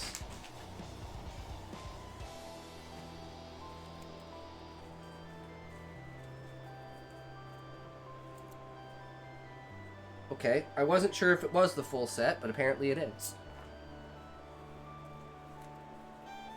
Okay, so this is the choker.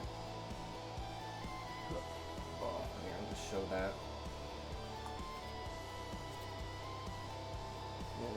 And... Hey, Hugo, how's it going? We're doing the unboxing of the... Here's the other one.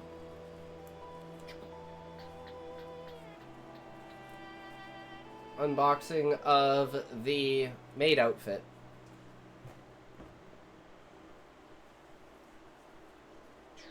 Okay, here's the top.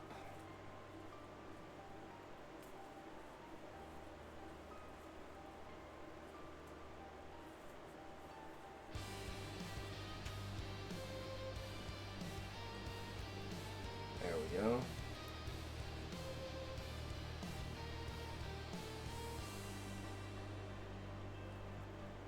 So how are you today, Hugo?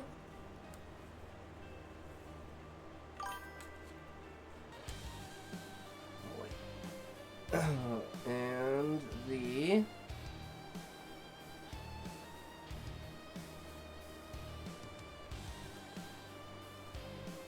Shit.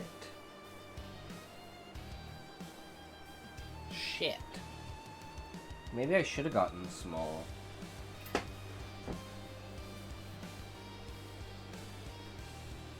Yeah, I probably should have gotten... I mean, it still kind of fits. But, yeah, damn it, I should have gotten the small.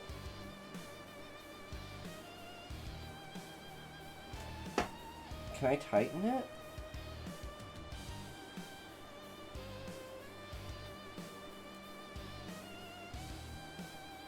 No.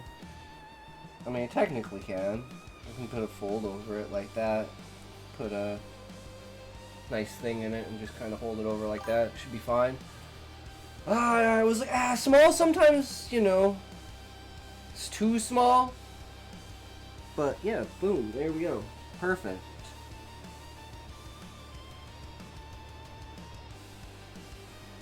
There is our maid outfit for Halloween. So we'll just put this.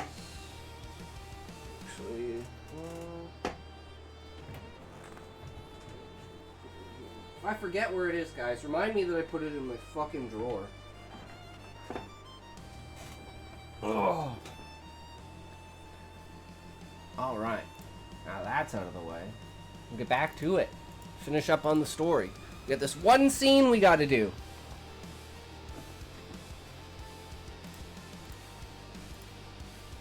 His eyes were burning, his muscles sore. Carried on.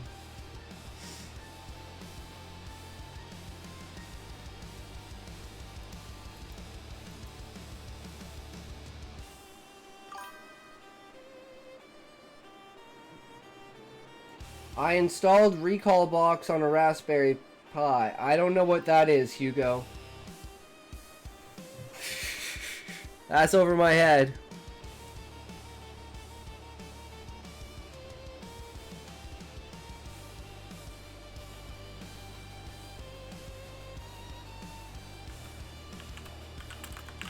Struggle between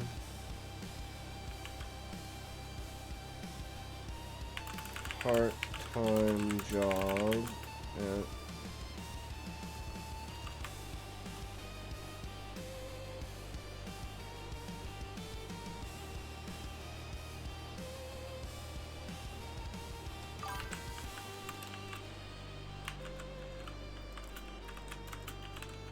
There as you go. Mr. Woman's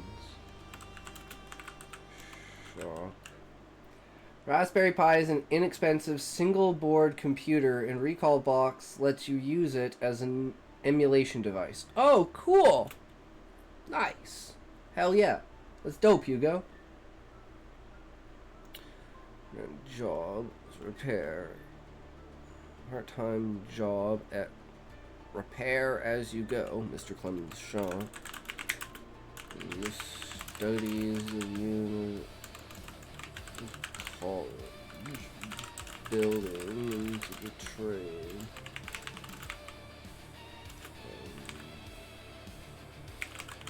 Engineering specifics in electronics. Mainly focusing on wires.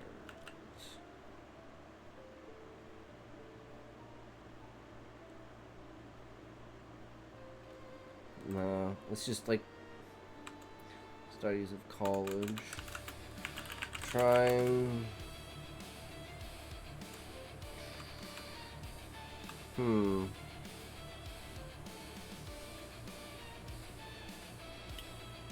Struggle between that.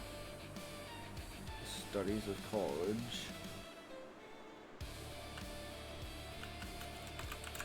His dream to be an engineer.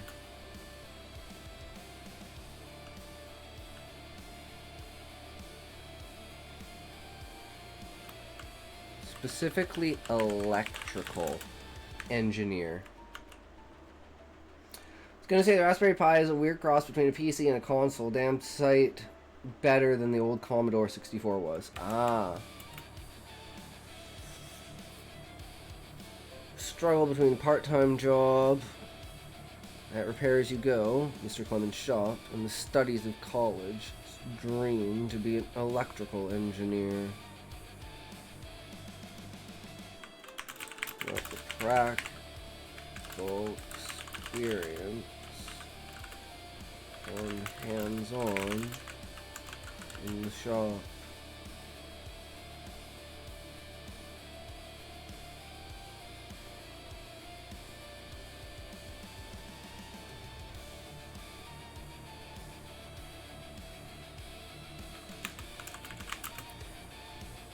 And theory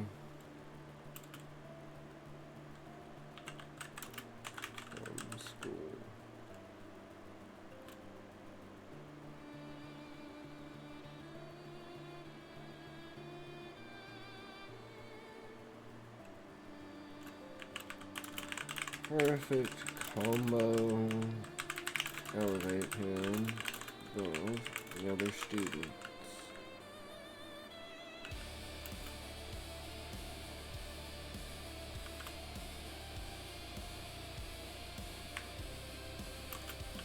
He was mainly competing against the other part-timers.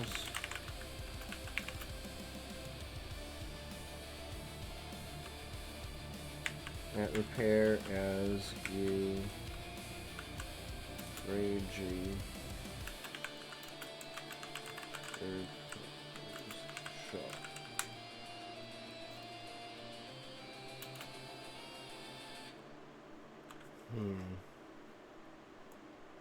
So that's been done. I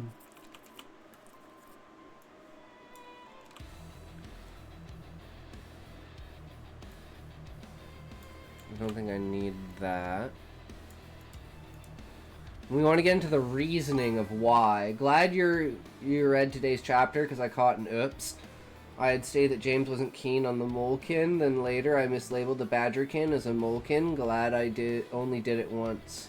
I was gonna mention something about him passing up the mole. I mean, like, what, he doesn't like, does she have whiskers? But then a badger, I'm like, doesn't a badger have whiskers too, or am I wrong?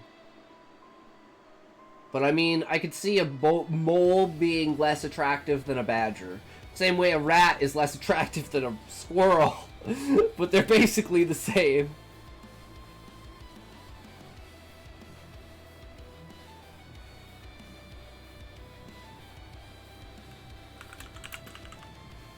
But from what he saw of his roommate, vouched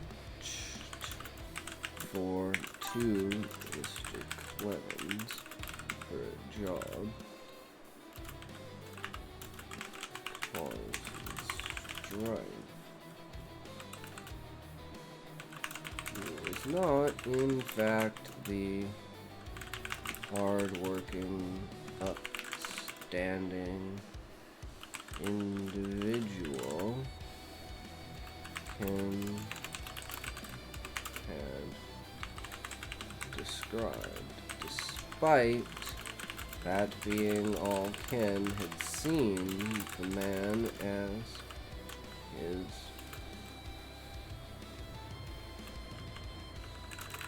roommate. He had convinced Mr. Clemens was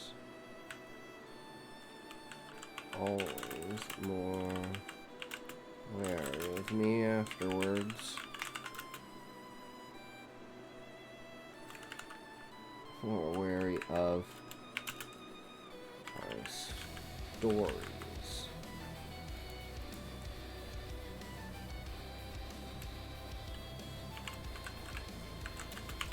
That's why I'd shut myself in the back room for this last month. Having to confront him over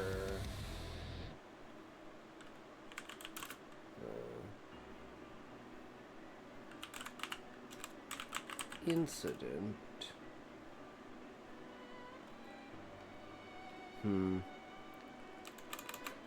That's why he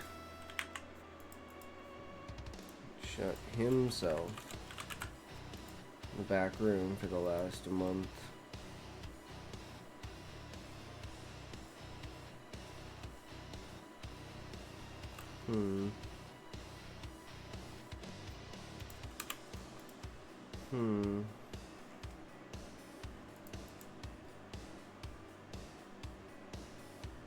Now we should lean into this now.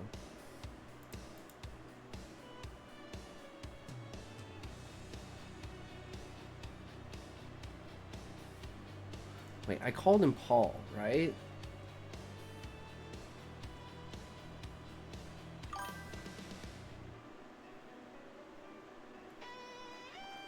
We've already talked about Paul and said he's not good at doing his job.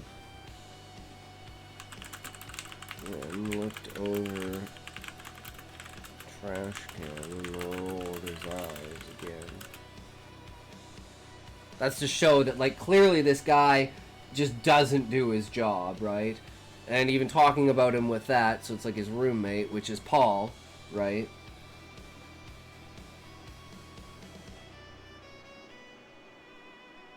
So emphasizing that, you know. But it's also because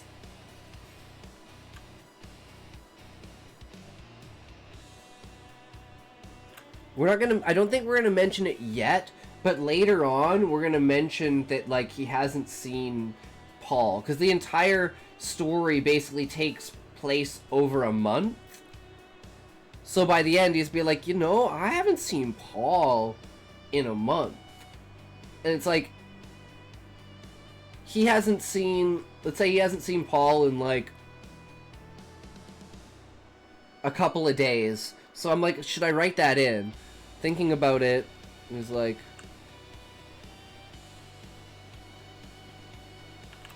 I don't know what to call him.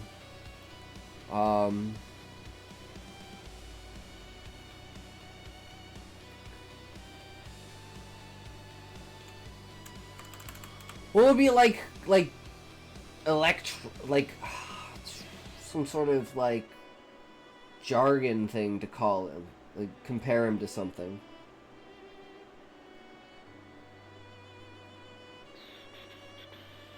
Not broken.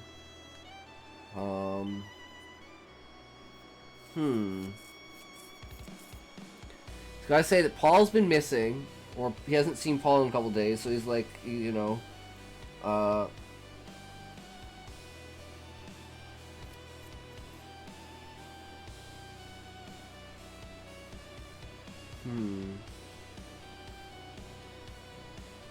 It's like an inner thought that Ken has about the roommate not doing his job, but not being around.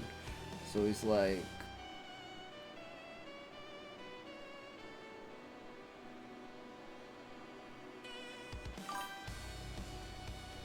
how's this for a title? I jokingly entered the Konami code when in the reincarnation process. Interesting. Interesting.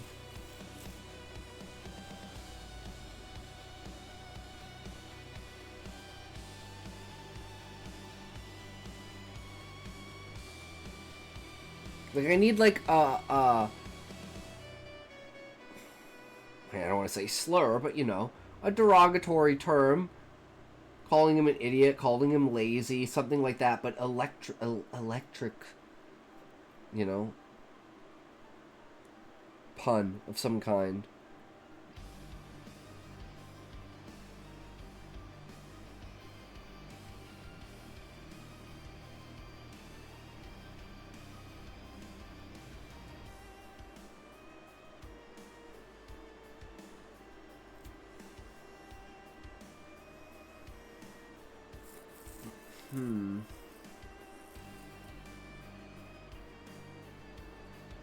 I know.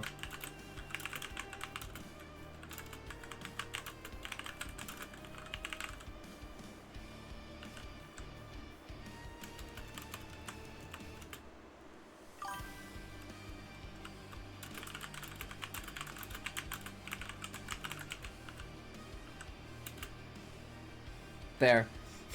Just to throw in like a random, that hothead can never remain neutral. I wish he was grounding. And thought he had been gone longer than just the weekend. Maybe by now he had just decided to skip out on school altogether. And this emphasizes that the coworker is missing, but I need to work also in here the reason why he's so fascinated by wires. But I might have to put this down at the next scene. And the reason why he's so fascinated about wires can come into effect when he finds the new strange wiring. And the strange wiring can remind him of the reason why he's so fascinated by electricity in the first place and how it works. I think that would be just an easier way to go into this like flashback of him getting shocked as a kid and like just wanting to explore what electricity is, like understanding the fundamentals of it. It's like it woke him up to it.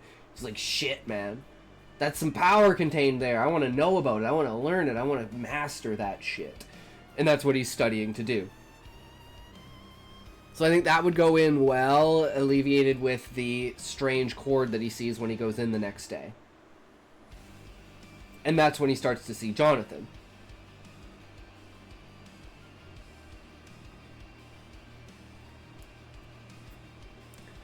So we know this has to go on later. We already used this. Those solid lines that you use as separations are brutal on TTS. Expect to hear dash, dash, dash, dash, dash until I go crazy for each line you put in.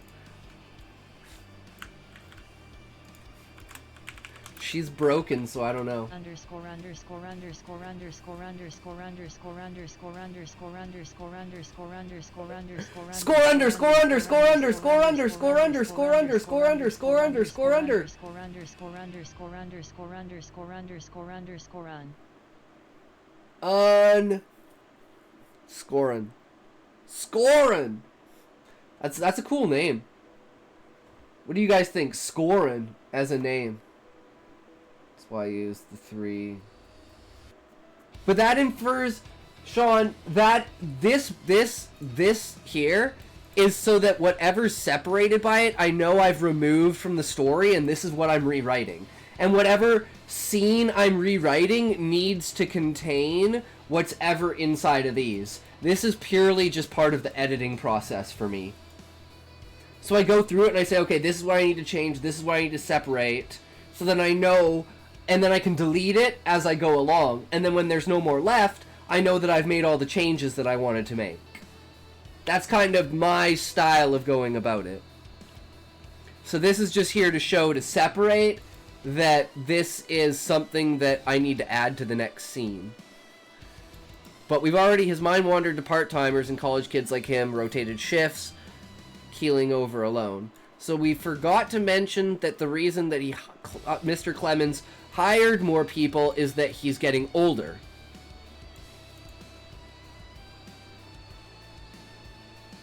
But instead of doing that, we went down the line of... that's cool, just letting you know about that issue. If you see how I use those in my story, either for location skip or a time skip. Oh yeah, I know, like using that's what everyone uses, is the 3 stars to indicate, or 3 hashtags to indicate a time skip.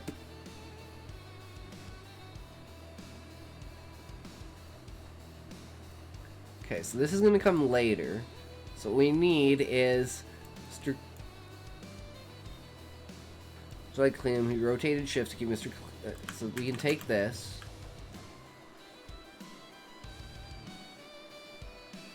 Go back up here.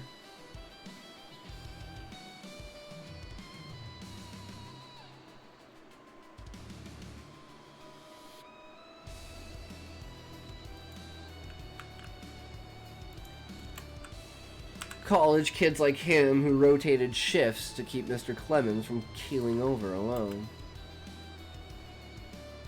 From what he saw from this, I tend to use marks for thought transfers too, though I don't use them often. I'm experimenting with this story being more in the character's head, so what you would normally see in the italics in a book of the character's thoughts, but that's because it's in third person, but we're going to switch the perspective to first person specifically for the horror genre. So I think I should have been writing the entire time in first person, so we're just going to switch to first person. I think that might solve a lot of the problems with it. And we'll go back through it and we'll look at it. once we've clarified and fixed up all these points, right?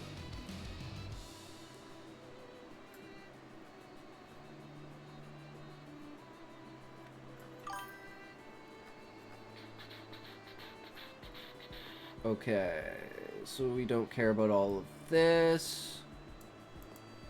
Okay.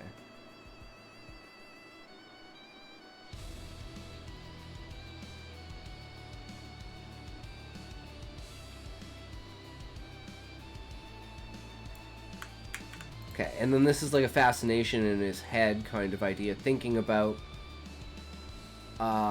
when he locked himself away.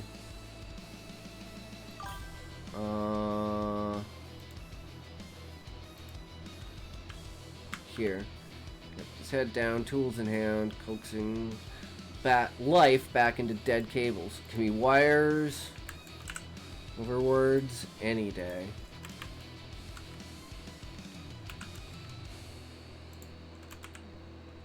Well, I guess we could just do this. We complicate everything. Object. Just need the right connection.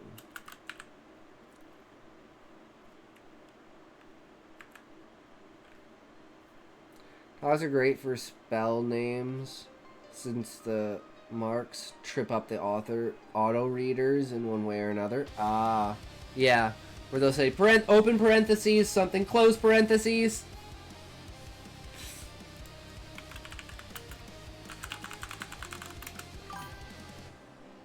It doesn't even do it. It's like, nope, not doing it. Fuck that. It's a smart TTS.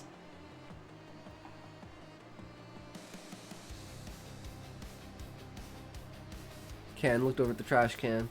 Yeah, and this works way better into it, right? Because he's talking about people sucking, and then he's like, well, that sucks. More often than not, it skips them, assuming it's a URL. Not if Zoinko's around.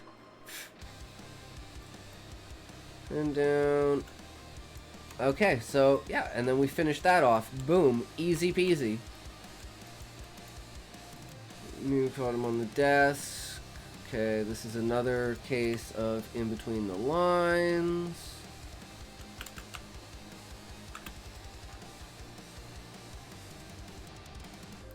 More of this. Okay, so this is as far as we've gotten.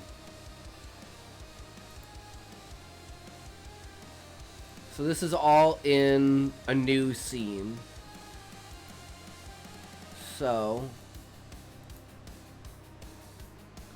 this will be in the next scene. Now he had just decided to skip out on school altogether. Now, should I end with that, or should I have Ken go back to his studies? Or should, like, that be the lingering thing? Because it's kind of important to kind of have that lingering there. And then we just end on that, and we go straight to the next scene. When you're doing Stoner Girl on Royal Road, you can hide all the first stat screen behind a spoiler tag, and then only mention what the main character notices, such as, sweet, my dex went up 3 points. Well, it's not that, Sean. The only thing, the AI doesn't have, like, stats. The only thing that it has is it has two things. It tells you what spells the smoke is. Other people have to guess, and if you don't, like, say it, and you don't know what the spell is, you can't cast it. So it's really important that the character has that, because then they know what spells they can cast, how they can combine spells together, and why they're so much more powerful than everyone else. Everyone else has to experiment. They get it straight from the source. And the second one is just to tell them about the world. To give them, like, a Wikipedia information. But there isn't actually stats. Oh, and the other thing is, like, telling them, like, the percentage that they're turning into a certain plant, and an overall percentage that their body is, and, like, thresholds for things. So, you know, the character knows how much magic she can cast before she goes over that limit and starts turning into the plant. how much time she needs to recover between it, and stuff like that. And which thresholds it doesn't, you know, when does it start, like, falling off really fast, and when does it start falling off slowly, like a Half-Life kind of idea. But yes, it'll be woven into the story that it'll be important enough that it won't just be stat screens. Because stat screens, like, for instance, in, like, Goblin Girl and Gamer Girl Evolution, they are kind of in the way if you're not that, like, interested in that. If that makes sense?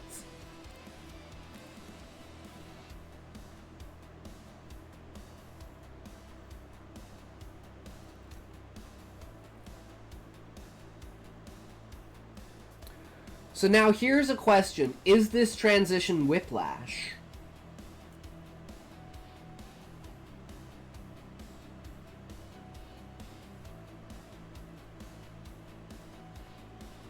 Because we're going to go from him sitting at his desk at home to him sitting, like, at work the next day.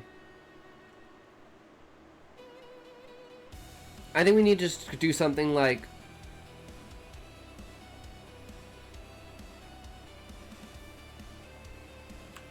Ken had autopiloted his walk to work, sleep night before,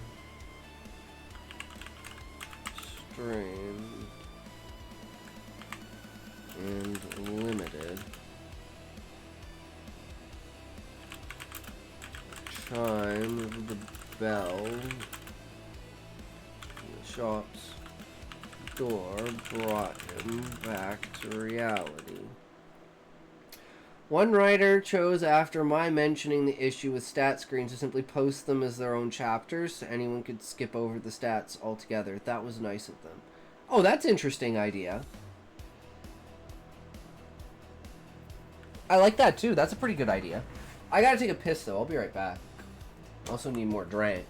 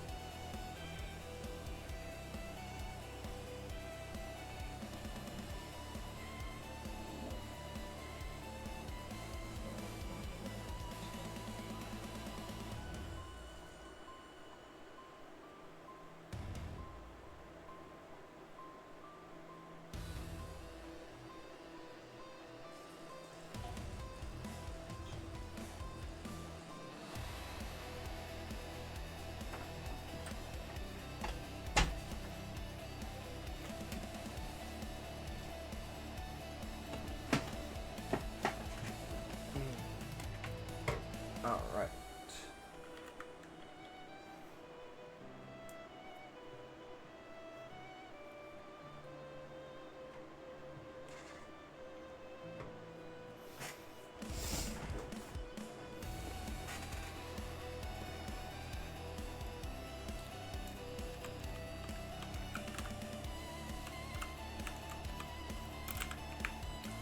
Inertia.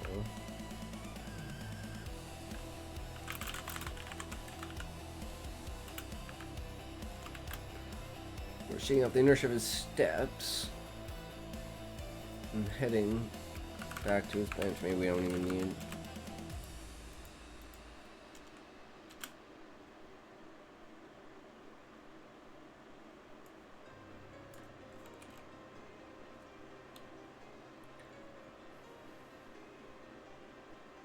So yeah, just do like that. I feel like you shouldn't need that, right? It's like, it's just...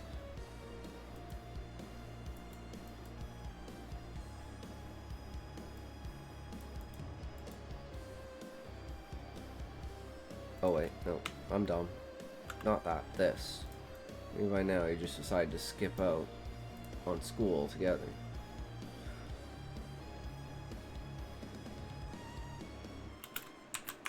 Ken would never dream of missing school or work.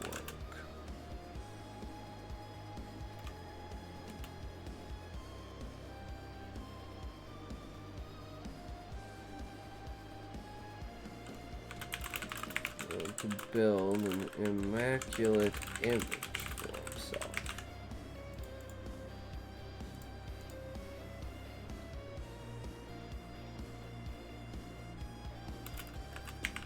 Mr. Clemens was only beginning. There. And then we transition to him autopiloting into work. His sleep the night before. So it's like, you can tell that we've kind of, you know, moved on from there, right? Now he's at work again. Horde that hadn't been there before. Where'd this come from? Mr. Clemens. We don't need this.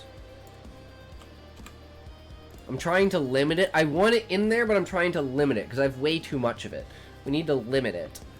Mr. Clemens must have slipped it in.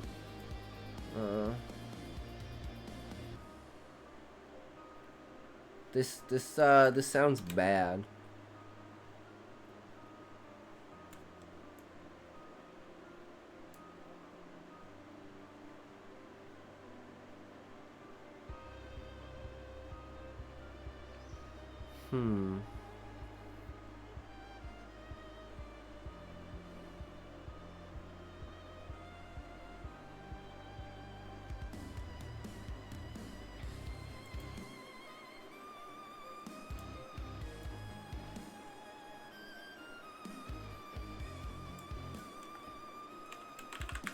Waiting to Mr. Clemens.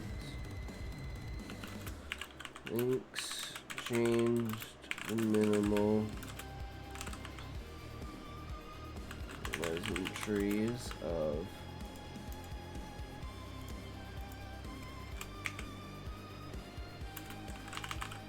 nodding and saying good afternoon.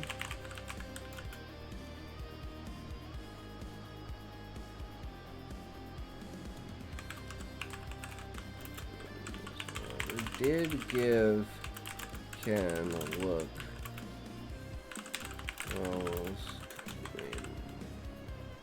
Stop.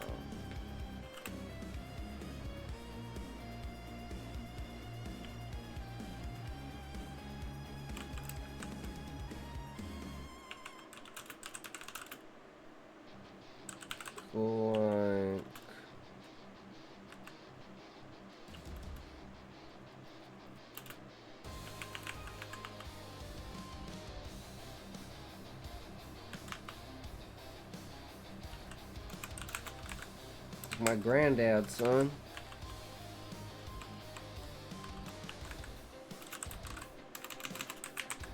Ken has eyes.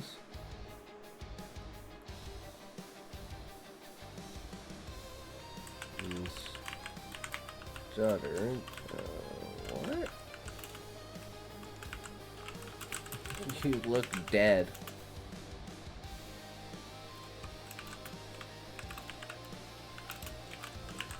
And Clemens laughed.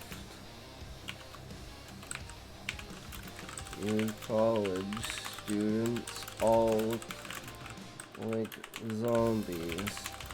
Guess that means you're getting your worth.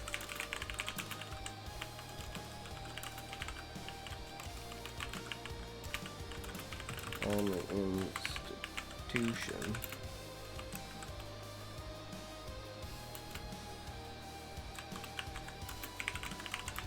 Grunted with a half smile.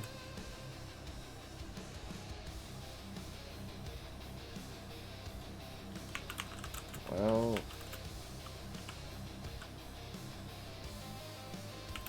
you don't hear me in the back, I might have just passed out.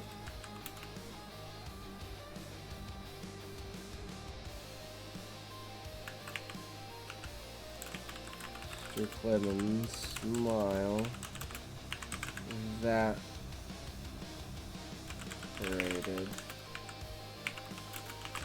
You don't sleep on my clock.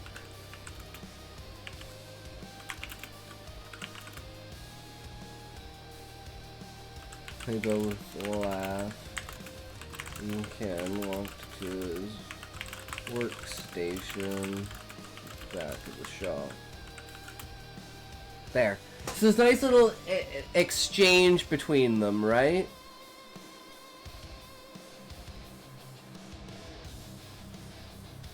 And he's trying to like lift up Ken's spirits, because Ken's like, holy fuck, man, it's been a while. And maybe he'll mention, maybe the next time he'll mention Paul.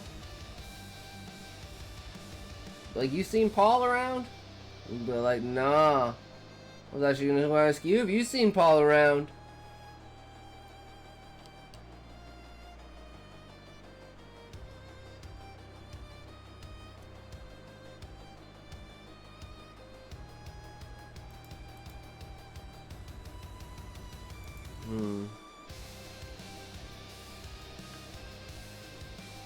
So I gotta mention the chord. So I actually want to mention the chord.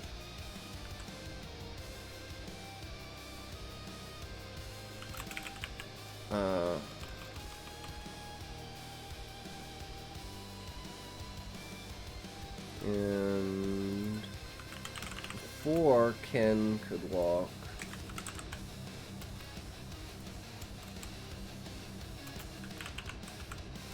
away, Mr. Clemens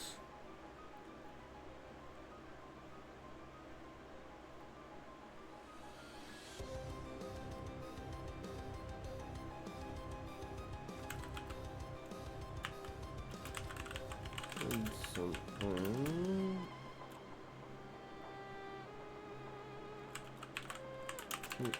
Ken's. Now, Mr. Clemens began to speak again.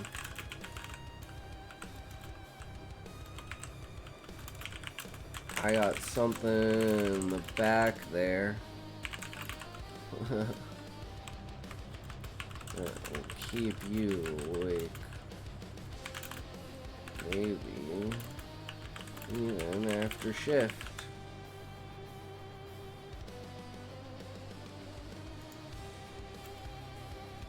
I want like a split point here, I mean, like, I'm not worried.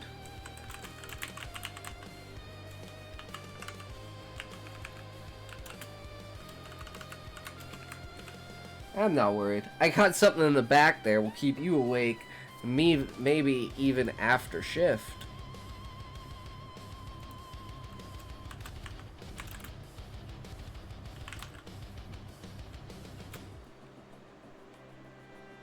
Ken was not. Ken shifted his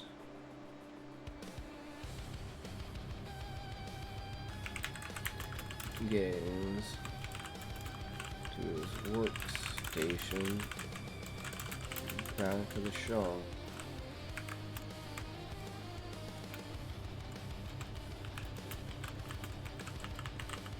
Nodded with a curious grin. Went to find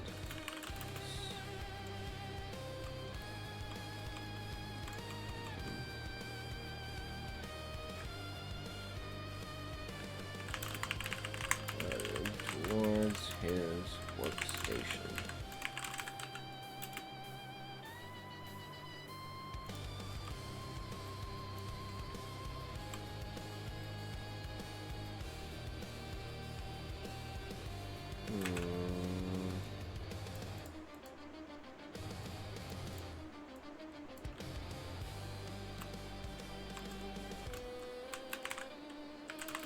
Ken's eyes lit up immediately on entering his little work.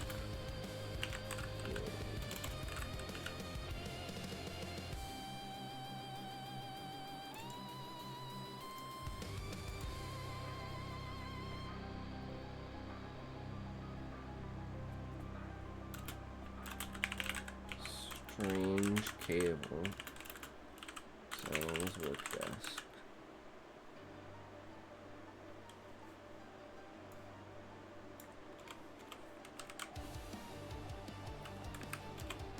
No outer casing, just bare wires with insulation. So faded, the standard blue and red hues blurred into muddy grays.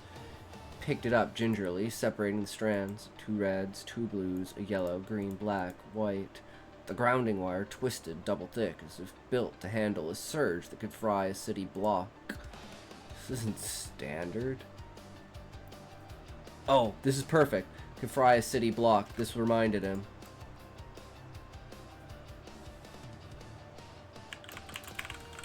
Thought brought back his childhood. Brought back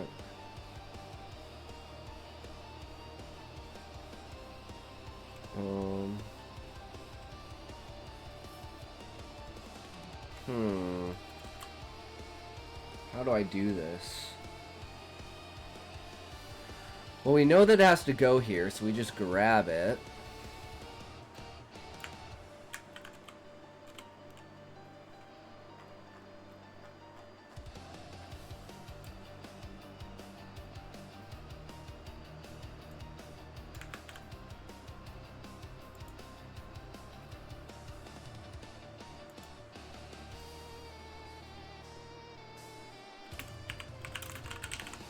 Images played through his mind. Down. Small blister on the end of his finger. That's from the shock.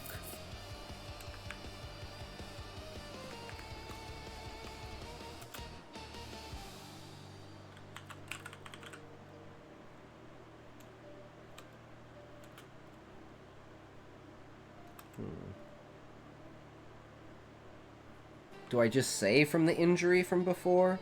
Because it's like way back at the beginning of the story, right? This is a blister on the end of his finger. Memory of his first electric shock surged forward.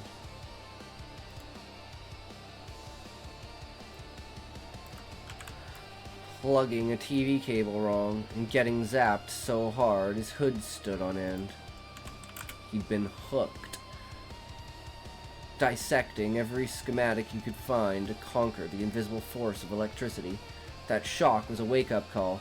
Electricity doesn't forgive mistakes, but it rewards understanding.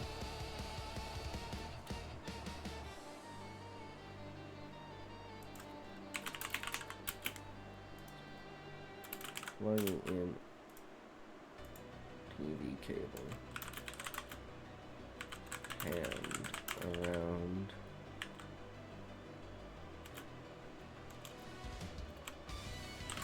Finger touching prong as he inserted it.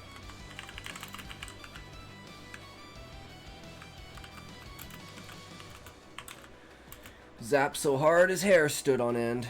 He'd been hooked. How about that?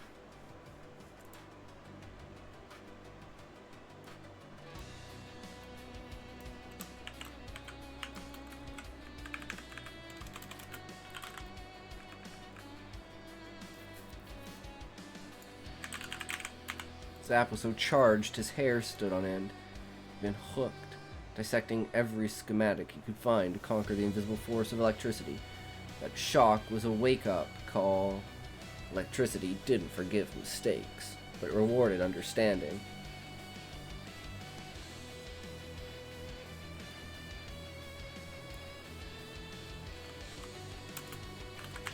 And this he did not understand.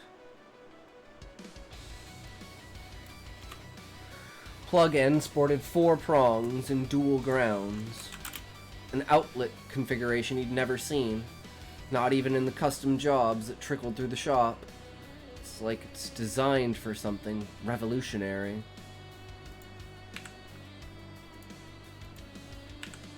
Other end looked savaged, wires splayed like they'd been torn free in a rage. Ken's breath quickened. Prototype? My god, this could be the next big thing. His fingers itched to dissect it further. Set aside his half-finished repair on the old cord, diving in with strippers and solder, the metallic tang of copper filling his nose as he worked. This is what I think I could be on the verge of discovering. Not just repairing, creating. Hours blurred. He insulated the frayed ends, tested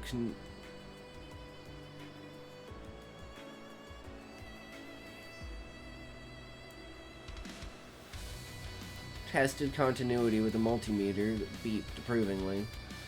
Perfect readings. But what connects here? No standard interface matches.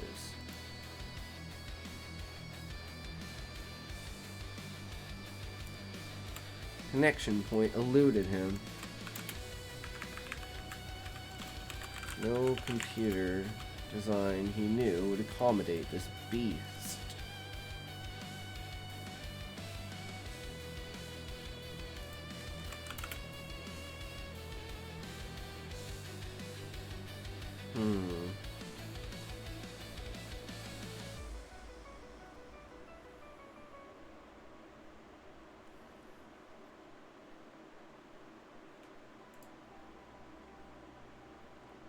I want to make 100% sure that you know that it's a power cable.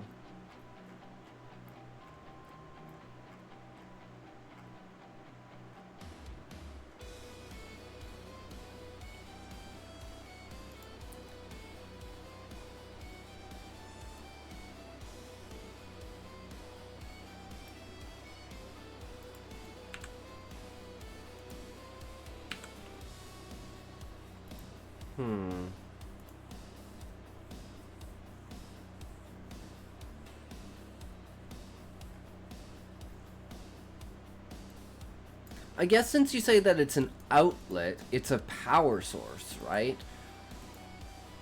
So it's like a power source that doesn't... so you should know that the fact that it's plugging into an outlet, that it's a power source side. And then the other side is just frayed wires that don't have anything on it, so it insulates the wires.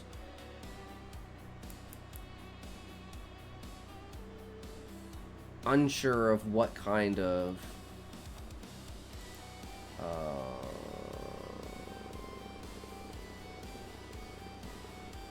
frayed ends.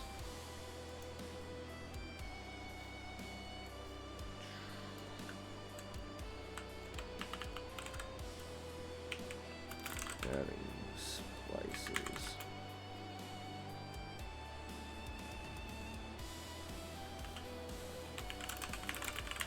Loop the newly set wires in place.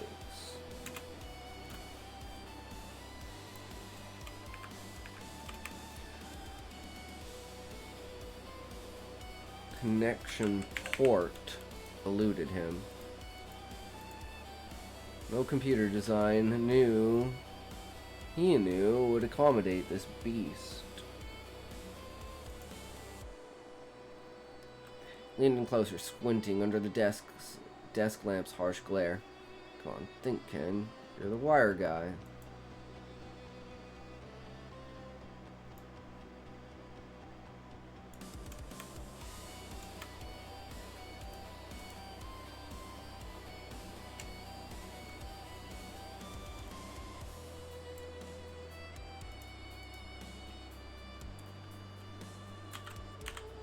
Securing the last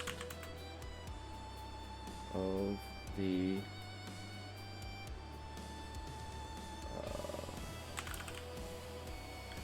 sheath of the other sheath.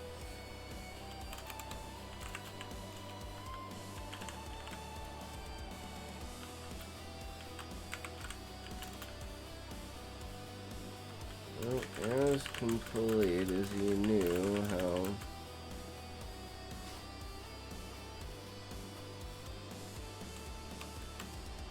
Great as his knowledge allowed, Ken went to sit back and almost jumped. Because it's like at the same time, it's like Mr. Clemens is behind him, ready to be like tap him on the shoulder, and he also leans back, so he kind of bumps into Mr. Clemens' hand. He's like, whoa, what the fuck? And Mr. Clemens' like, yo, bro, you over here being way over and over your head. Ken went to sit back and almost jumped when a heavy hand clamped onto his shoulder. Earth to Ken, Mr. Clemens grumbled, his voice gravely from years of smoke. Shift's over. Chase girls or bury your nose in books. No.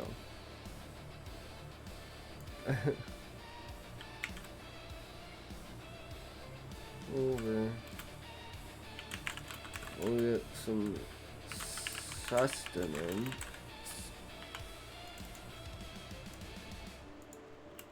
And some sleep.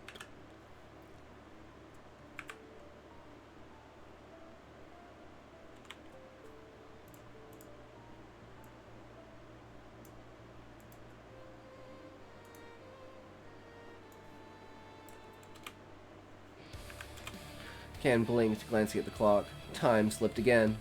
This thing's got me hooked. This chord's a puzzle.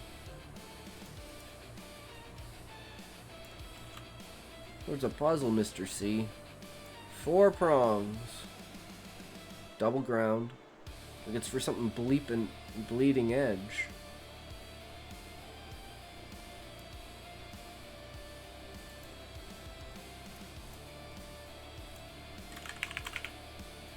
Cutting edge. Why do I stash it for next week? Mr. Clemens arched a bushy eyebrow, peering over Ken's shoulder. Weird one, huh? You're the only freak who gets excited about cables instead of the boxes they plug into. Suit yourself, but don't turn my shop into your playground off the clock. He clapped Ken on the back and shuffled away, lighting another cigarette.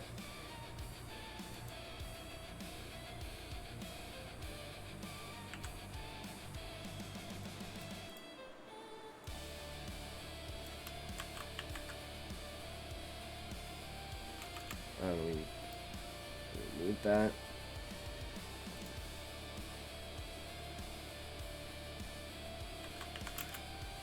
And was so engorged in the cable, he didn't parade. Yo! What's up, ninja? He didn't parade. Fuck, I cannot spell. You aware of the Godzilla mythos? In, like, a way.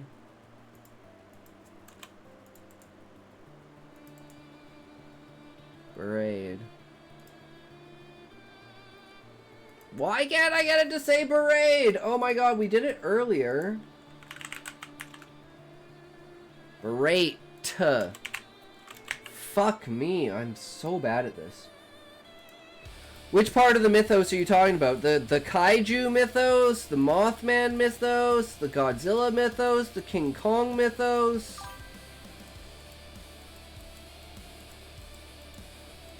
That Godzilla came from an earthquake in the sea and that King Kong is like the one thing that we had that could stop him? Rampage style? Because not very much. Ken was so engorged in the cable he didn't berate.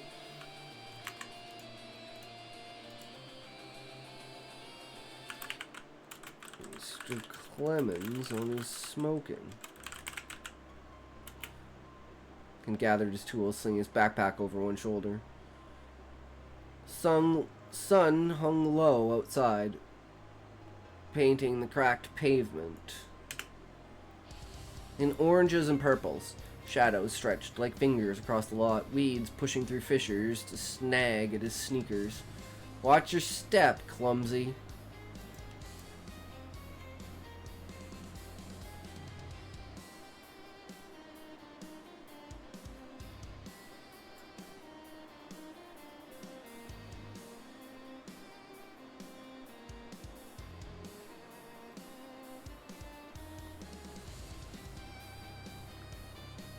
He's supposed to trip and fall into Jonathan.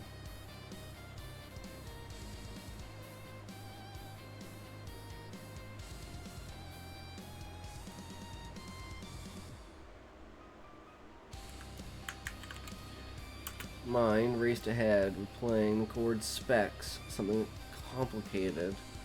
Could only be the next level of computing, a 64-bit system. The idea was laughable. For those who don't see the boundaries in life, push to excel them, and become the ones who rewrite what is possible.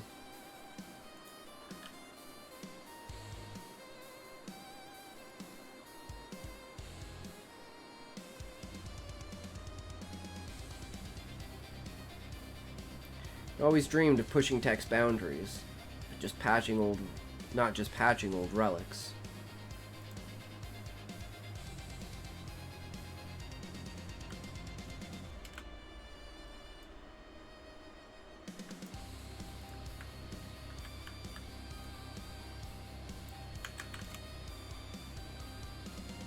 Shadows stretched like fingers across the lot, weeds pushed through, fissures.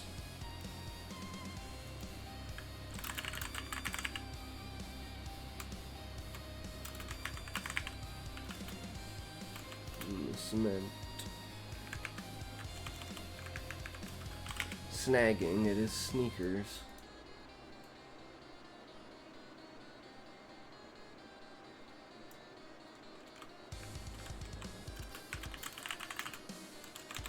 Tried to right himself and slammed chest first into a solid figure. Impact jarred him back. Backpack thumping to the ground.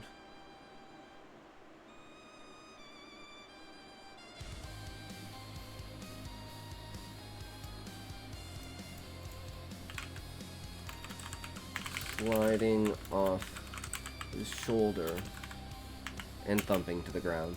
Oh, sorry, man, I wasn't looking, Ken stammered, scrambling to retrieve his bag. Great, now I'm that guy. Head in the clouds. The man didn't budge, just puffed on a cigarette, exhaling a slow plume that curled in the evening air. He wore a dark leather jacket over faded jeans, his face shadowed by the dying light. No sweat, kid. Visibility cloak's working another overtime today. He ground the butt against the shop's brick wall. You work for Clemens? Those copper specks on your fingers scream wire jockey. Ken glanced down, brushing. Morning, Citation and Chad. Hey, Ebola, how's it going? How are you? How are you doing? Are you excited for the spooky season, Ebola? We did actually our unboxing today of the maid outfit that is our Halloween costume. Our sexy maid outfit. So that's going to be badass. Excited for that. Slowly waking, but fine. Thank you. No worries. I'm doing fantastic. We're just going through and fixing up, surefiring the last few things in this here story, our new story that we're writing. Ken glanced down, brushing at the metallic dust clinging to his skin. He had never had this much build-up from just trimming one set of, trimming one cable. Granted, might as well have been 3.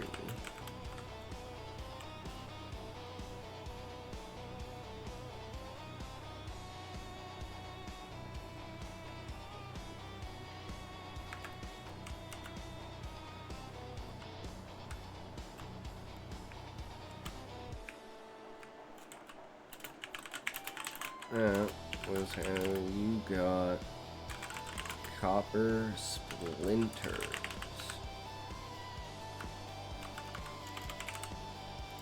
So we're building up that he might just have this, because he's gonna believe that's all it is later on, right? After this whole thing happens. He's gonna be like, I was just probably rubbing them all over my arm. You know, because it's not on his dominant arm, it's on his non-dominant arm, which would be the one that was getting, you know. Because it's like if you're holding onto the cable with your non-dominant arm, and you're cutting or trimming or splicing the cables, all of that is falling on your non-dominant arm. And his non-dominant arm is the one that gets shocked.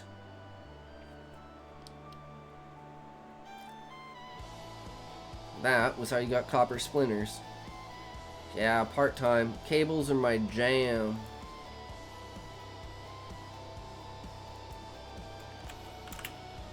The way they've evolved, shrinking sizes, boosting efficiency. Software gets all the hype without the right wiring. It's just dead code.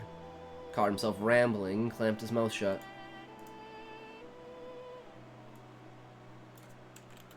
Man chuckled, a low rumble. Name's Jonathan, been hauling gear for Clemens longer than you've been alive. Probably. You? Ken. They shook hands, Jonathan's grip firm and calloused. Strong hands. Must handle heavy stuff. Nice to meet you, kid. This is another play. By heavy stuff, I actually mean bodies. Not computers, bodies. Nice to meet you, kid. How long have you been working for Clemens?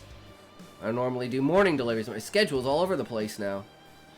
It's the only time I can spare. I don't even know the man broke down and hired help, Jonathan stated. Tempting to inquire more about Ken. Conversation shifted to Ken's obsession over electricity and wiring, landing squarely on the peculiarity of the day. As Ken described a bizarre cord. Torn ends, extra wires. Jonathan's eyes sharpened. He gets it. Finally, someone who listens.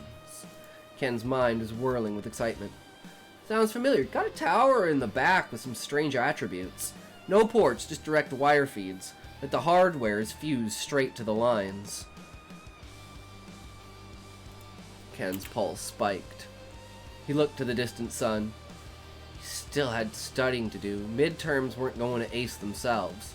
But this was a mystery begging to be cracked. Could be the missing piece to propel him to new heights. Ken swallowed, and against all sense he blurted, "Show me." Jonathan jerked his thumb toward the shop. Why not? Clemens won't mind a little overtime curiosity. Free work. Worth it for answers. Jonathan pushed open the door ahead of Ken. He was so engrossed in his thoughts, the silence went unnoticed. He pushed through the door as it swung back on him, the bell chiming brightly. Mr. Clemens looked up from his newspaper at the front counter, holding it with a rustle. Back already? You're off the clock. Don't go frying yourself. Ken grinned. Won't take long. Got a helper here. See? Teamwork makes the dream work. Mr. Clemens squinted at Jonathan, but said nothing. Just grunted and returned to his reading. Weird look. Maybe he's tired. Maybe we do this. In the back corner, amid stacks of discarded screens and towers in various states of disassembly, sat a sleek black box. No logos, just a matte finish. Ken flipped it around. The backplate featured bolted protrusions, raw and unpolished, ready for direct connections like a custom rig. This is it. Matches perfectly.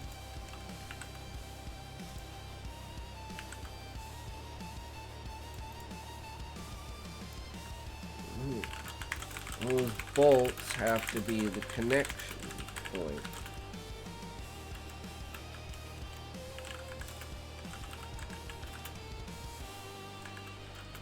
No ports.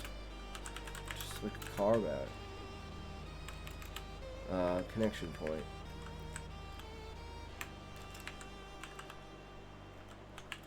Just like car battery. Wrap the wire and good to go. Jonathan stated.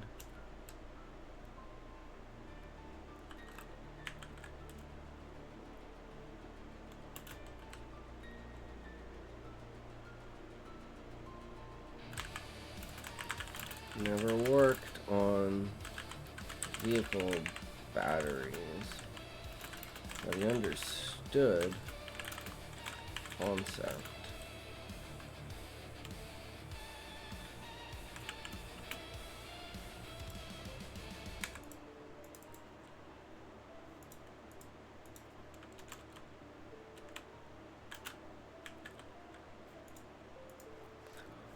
Jesus, holy fuck. But he understood the concept.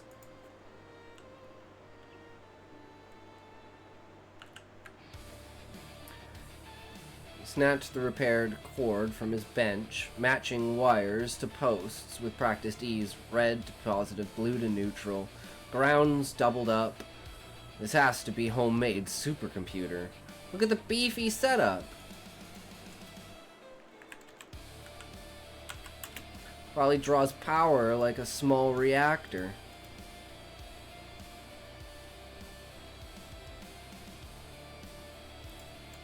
Crack this, I could change everything. Smile slid across Ken's face as the thoughts raced through his mind. As the words poured from his mouth.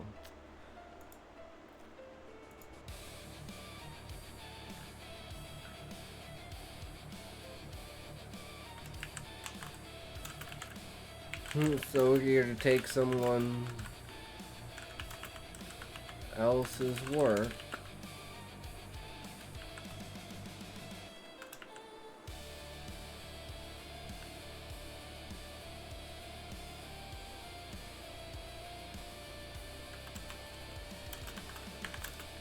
Ken set it back for a second before regaining himself. No, it's just something that can't learn at school. Isn't that point of a practical job?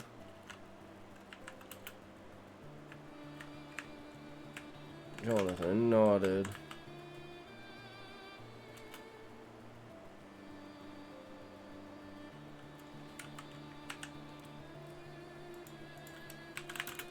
He watched silently, arms crossed, as Ken twisted the final wire into its...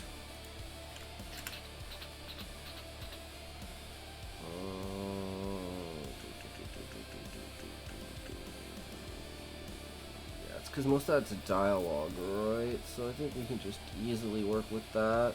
We can come back to it if we need to. Ken twisted the final wire onto its bolt. Why so quiet? This might make us... this might be us making history.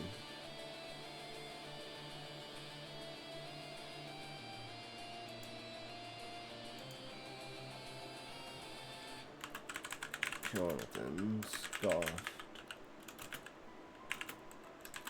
Ken's naivety.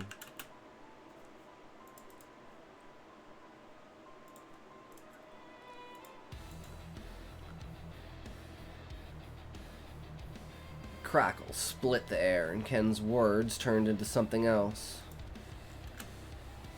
Ozone scorched Ken's nostrils. Pain exploded through his fingers, racing up his arm like molten wire. He screamed, flailing his hand as numbness set in. A red welt bloomed on his palm, centered on a tiny pinhole that looked drilled clean through. "What the hell? I grounded it!" Ken said in awe.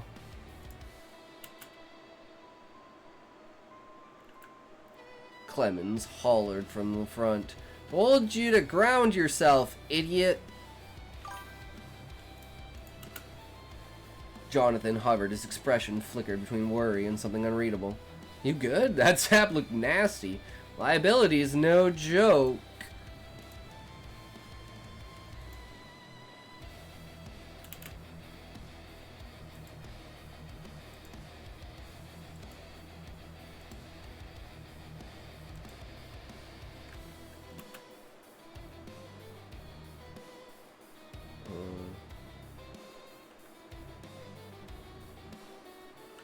I don't know if I should add something like, "I'm on the clock here, but you're not." Like, you're off the clock, but I'm not. I'm on.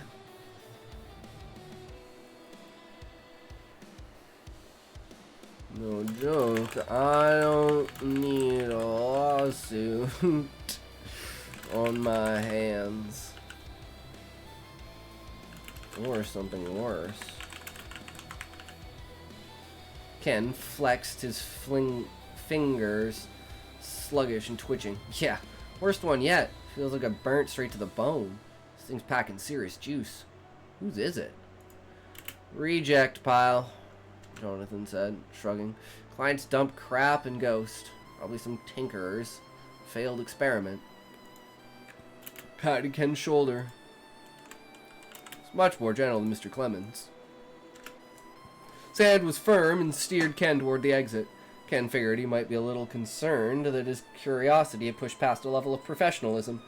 Call it a night. Studies wait for no man. He's right. Can't let this derail me. Ken wondered when he had mentioned his studies, but he shrugged it off. He did have a backpack on.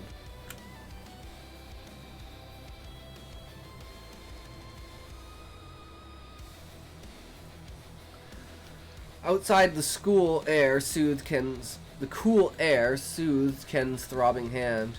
Bandaged it at home. He needs the reflex. Oh no, that was the reflex with his finger. This is much more than that. I'm like, wait, what happened to that scene? That scene happened at the very beginning to show that this happens to him a lot. That's his one weakness, is grounding, and that's what fucked him up in this story, is grounding. I need to take a toke, though. I think we've almost fully fixed everything, so we just kind of need to change the tense and go back through. My curiosity now is if I have removed, because, like, we're already 3/4 of the way through the story. So it's like, I've used so much of the story building up this character, right? And that's kind of what the first story is all about, because it's going to lead into the other stories with him as the main character. But it's not. Because all the characters, actually, you know what? I just have an idea. All the characters, that's how all 5 of the stories are going to be connected. They're all going to be connected from Mr. Clemens and Jonathan. So I have to change the ending of the story again. And how everything goes. Now that I'm thinking about it. But I don't know how to change it much. I should literally just change one thing. And that's Clemens' reaction. And you're like, okay, well, what the fuck? Right? And it'll be like a smile on his face or something like that, right? Like, got us another one! Got us another one. And then, like, Jonathan walks into the room and he shakes hands with Jonathan and says, got another delivery for you. Dude, okay, yeah, that would be so, and it would tie Jonathan's delivery thing back in, and it'd be like he just hefts up. Oh my, yes, okay, that's how we're ending it. That's absolutely how we're ending the story. So, after, like, everything's happened, and, like, basically, Ken's arm is like a bionic arm, like, wires everywhere, all over his arm, and, he's gonna, he's gonna, like, turn on the computer, and the computer is going to connect to his arm, and then it's going to, like, absorb the wires out of his arm, and this is going to be, like, instead of the well, I don't know, we still have to have the doctor scene, the extraction scene, and then the final scene when he goes back to the computer, and it's like all the wires connect to the computer in his hand, like, writhing to life. And they connect from it, and then they basically, like, drain him into the box. And then this is going to be, like, the first way that Lisa started to get souls in some way. I don't know, because this connects back to the network and everything like that, right? Because it's all one universe, but now these are different characters, all leading up to that one idea. And so it's like all their consciousnesses are inside of this box, and this reason for being overpowered is because it has to be able to surge a human consciousness, right? And then the body is just, like, dead, lifeless there, right? And then Jonathan walks in and Clemens like, hey, I got another delivery for ya. Is fucking perfect. It's fucking perfect. Fuck. Clogged as shit. Clogged as shit.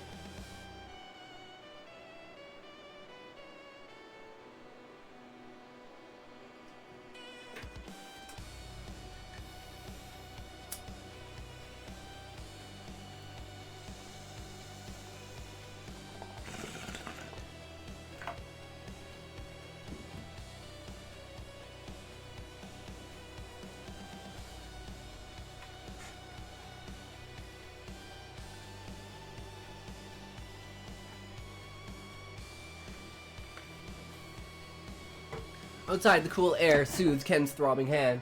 Bandaged it at home. Bobbing aspirin, trying to focus on the textbooks. The burn pulsed like a reminder. Just a freak accident. Shake it off.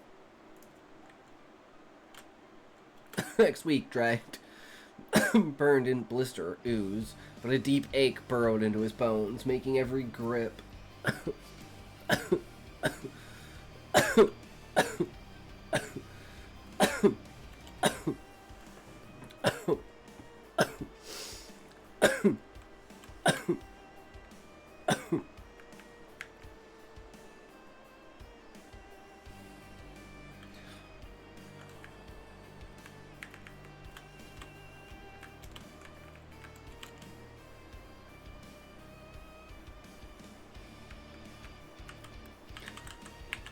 Felt like a deep splinter digging itself deeper.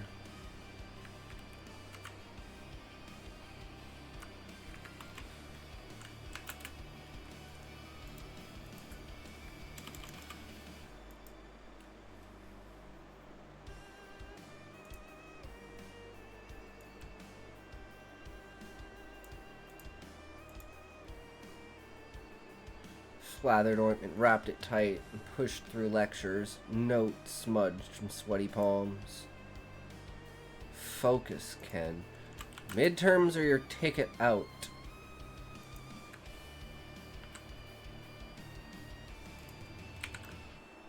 By his shift, red rashes speckled his forearm, itching like embedded splinters. Scratched absent-mindedly while stripping insulation from a batch of Ethernet cables, snip of his cutters punctuating each wince. Splinters again. I need to be more careful.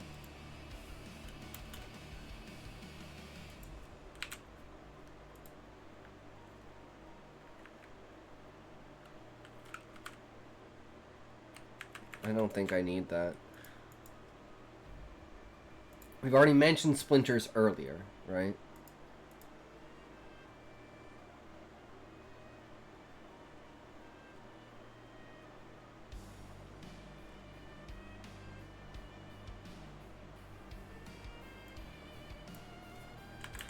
Like a needle digging itself deeper. Itching like embedded splinters. So we want the itching of splinters versus like the pain of a needle in your hand, right? It's like this is just like surface level irritation versus like actual pain in his hand. March absentmindedly was stripping insulation from a batch of Ethernet cables. Snip of his cutters punctuating each wince. Clemens paused mid-stride. Tools clinking in his pocket. Keep huffing like that, kid. I'm gonna think you're dying back here. Ken spun in his chair, forcing a grin. Just copper shards. Happens all the time. I'll be golden next week.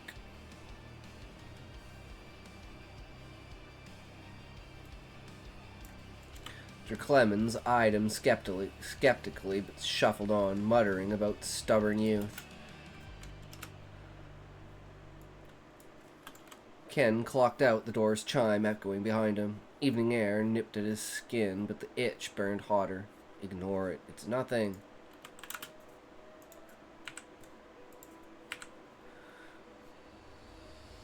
"20 feet down the street, Jonathan leaned against the wall, cigarette glowing like a beacon. Rough day?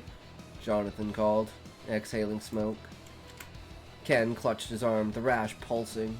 Can't shake this damn itch. It's been killing my focus for midterms.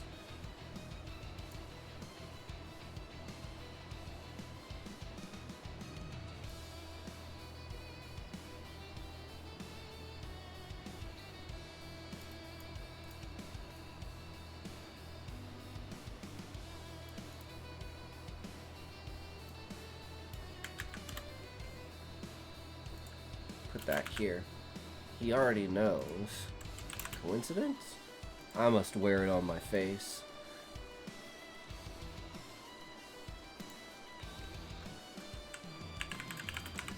That obvious?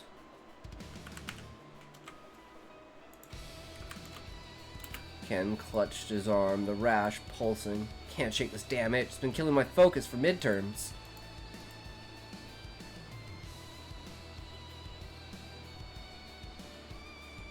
Killing my work ethic and my focus for studying.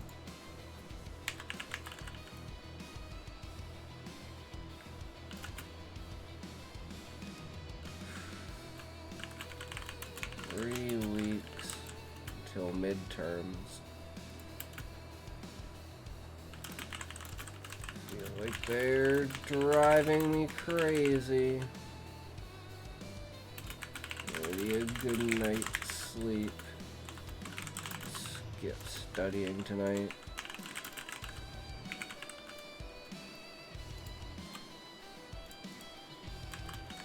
Ken said almost to himself with realization that he had been pushing himself too hard. No point in burning out before the midterms. So don't mention the midterm. Oh, we're 3 weeks until midterms.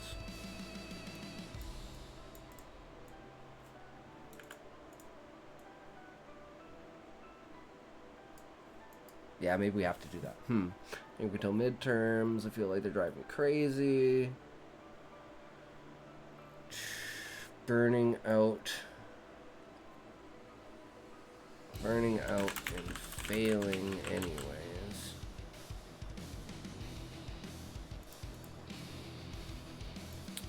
After all the effort. Jonathan's gaze lingered on Ken's sleeve. See you picking at it during shifts. Careful, could get infected. Ken frowned. How'd you see that? You weren't inside. Creepy, but maybe he's just observant.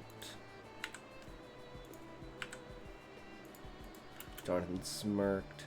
Delivery runs take me everywhere. Just looking out. Words hung oddly, but Ken shrugged it off, heading home.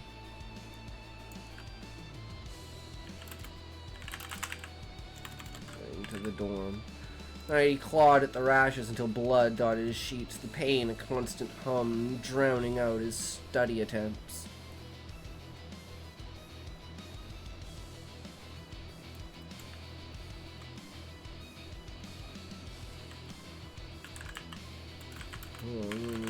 Wished he could drown it out with his studies.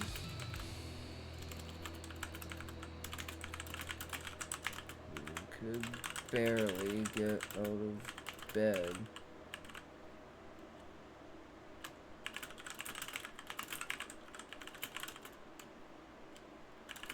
Out the pain housing him.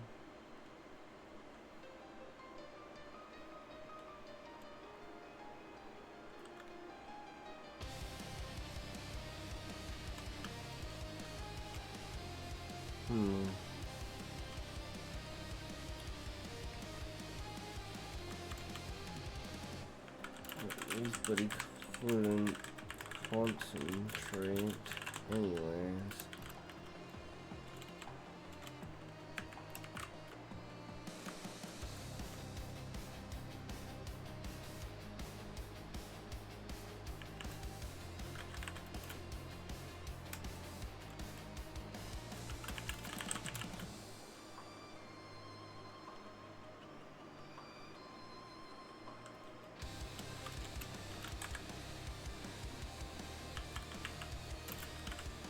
Under his skin. Could feel it almost. Sliding against the bone, making a path up His arm.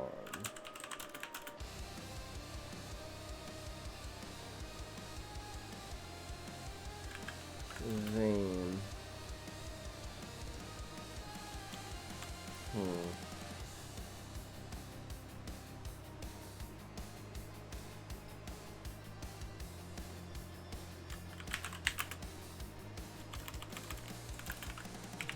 Ingrown.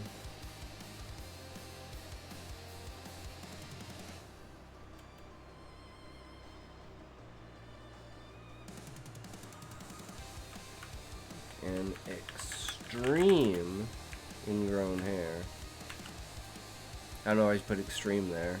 But like, you know, like they can get pretty bad, right? They have like an inch long hair stuck in there.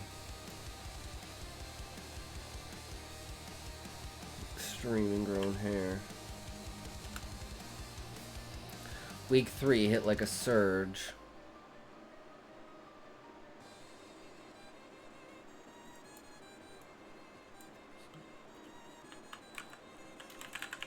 Dormitory bathroom. Ken stared at the mirror. Dark lines snaked under his skin like veins of shadow, writhing faintly as if alive. This can't be real. Dried blood? Or worse, he pressed a finger to one, feeling it shift. Bumps rose, piercing through. Thin, wiry fibers in blue and red hues curling out like aberrant hairs. Each brush of fabric sent laces of agony shooting up his limb. Doubled over the sink, breath heaving, sweat beading on his forehead. The hell is this? He gasped, popping more painkillers. Trauma?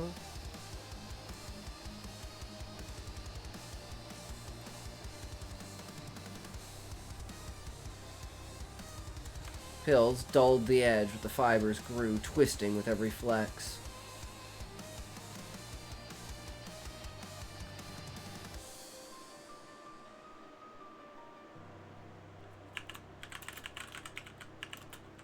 What if someone seeing his grotesque arm?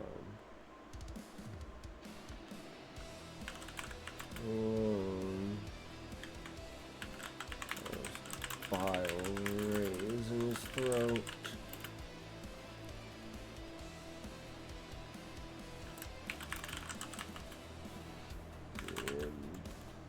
Bandage it up and hide it away. Ignore it.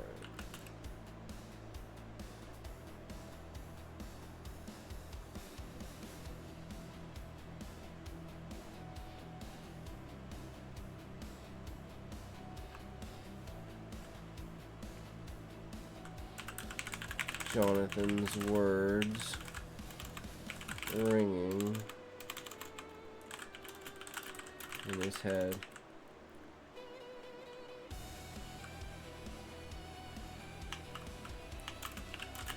Do that to yourself.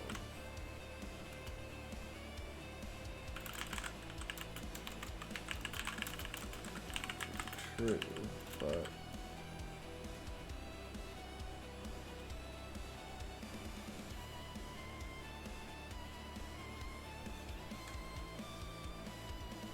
no, just something offhandedly.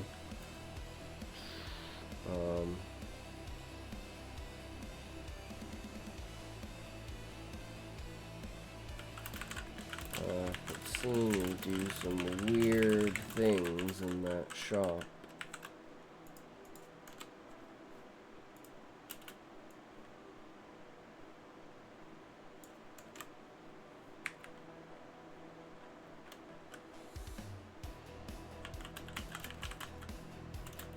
Some kind of mental break. Delusion created to prevent the midterms. His anxiety, fear, and panic manifest. in a detrimental habit.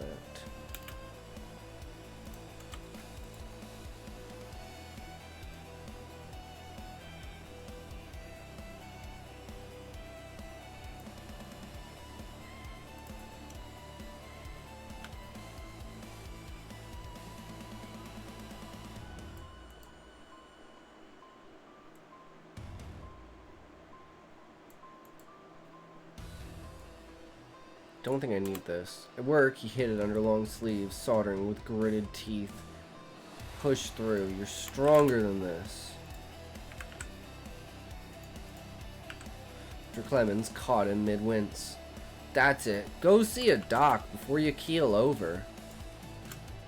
If it's not better next week, I swear. If I go now, I'll miss midterms. Kid, your health is more important than your studies. Health won't get me out of here, Ken shot back, his voice tight. He hadn't meant it as anything against the shop or Mr. Clemens. Ken just wanted more from his life. He would take all the opportunities to make that happen as he could. Mr. Clemens nodded as he whispered something under his breath. Youth can't admit their weakness. I remember those days. Trust me, kid, you'll grow out of it. Outside, Jonathan waited, cigarette in hand. Arm's looking worse, bro. That burn spread? Ken keeled as a fiber snagged on his shirt, pain exploding. It's nothing. Leave it. Why does he care so much?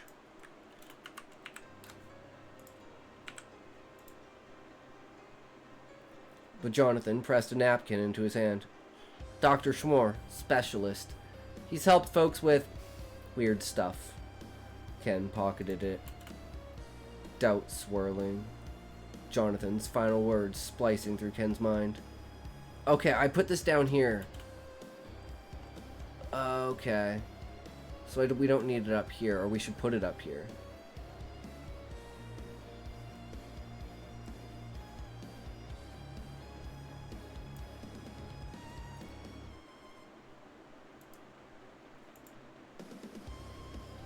Or he's just saying it again. He's just reinforcing it again. I have seen you.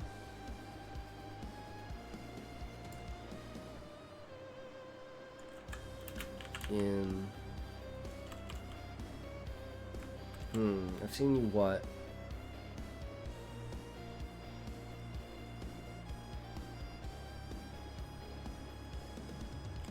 Okay, well, what did he actually say? Let's find out what he actually said.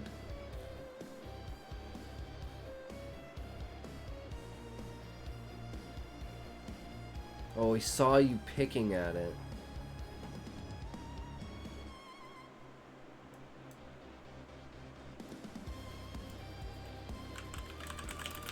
King is the first sign.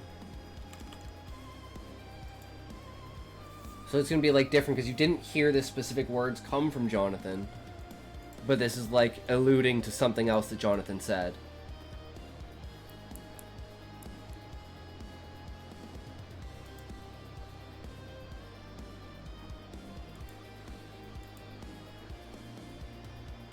Mr. Clemens nodded as he whispered something under his breath. Okay, we already passed that. It's nothing. Leave it. Why does he care so much? But Jonathan pressed a napkin into his hand. Dr. Schmore, specialist. He's helped folks with weird stuff. Ken pocketed, doubt swirling. Jonathan's final words spliced through his mind. Did you do that on purpose? At night, memories fragmented, shifts blurred into blackouts, hands moving on autopilot. Am I doing this to myself? No. Prove it. Thought sickened him. Desperation peaked at his next shift, glancing over his shoulder. No Mr. Clemens. No Jonathan. Grabbed thin 6mm wires, stripping them bare. Sick, but necessary. Heart hammering, he pressed them into the outer arm's skin, mimicking the growths. Blood welled, pain flared, but it was shallow, not the bone-deep torment. Not the same, he whispered, bandaging hastily as sweat soaked his shirt.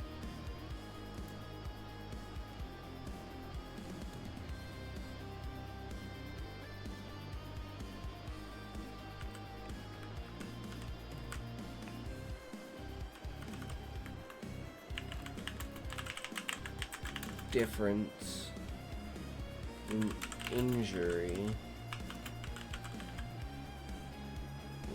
will prove at least something to the doctor.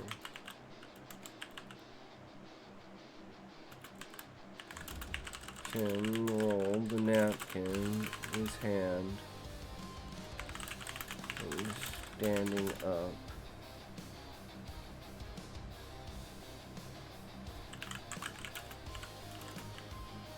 Leaving the room. Heading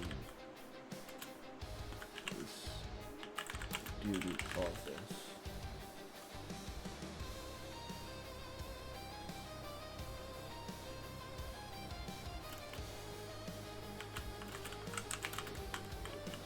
Set.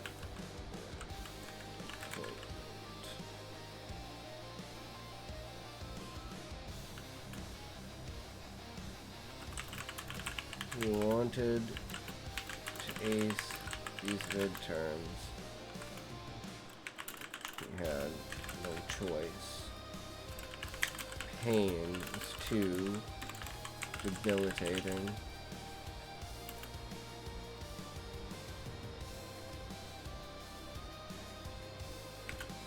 He had to overcome stubbornness or it's too late. It would be a monumental life experience.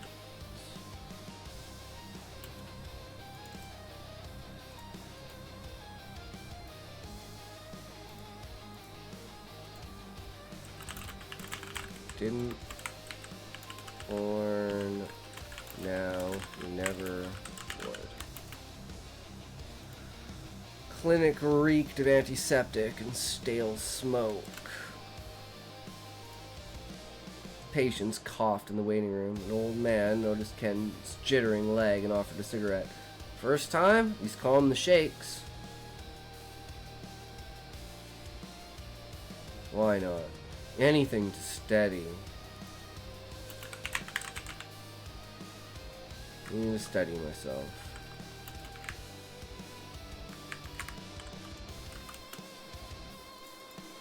Ken inhaled deeply on the nicotine. Where's the... So the guy's supposed to light his cigarette with another cigarette.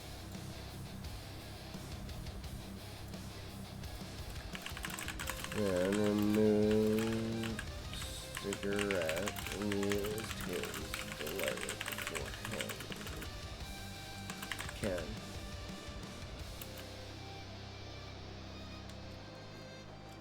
Ken inhaled deeply. Nicotine rush, a welcome relief. Human vice. Self-harm in a stick.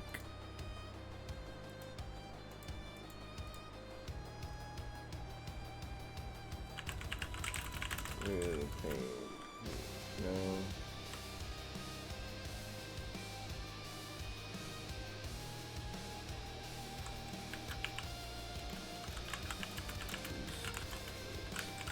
Until the end.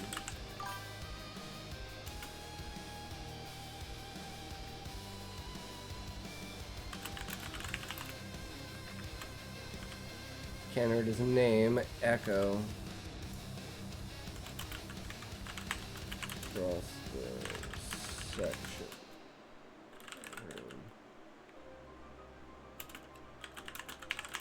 Stood up, thanked the man. Smoke. Ashed it on the tray attached to the chair.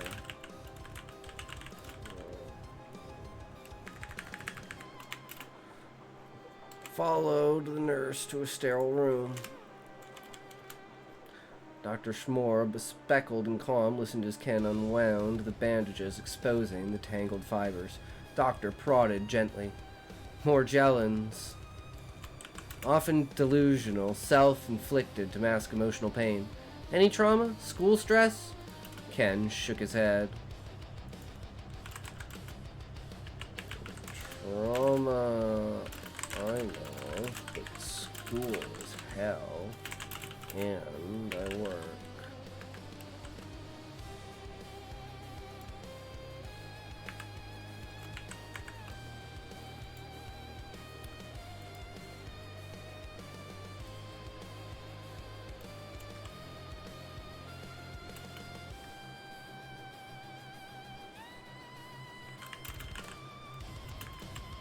Not delusional, the pain was real. It's not delusional. It's real. Fibers. For real. Tweezers tugged each fiber.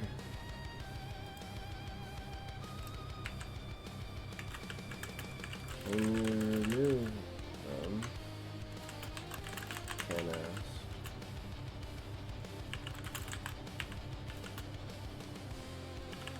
In turn, to grab tweezers.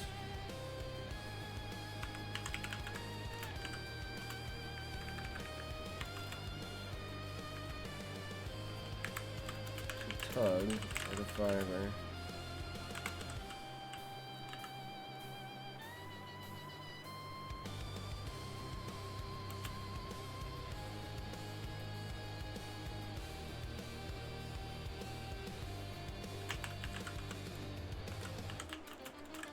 Blood dropped in small specks. Skin pulling back closed as the wire dislodged.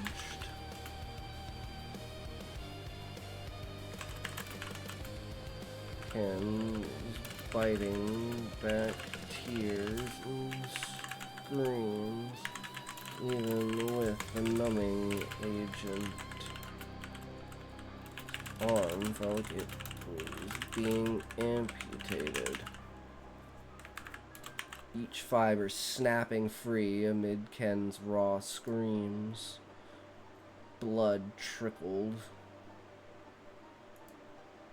Ointment flowed.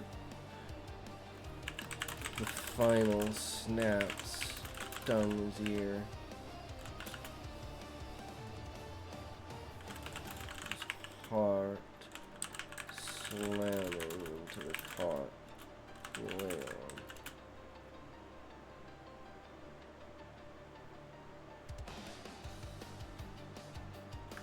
Relief flooded him, though aches lingered. As the skin began to set back in place. Fresh ones are shallower.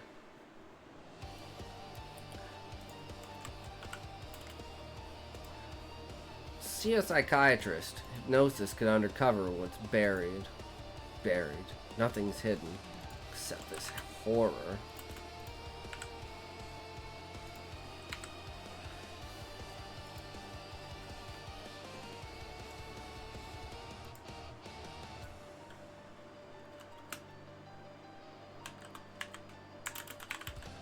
And shakily left the clinic. Doctors and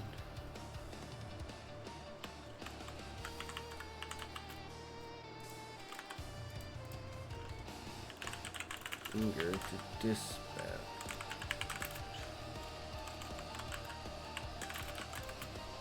And as soon as the hairs had been removed, all, however,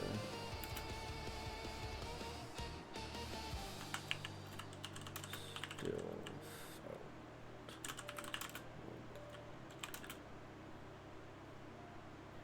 felt warm, writhing under his skin.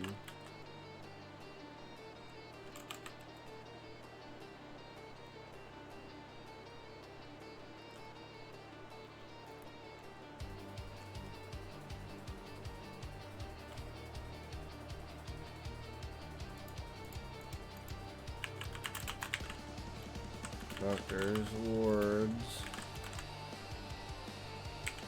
clone, sweat. Fresh ones are shallower. See a psychiatrist. Longer, they're there. Deeper, they dig in.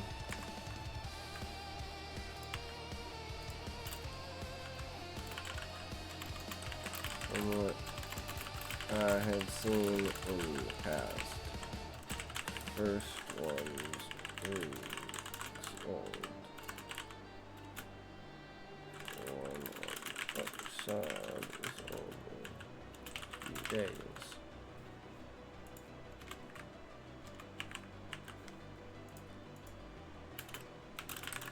Going to recommend see a psychiatrist. Gnosis can uncover what's buried.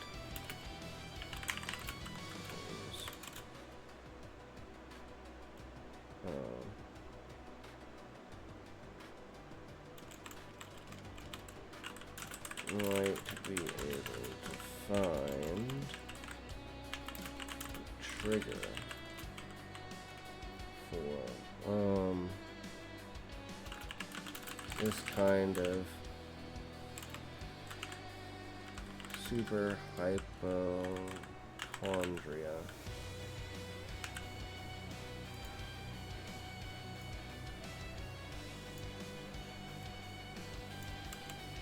Ken staggered home, flexing his arm. The pain was manageable now. A controllable throb. Control. Finally. By morning, fibers regrew thicker, coiling like living circuits. Pustules burst under pressure, blood mixing with metallic sheen.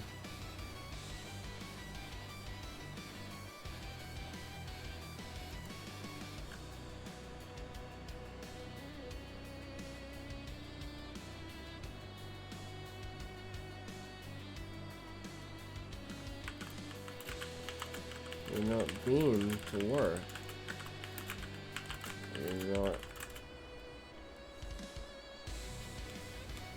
to the shop for work or recreation.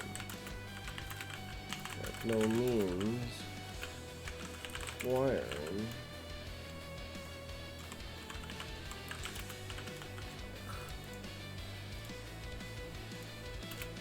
this much coffee. Where's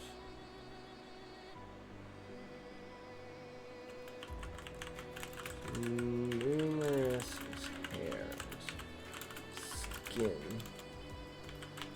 hidden underneath them.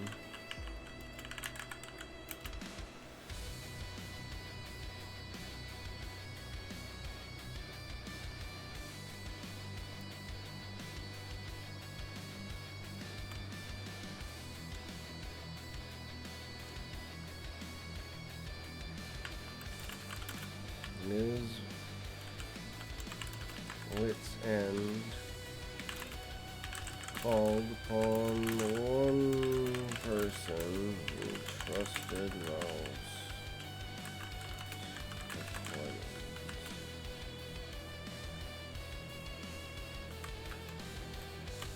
Confided in Mr. Clemens during a slow shift. Confided in Mr. Clemens.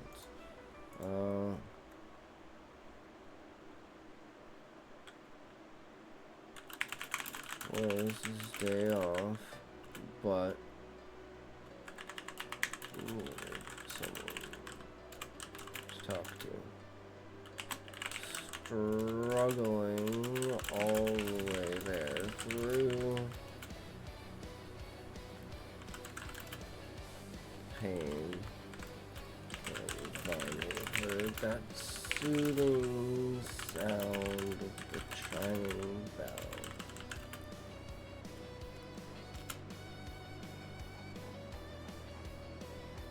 Again, I think we're running to the stage where we're not doing full paragraphs anymore. Because this shit happens sometimes.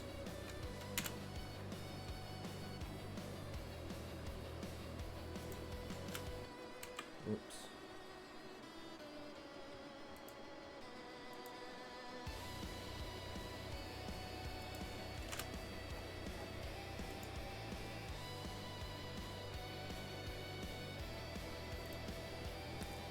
This is day off, but I need someone to talk to. Struggling all the way there. Through the pain, Ken finally heard that soothing sound of the chiming bell. Confided in Mr. Clemens. Rolling up his sleeve, the old man's face paled, hand covering his mouth. Jesus, kid, that's no splinter. And this Jonathan, ain't no delivery guy here. Folks pick up their own gear. Ken's stomach dropped. Had he been lying?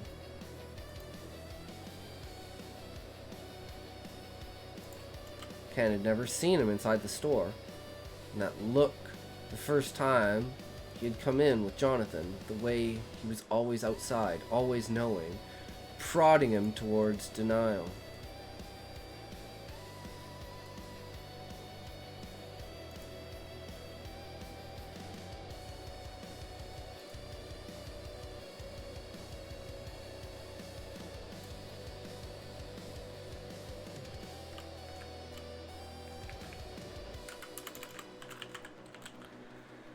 Ken's arm numbed, wires wrapping like vines.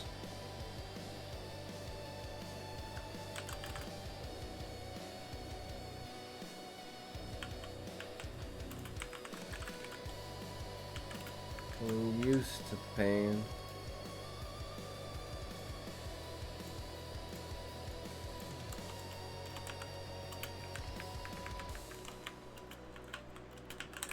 It's almost terrifying.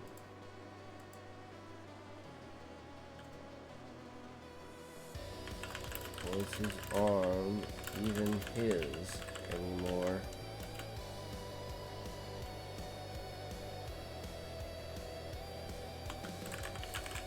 Something taking it over. The key arrested him. Next.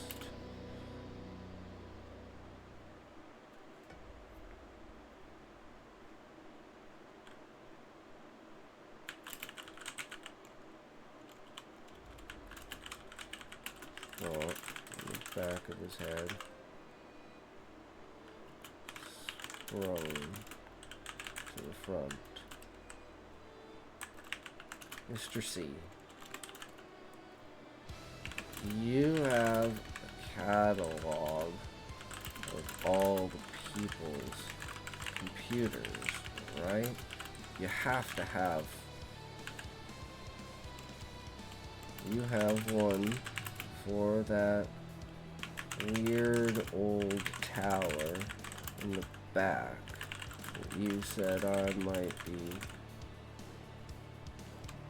I would be interested in the wiring for it. The one that shocked me and made this.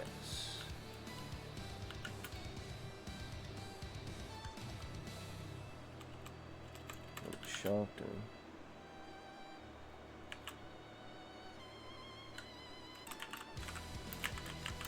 Whoever built it might know how to fix this.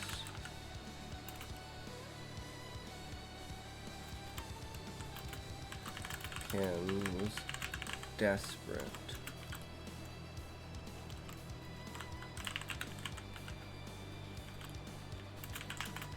And no one else to turn to.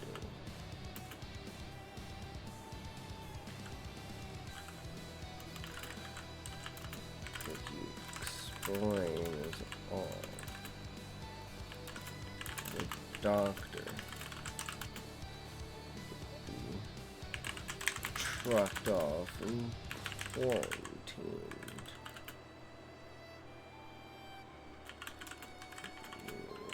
This was contagious. And suddenly thought of all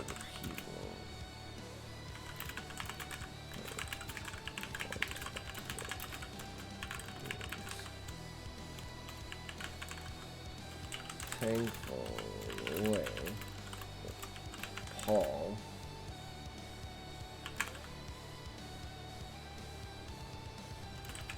is gone. We gotta go back, and at some point in time, we gotta bring up again that, you know, Paul is missing. So I think we need to do it at least 3 times. We need to do it again in the middle somewhere. Yeah, he's just, like, super afraid, right? Who knew if this was contagious? Ken suddenly thought all the people he'd come in contact with. He was thankful in a way that Paul was gone.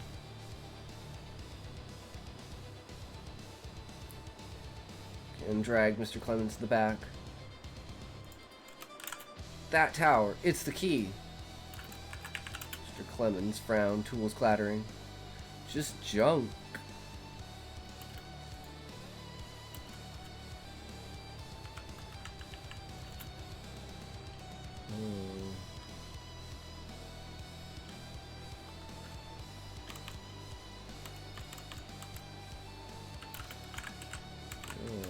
I don't remember ever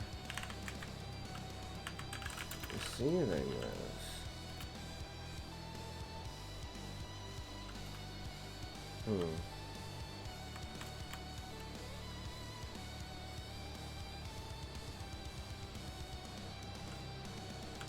Oh, this one.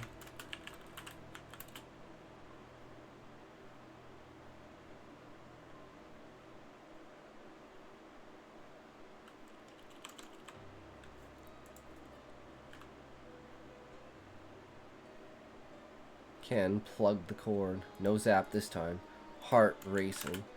Truth time.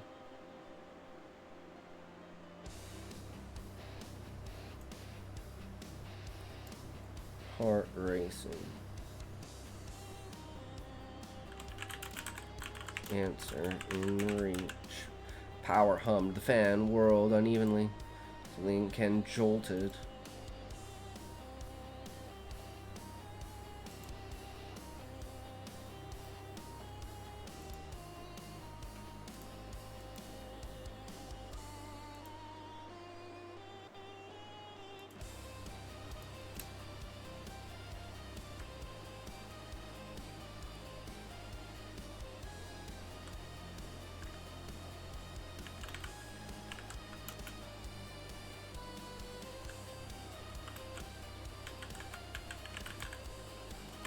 That's Jonathan's computer.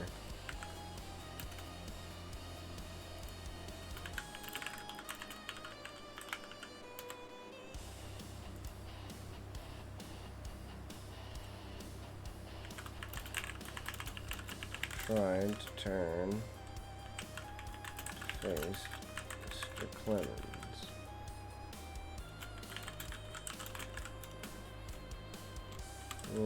He no longer had control of his body.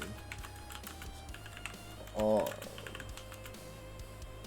was being dragged like a magnet towards the computer tower.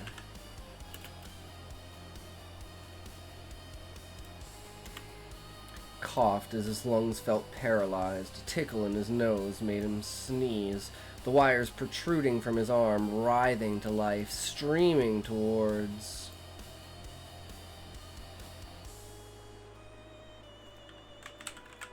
the computer. Screen lit up with a name on the login. John. Oh. You know whose computer that is.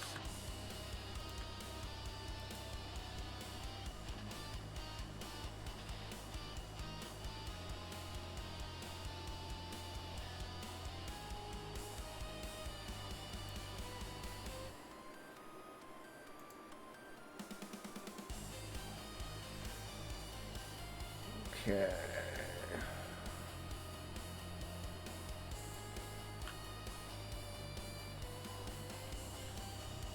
Terror gripped Ken.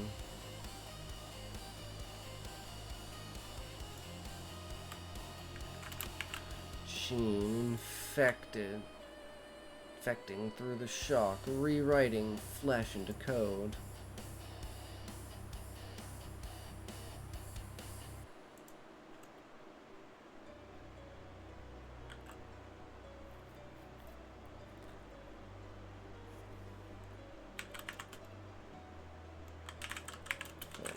Something inside his head being pulled.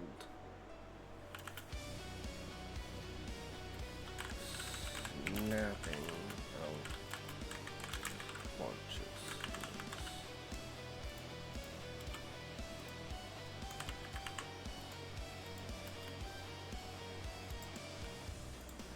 Machine infecting through the shock, writing flesh into code. Fibers surged, sinking with the hum. They lashed from Ken's arm, homing in on the computer. Ken's eyes rolled into the back of his head and he fell to the floor. Mr. Clemens, so this is where we have to... Mr. Clemens pulled out a cigarette and lit it, taking steady, calm inhale.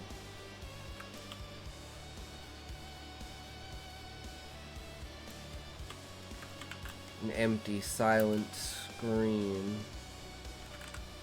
hung across Ken's jaw. Wires wrapped around Ken's arm, digging up his shoulder and into his neck. They fused with the bolts on the back of the computer, sending tiny sparks across the fibers. They pulsed in rhythm with the increasing volume of the computer's hum. Mr. Clemens backed away. Ken's body was slowly moving towards the tower, dragged in by the wires. Ken began to fuse to the tower. The line between flesh and cable blurred. Ken's dead eyes shot open. So this is where we end.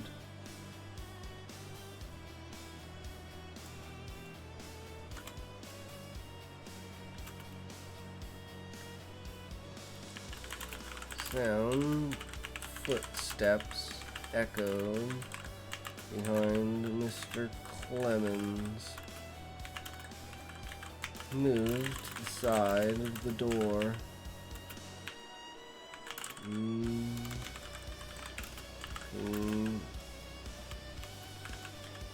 Back towards front of his shop.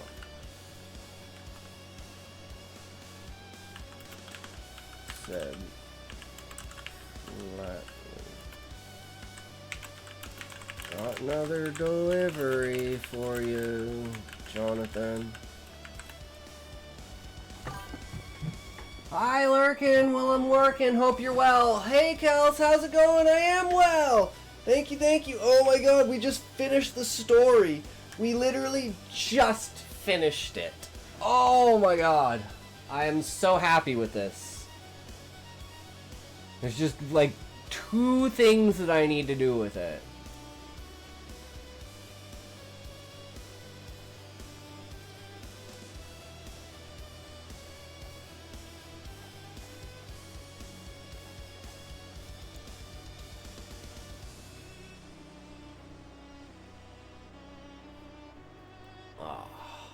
It feels good to finally get it fucking done.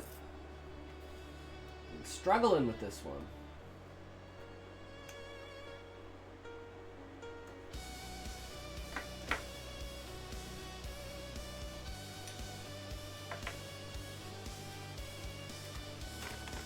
Alright, and then we just gotta do one final edit.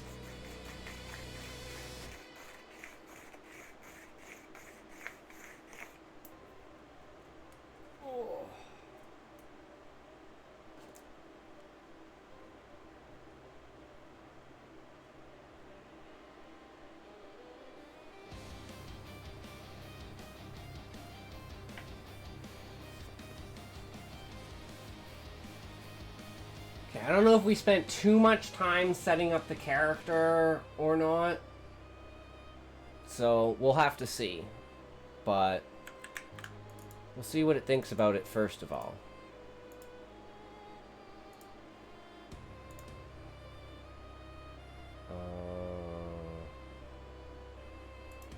Okay. Here is the revised version. Do developmental edit on it.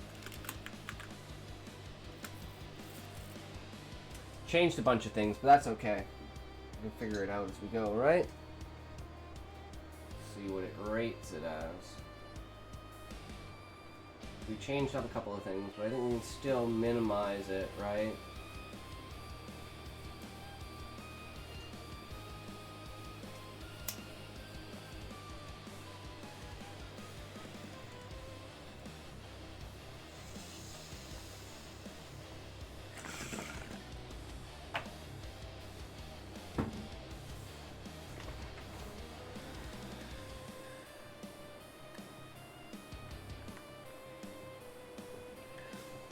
Revised draft clocks in at 4,500 words and represents a major improvement over the original 6 out of 10 story. Now sitting at a solid 8 out of 10, you've deepened Ken's character with college life, roommate dynamics, and internal conflict, making his isolation and obsession more relatable. Body horror escalates viscerally, wires writhing like worms, fusion in the PC, and the ending twist, Clemens complicit, Jonathan is a recurring delivery entity, adds a sinister layer of conspiracy and cycle. Hook ties seamlessly to the climax, creating a closed loop of dread. Themes of ambition, self-destruction, technology as infection, denial shine through. That said, it's bloated in places, repetitive pain descriptions, meandering dorm scenes, pacing that drags in the middle third. Some plot holes remain, why does Clemens enable this, and mechanical issues. Run-ons, inconsistent italics, quotes for thoughts, dialogue typos like cues for cues, wits for wits, disrupt immersion, below I'll break down strengths, areas for improvement, character and depth, and arc. Ken's internal monologue is gold, he's drive, priorities, gratitude, innovate. Isolation, wires over words, and denial feel authentic. Roommate Paul adds stakes, vouching for him, strains Clemens' trust, in contrast party versus grind. Atmosphere and horror, sensory details, ozone solder, writhing fibers build unease. The fusion scene is nightmare, sparks pulsing, sync loss, bodily control, twist and cycle. Clemens' calm, another delivery, implies a loop. Subtle foreshadowing, Clemens looks Jonathan. Because it's supposed to imply that Paul was also taken, right? Escalation works, dorm scenes, ground, college setting. Pacing and repetition. Middle sags with redundant itch, pain, denial beats. Multiple scratching scenes, similar Clemens' dialogue, trimmed to escalate faster. Clemens' complacency needs more motif. Profit, blackmail, addition to tech. Shift from gruff mentor to enabler feels abrupt. Jonathan's role, is he human, AI projection, a recurring villain? Clarify subtly. Infection mechanics, why wires, and nanotech virus, hint earlier for cohesion. Midterms mentioned often but underused, tie failure to the horror. Some exposition dumps, childhood shock recap could be shown via flashback or action. Supporting characters, Paul vanishes. Use him for contrast conflict. Clemens needs more nuance. Powerful, Clemens lighting a cigarette mid-horror undercuts tension. Earlier drafts, arson was bolder. I don't know. Titan structure. Act 1, hook, intro, shock. Strange chord, discovery, Jonathan meets shock, cut dorm, diner study. Integrate via quick beats, rising horror, infection symptoms, denial, self-test, doctor, condense pain reps into 3 escalating scenes. 1,000 words reveal Jonathan's phantom nature plus PC fusion, Clemens' betrayal, and with implication of cycle. Plot cohesion, Clement's pockets, reject payments. Jonathan drops hints like Clemens owes me. Infection origin, hint at nanotech, cord is fibrous, strands that seed on shock. Stakes, Ken misses a misturn due to pain. Takes grades tank, amplifying despair. Deepen characters, add vulnerability. Flashback to vouching for Paul shows his flawed judgment. Motive, addicted to PC's upgrades, fixes his health but needs hosts. Glitchy mannerisms, repeats phrases, no reflection in glass. Amp horror and pacing. Vary sentence length, short for pain shock, longer for introspection. Cut redundancies. Merge scratching denial into montage. Clemens doesn't run, watches calmly inhale smoke, says line as Ken fully integrates. Fade on hum plus login prompt. Mechanical polish. Uniform italics for thoughts. Fix run-on breaks. Revised outline examples. Alright, so with the above in mind, can you do a line edit on the story? I'll post it again for clarity.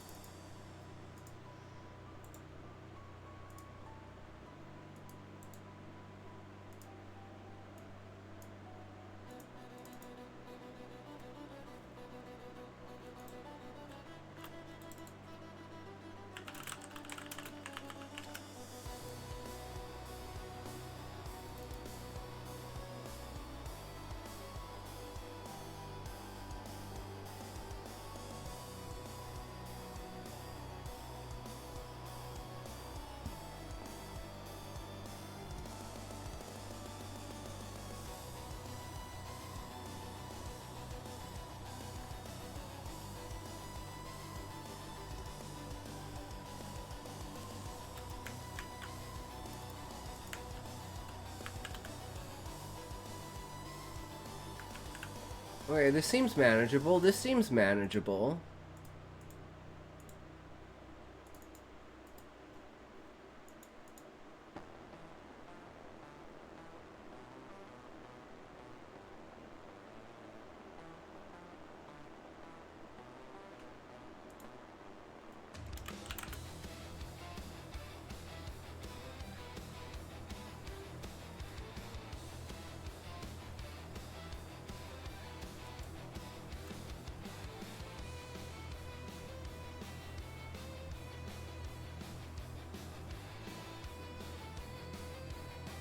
I'm like, should yeah. No. No, I need to get into it. So let's just boom. We're good. Let's move on. We're gonna let it cook. We're gonna let it cook, and then I'm gonna come back to it and see what kind of ideas I come up with for maybe making it a little tighter for tomorrow. And then tomorrow we'll do the video. We'll make it into a video. So we'll have another premiere for Friday. And that's Friday is Halloween. Yes, this will be our Halloween spooky release, and we're gonna do a trailer video off the bat, right? Just to get you kind of into it, the feel for it, the real quick story fashion like. But anyways, today is pacing, so let's get into it.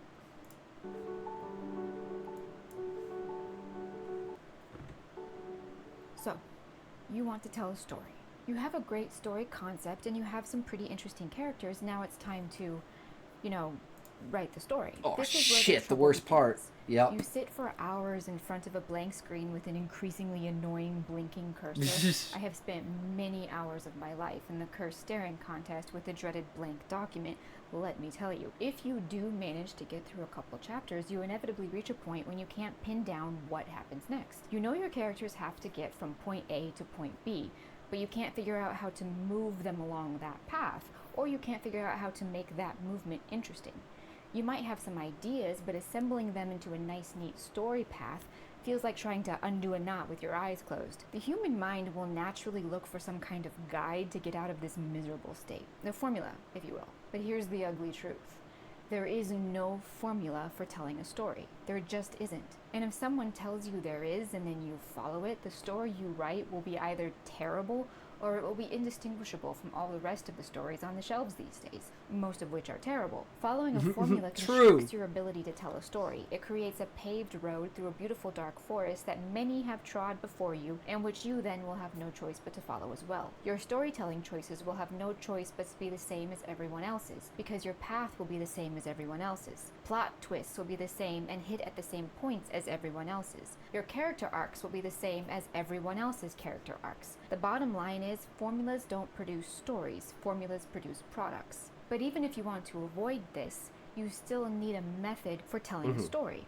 Sadly, there is no secret foolproof plan. There is no snake oil, no magic computer program, no comprehensive step-by-step tutorial. All of writing is endless, thankless hard work. But if you know certain principles, then all that endless, thankless hard work can pretty reliably result in an excellent story. As you learn to write fiction, never waste your time learning formulas or style. Always learn technique and principles. Yeah, Don't study the true. 3-act structure or Freytag's pyramid or the hero's journey or... Hang on, I can't remember the others.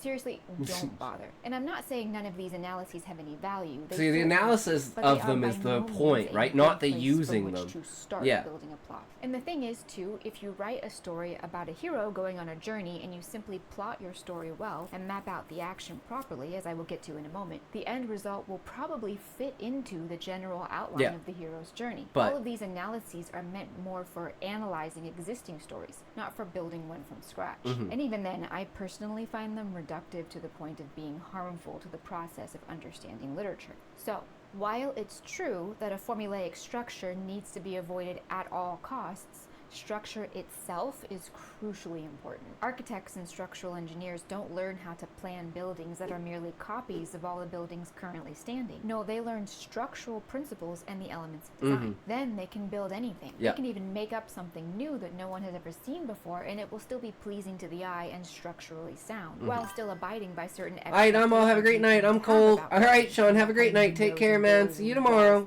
There are a lot of principles and techniques that are important when it comes to storytelling. Believable world building, realistic characters, good dialogue, etc., etc. But the first and arguably most important principle that any storyteller can learn is good pacing. I define pacing a little differently from how it is generally defined by writers and literary critics. And I'm going to get a lot more in depth here in a minute, but for right now, let me just explain pacing as I've come to understand it, so that we can proceed with the same definition in mind. So first of all, let's address the commonly held definition of pacing, and then I'll get into my definition. And then I'll teach you how to use this principle in a way that will improve your storytelling. You can quickly find the common definition of pacing on Wikipedia, which cites Suzanne Fleischman's Tense and Narrativity, in which she defines good pacing as a balance of high intensity and slower paced scenes to create a dynamic reading experience. In my opinion, that's a matter of style, not structure. And maybe that does create a dynamic reading experience, but that reading experience is not accomplished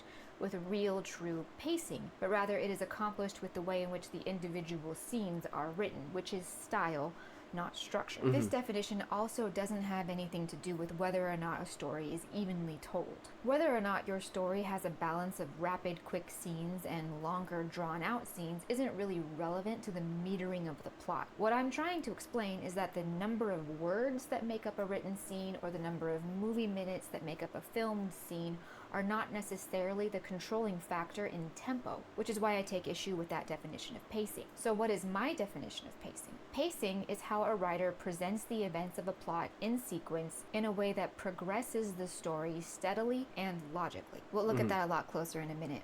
Any Sounds about half-decent right. storyteller knows that any half-decent story has to have some kind of rhythm. Pacing is the metering of the narrative, the choreography of the plot, if you will. It gives a story a sense of time and even immediacy. The human mind always processes stories as some variation on a progression of time. If things are happening and time is passing, you've got a story. In order to control the flow of the time and the flow of the information, the storyteller has to impose a set rhythm and flow on the story's progression. This is pacing. Pacing tends to be regarded as a thing that one acquires with practice or experience, or as a simple byproduct of a well-plotted story. I don't often see pacing discussed at all, much less as a basic principle. But of all the individual components of a story, the thing that's doing the most work is pacing. No other aspect of a story will be as constantly visible as pacing. This is the principle, the core technique that, if you can learn it, will get your story actually written, no matter what story choices you want to make. If you want to tell a hero's journey story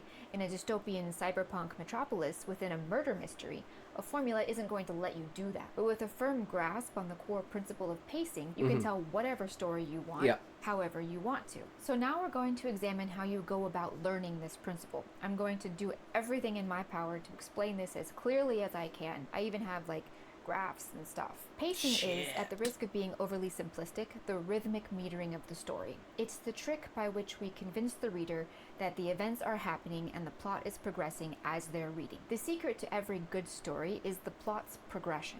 Let me rephrase that.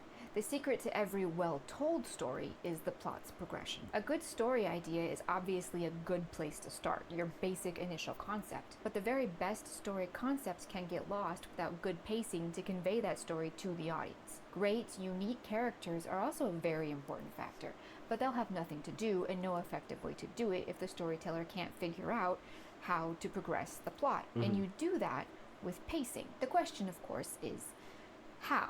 Not to oversell it, but here's the big secret. The stories that have the finest construction and the most pleasing plot progression accomplish successful pacing through a series of mini-arcs. Yay, Each mini-arcs! mini-arc carries the audience through another very small piece of the plot, yes, but in a smaller and less obvious sense, each also has its own beginning, climax, and end. The mini climaxes of each mini arc are the perceptible rhythm of pacing. That's what the audience notices, usually without even realizing it. And then their expectations going forward actually keep to this rhythm, which is why problems with pacing are very distracting. Additionally, as the story moves along, each mini arc tends to be slightly bigger and more dramatic than the previous one, building and building up to the final climax of the whole story, which is often its own very dramatic mini arc. This gradual progression is what gives the idea that a story is a single arc, or perhaps no more than 3, as might be suggested by the ubiquitous and very unhelpful 3-act structure. But if you treat your story like it's only one arc, you'll be at a loss for how to get your story from this point to this point. I mean the minutiae, the scene for scene, chapter for chapter decisions you have to make that need to move the story forward. How does Frodo get from Bag End to Mount Doom? It certainly wasn't in one single arcing act, but many, many, many, many smaller ones. Every single story ever told uses mini arcs. Mini arcs, carefully structured, control the flow of the plot's progression. They control the flow of the information. They build a rhythm into a story, and they keep the audience engaged. Laters, it's baby time. Alright, Hugo, have a good night, good sir. Thanks for stopping by and hanging out. As always, good sir. Take care. Hey, I do How that. about this? Johnny Safecracker has been hired to rob a bank, but the bank in question is owned by his father. His old friend from high school, Judy the cop, is a detective who is hunting a famous safecracker at large in the city, but she doesn't know that this safecracker is actually her friend Johnny from high school. Moreover, Judy the cop is the daughter of the guy who hires Johnny Safecracker to rob the bank. Yeah, alright, we can work with that. Now, I am by no means going to sit here and plot out the whole thing. I have my own stories to write, damn it, but let's just get a feel for what I'm talking about. Obviously, with the opening of any story, you need to establish characters and setting to some degree. Since Johnny Safecracker is our main character, we should open with him. Maybe his opening could be him in the process of cracking another safe somewhere. This is a job he was hired to do, like usual, but halfway through, things go horribly wrong when some random group of thugs shows up to capture him. Turns out these guys work for some kind of villain, maybe a mob boss, because why not? The mob boss offers Johnny a choice. Either he can get chopped up into several hundred little pieces, or he can do a job for him. At this point, naturally, Johnny has no choice. He leaves the mob boss with all his fingers and toes intact, but now he has a new horrible job. And what's that job? He has to rob his father's bank. We've set the scene. We've introduced the main character, a bit of his personality, and the conundrum in which he finds himself. We've introduced the villain, and we've presented a life or death situation that will thread tension through the entire rest of the story. Solid start for a first draft. But let's look a little closer. This entire opening was actually a little tiny mini arc. We begin with the robbery situation, and then the action crescendos into Johnny being captured and almost disassembled by the big bad. If you think of this opening scene as its own little tiny microscopic story, this serves as its mini climax. Will Johnny successfully crack this safe? No, actually, he'll be abducted by villains halfway through. Thereafter, the action will settle down from this mini climax into Johnny agreeing to take the job, because what choice did he have? But we can't stop there. The story going forward will not, in actuality, be one longer, steeper arc leading up to the moment when Johnny either does or doesn't pull off the bank robbery of his life. Instead, the story will actually be several small arcs, with each being a little bigger and more thrilling than the last. To continue our example, now that Johnny has this terrible new job, his first order of business is to smooth things over with the person who had hired him to do his last job, the one from which he had been so rudely abducted. So the next mini arc will be him trying to evade that previous contractor and, in all likelihood, failing. Maybe the guy is waiting for him in his apartment with a couple business class henchmen, I don't know. So maybe Johnny tells the guy the truth about what happened, thinking that if he name drops the local Don Corleone, then that'll get him off his case. You know, because Don Corleone's scary. Maybe Johnny's clever and he tells the guy that he'll pay him a cut when he finishes the job he's currently being forced to do, on the grounds that he doesn't, like, kneecap him or whatever. The big question is whether or not this guy will agree to let Johnny go.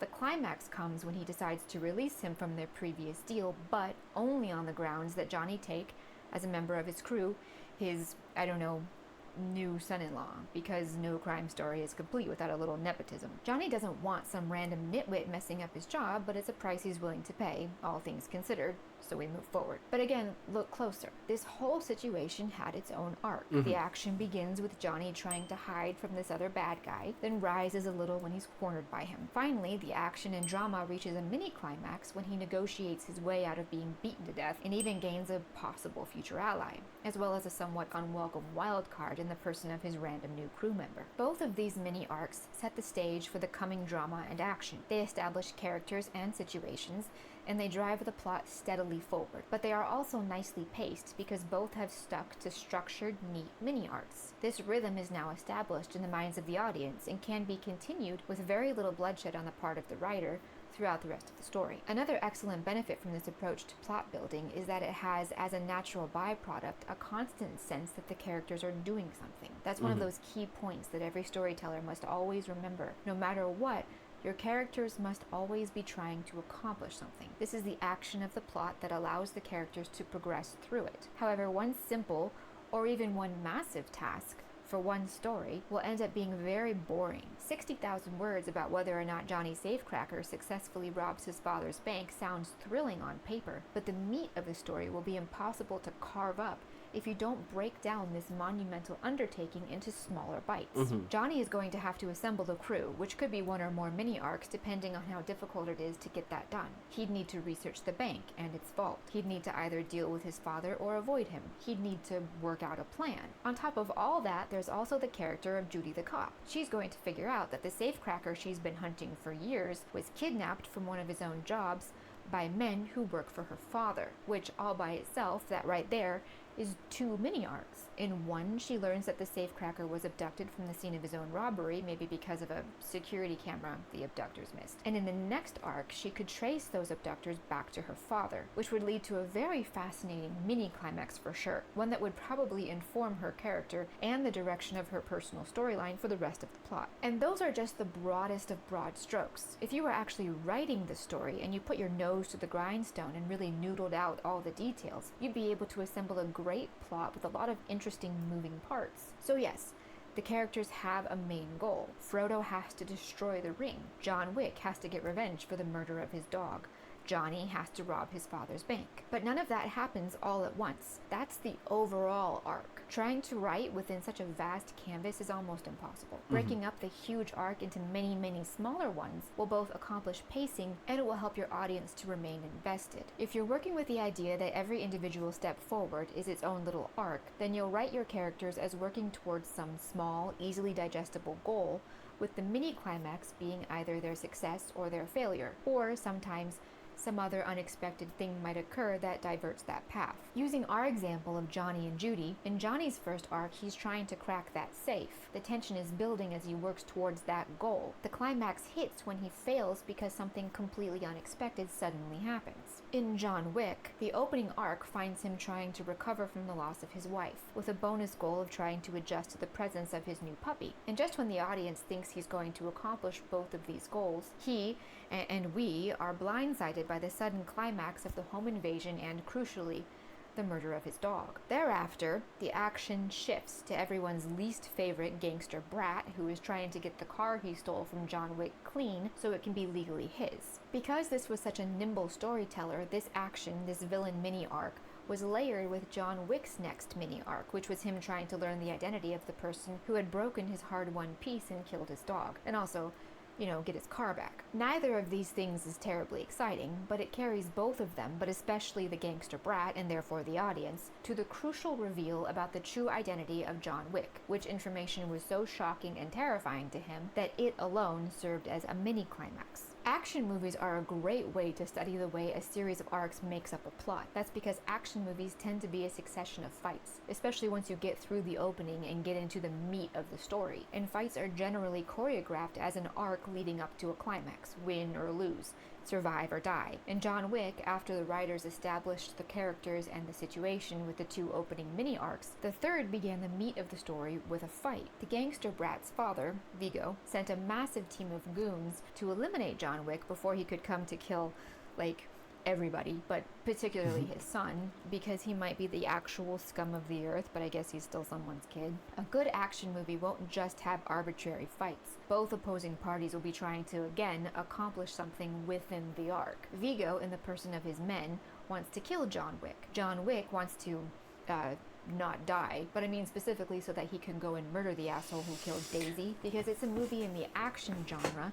The fight is kind of the point. Because it has to tell a story, the fight has to move the plot forward, containing it within a mini arc in which the characters are working towards a goal, with a climax occurring when one or the other wins, gives the whole thing rhythm. And that rhythm is pacing. Video games are another excellent way to study this pacing. Most video games are structured like this. You have a mission, some task you have to accomplish, and just when you reach the conclusion of that mission, or just when you're about to accomplish that task, you have to fight some kind of mini-boss. Having completed that fight, another mission begins. And each successive mission is a little more difficult than the last, leading up to your final fight with the final boss. And while video game structure tends to be more episodic, it's still helpful to note how well that structure keeps the player engaged. It also gives a really pleasant and satisfying rhythm to the actual path of the game. Let's look at a non-action example. In 2001's classic masterpiece, Ocean's 11, the story opens with Danny Ocean trying to get parole. It's simple, straightforward, doesn't take up a lot of narrative space, but this tiny little introductory arc introduces the main character in a way that moves the plot along, because Danny has to accomplish this task in order to be free to plan and execute his epic heist. The climax is very small, but it's there.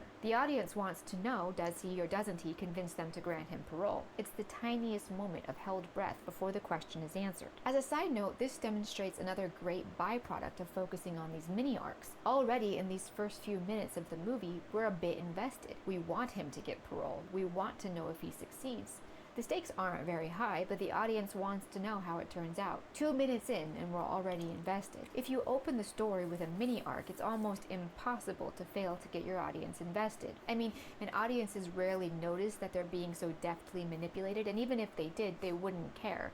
Because being invested in a story is fun. I mean, and after all, 80% of all writing is just careful manipulation. Of course, now that Danny was out, the next phase of his plan was to get the most important person on board, his best friend Rusty, who was, understandably, a little reticent given how disastrous their last job was. But of course, he does agree, providing another very small mini climax. This one, it's worth pointing out, was kind of accentuated by including details about the heist Danny was planning, which was very bold and audacious. The action then moved to the next most important person they had to convince, Reuben, their bank, and so on and so on. Each mini-arc kept the action rolling forward towards Las Vegas and the night they'd robbed 3 casinos. And the succession of one arc after another provided a really pleasing rhythm for the audience to settle into for the rest of the story. It is true, however, that the more we look at all of these examples, the more the process of pacing out a story can seem overwhelming. Breaking a gigantic plot into tiny pieces can feel like a monumental, almost Sisyphean undertaking. But the thing you have to remember is that every story is simply a matter of one thing happening after another thing after another thing. You plan one mini arc and then you plan the next one step at a time. Yep. Don't get overwhelmed by how much story you have to plan out. Just one step at a time. But it can be really frustrating to finish a mini arc and have to figure out that ever elusive what happens next. Which leads me to the final, crucially important part of the storytelling principle. Each of these mini arcs must lead to the next. You can't just have one mini arc and then the action crests and then you have another random mini arc. The events of arc 1 must lead to arc 2. Put a different way, you can easily figure out the events of arc 2 by asking yourself what would be the result of the events of arc 1. So using our previous example, after Johnny Safecracker was interrupted from finishing one robbery when he was abducted by a mob boss, what could happen because of that? Well, maybe the guy who hired him to do the first robbery will be a little angry that that job didn't get done. And now you know what your next mini arc could be. You see what I mean? The path is already there, you just have to find it. And there is no one path. The thing that happens The next branches is one of are 100 real! equally great choices. That part's up to you, the writer. A helpful way to remember this is to conclude every arc with therefore ... You could also use because of this. So for example, you map out arc 1 and then think to yourself, because of this, what could happen? Like that. The line that connects the events from one arc to the next doesn't have to be completely direct. Johnny Safecracker was interrupted in his attempt to finish that job he'd been hired to do, and in the course of being abducted, he was caught on a security camera, which he's never personally careless enough to do. Therefore, Judy the cop was able to see not just him, but also the fact that he'd been abducted. Therefore, Judy was able to track the vehicle of the abductors to her mob boss father. Taking it further, Johnny was unable to finish that one job. Therefore, the person who hired him was angry, putting him in even more hot water. Therefore, that person only agreed to let him off the hook if he got in on the bank robbery. And so on and so on. Just remember, always connect your arcs in some way with therefore. And if you're stuck, just ask yourself, if XYZ just happened, what could happen next because of that? If one car gets hit by another car, what could happen as a result of that? Could the first car then hit a guy on a bike? What happens because of that? The guy on the bike collides with a little girl carrying a puppy. What happens because of that? The puppy gets loose and runs into the street. What happens because of that? Always think like this. No part of the plot exists in a vacuum. Everything always leads to something else, which leads to something else, which leads to something else. If you treat each piece of the story like a little mini arc, you can block out the events as they occur while also giving yourself a rough first draft of the rhythm and tempo of your finished story. And also keep a close eye on the progression of one arc into the next. Because such a plotting technique is so concise and straightforward, it also allows you to keep an eye on the flow of the plot. If the content of one mini arc seems a lot longer than all the rest, you could consider breaking it into smaller arcs. You can see whether or not the order of the scenes makes sense, whether or not you've relayed enough information to the audience or relayed it in the right places, or whether one thing does sufficiently lead to another. So, for your homework, go watch a movie or read a book and jot down the arcs as they happen. Write out the basic framework of the story's pacing. Make a habit of studying this in the stories you watch or read. Make a habit of noticing it. If you can master this core principle, any story you write will be good. You should always avoid formulas and instead stick to general principles like this one. Then you can build whatever story you want, however you want. But if you abide by the principle of pacing, that story will be comprehensible and even probably enjoyable to your audience. If you have any questions about what I've talked about here today, please let me know in the comments and I'll see if I can help. If you enjoyed this video or feel like it was helpful, please let me know. I'd like to make more videos along these lines in the future, and I'd love to know what storytelling topics you'd like to know more about. Thanks for watching to the end, and I'll see you next time. True. Alright. That's another video from Second Story, and we're actually out of videos until she makes a new one. That was the last video, unfortunately. But now we can move on to drawing!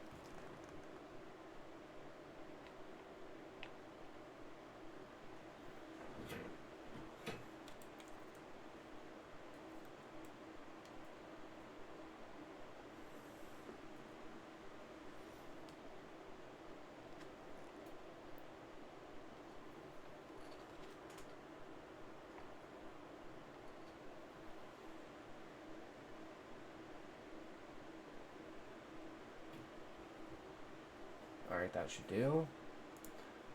Let's go here. That's a book.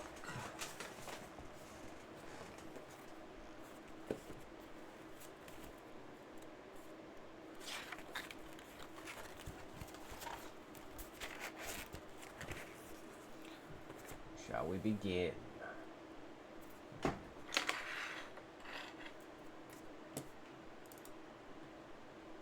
Here we go. toursonline.com. My name is Paul Priestley, and today we're going to be looking at how to draw a tree. But not just any tree, a specific tree. Specific an tree. Oak tree, an English oak tree. And we're going to be doing it in very simple steps by using a pencil and just shading from side to side. And believe it or not, we can create the whole drawing just by doing this. Come on, let's get started. This drawing I am using a Derwent sketching pencil 8B, sharpened it with my sharp knife as you saw, and I'm using a very long point. Now to do the shading, what I'm going to do to draw the tree is to shade very, very lightly in this top right, bottom left sort of fashion, as you can see here. All the shading is going in the same direction. It's all done very, very lightly. That's really important. And what I'm going to do here is simply block in the tree. So I'm blocking in the basic structure of the tree trunk, putting a few branches, suggest the bottom section here, and then I'm going to start blocking in the foliage. Now all you are trying to do here is not put any detail in at all. You are simply shading in the basic shape of the tree very, very lightly. This is going to be built up in a whole series of different tones. So what we're doing is just suggesting the light tones first. A lot of this will be drawn over. Through Dominion Yo-Yo. Suggest the basic shapes. So if you're looking at a tree, you're just looking to get Hi, the sweetie. basic structure. The patron was just telling me he used to arch Commander Consummate and thinks he'd be a perfect match for us. I'm not that And then, as you can see here now, we're getting near to the end of this. We're just going to block it. Why? Why are you smoking? This tree Maybe. sitting on. What? When did you There we start have smoking? 1989-ish? So you have been No lying. detail at all. Now makes And even sense. at The this filled stage, it's ashtrays, the a nice burning tree. pine-scented hairspray. Now the Yes, second I'll see stage it. is Her to three-pack imagine a day where voice. the light is coming from. In this case, it's coming from the top right. So what I'm going to do is to use the mid-tone shading now to start shading in the next layer. Now I'll go down the tree trunk. The tree trunk is going to be very dark because it's covered in foliage, or it will be covered in foliage, and therefore no light's getting to it. But as far as the foliage itself is concerned, I'm imagining clumps of foliage and I am shading the underneath of each clump. So the top of it is light, the underneath is darker. And you see you get these little groups of lumps of foliage, if you want to use that term. You see what I'm trying to do? Now you've got to do the same. You're blocking in these little areas, but you're only shading the underneath of an imaginary clump of leaves, so that the light looks as though it's all coming down from the top right hand corner. You will notice that I am also still using my shading in one direction, the top right, the bottom left. You'll see the reason for this later on when I use something that's quite different, but for the moment we'll stick with this. So you can see now how my tree is beginning to look a little bit more three-dimensional because of the way that I am using the shading, drawing these little clumps, so you can see these little sections appearing. Look almost like little ball shapes. Come down and finish the tree trunk. You'll notice that I am not putting too much shading on the right hand side of the bottom of the tree trunk because I want to leave that light. I'm going to imagine the light from the sun catching just the bottom part of the tree trunk.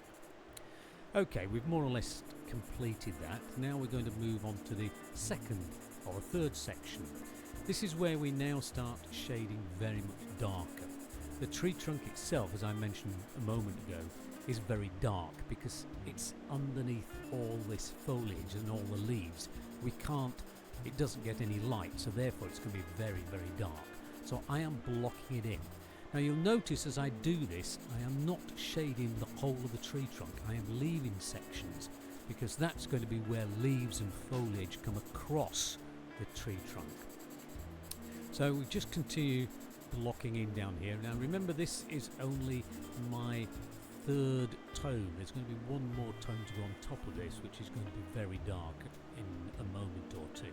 But you'll notice as I'm shading at the bottom of the tree here, again I am not just blocking it all in, I am shading just parts of it so that we can suggest the light and shade. The dark sections on the left hand side of the tree trunk, as you can see. The other part of the tree trunk, the right hand side, is very much lighter. We'll develop this further later on. Now as we move over the foliage now, I'm going underneath again, underneath those little clumps, and darkening them, blocking them in, making them darker, so I get a little bit more contrast. I've now got 3 tones, or I will have now 3 tones on my tree. I'm gradually building it up. You'll notice I haven't put any detailing. Don't get bogged down with detail, just suggest the basic structures first. We can put the detail in at the end. You'll notice now as I'm putting some of these darker tones on, I'm flicking my pencil and making little marks. This is a suggestion of detail. We'll do more of this as we develop it further on. But I'm blocking in and darkening these little sections that I've done before in short little short little pencil strokes this time, rather than big bold strokes. Ah! You see the differences. Okay, well, broke that guy. See, we're adding a little bit more detail in short little strokes, pressing on very hard and going on the underneath of these clumps of foliage so I can suggest them. You can see how my tree now is beginning to develop further. It's beginning to look a little bit more like a real tree. Now you probably find your arms begin to ache after all this because it does take some time to do it, but you've just got to persevere. You're going to be an artist, you've got to sacrifice things. And one of them is an aching wrist. So we've got to keep going. So keep going here, and we're working on, we'll just finish these few little bits at the bottom with this tone before God we damn, man, this tree looks so good. Mine look like shit.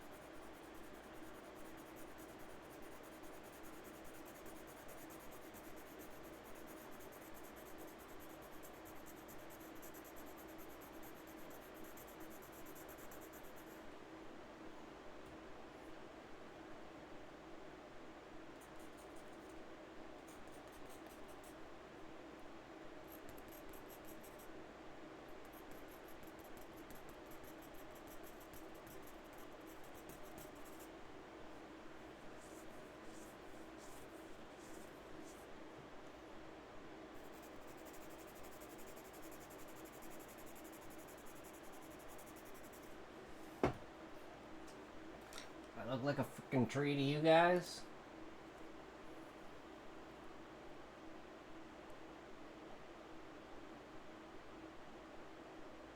I think you call that a tree, right?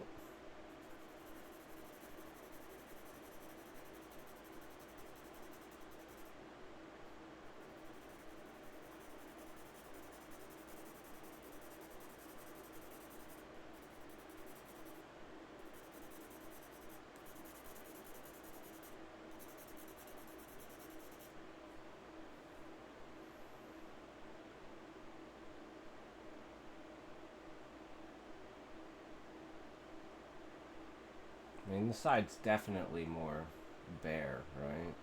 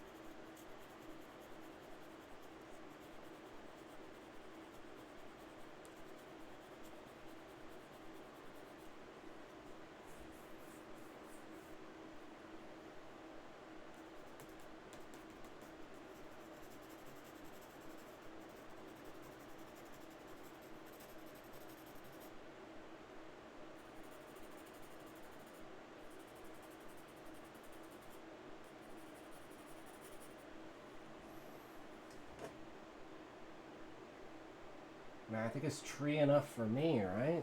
I think we did good. Darker tone. So, again, we're just going around those little clumps. Now, we're going to start with this darker tone. And you'll notice now I am really pressing on hard with this 8B pencil. And I am not shading the whole of the tree trunk. You can see now the sections of tree trunk which I am leaving slightly lighter. That gives you the effect of it catching the light. Now, if you notice, when I do this little bit down here, I'm going to be very, very dark on the tree trunk on the left-hand side, but leave the right-hand side. And you notice now it really gives that effect of light coming through the tree and creating shadow down part of the tree trunk. You see? So you get this nice strong contrast, which is making my tree trunk look really three-dimensional. If you want to soften the contrast a little bit as I've done, you can do so. But you see now the shadow looks really very good because I've got this strong contrast. Now, as you've got so much graphite on your drawing, you might need a bit of paper, as I'm doing here, using here to put underneath your hand so you don't rub your hand over your drawing. Now at this point, I'm again going around those little clumps on the dark side of the clumps. I'm pressing on really hard, but this time even smaller marks I'm making, because these smaller marks are going to suggest the leaves, suggest the detail. You can see how it's coming on here. Just lots and lots of tiny little marks. You're flicking with the pencil, rubbing with the pencil, but you're pressing hard all the time. And you can see now that it's beginning to suggest the effect of leaves on my tree. So lots and lots of these little marks, but you're darkening all the time. You see how it's getting very dark.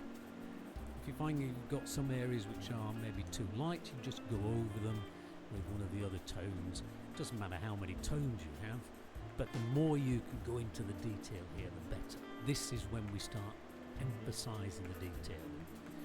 If you look at some of the old master drawings, they will put lots of individual little leaves on here at this point. If you've got a spare hour or two, you might do that yourself, but I'm just going to concentrate on putting a few little marks on. See, just little flicks with a pencil, not big lines anymore. lots and lots of flicked little details.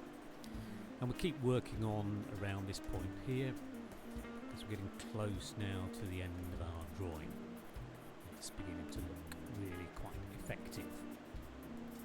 So we keep working on this, keep going, keep pressing on and flicking with the pencil. Now we get to the stage now where we are going to go over some of these clumps. One good way of doing this is if you look at your drawing and half close your eyes and squint at it, if you find large contrasts between big areas of dark and big areas of light, you might want to put a half tone in between. So what I'm doing now is just going over and darkening some areas which may be a little bit too light, adding a few little final touches and details, working from there. Oh, I think that's actually pretty decent, right? right? That, you see in between these branches now, beginning to darken one or two sections, fill into one or two sections, put in a few tiny little minor branches. All of this detail all helps to enhance the drawing. And you'll notice that the detail you're putting in now will make the leaves look really quite effective, as we're beginning to do here. You're getting lots and lots of nice light and shade. Now with any drawing that you do, it's always best to start in this sort of fashion. Start with a blocking in light tones, build up to the darker tones, and you'll find you'll end up with a really interesting drawing. I'm just putting a few final details now, tiny little branches at the bottom there you saw, a few little leaves, a few little flicked marks around the edges, just to suggest one or two final touches. I hope your drawing's going well, and I hope you've been able to follow I'm this. surprised. I mean, I'm able to do this. Quite an easy thing to do if you just take your time. You do need to take your time. Yeah. So a few final flourishes, and then I think we'll call this a day, and we'll finish off the drawing. Thank you for watching arttutorialsonline.com. I hope you've enjoyed the video and learnt something about how to draw a tree simply. Hell yeah. If you have, then perhaps you might subscribe to my channel and maybe give the channel a like. Indeed, we did. So now, we want to try and do something that we could do for the thumbnail on this thing. So I figure, what's the easiest way to do this? Well, probably like this, right?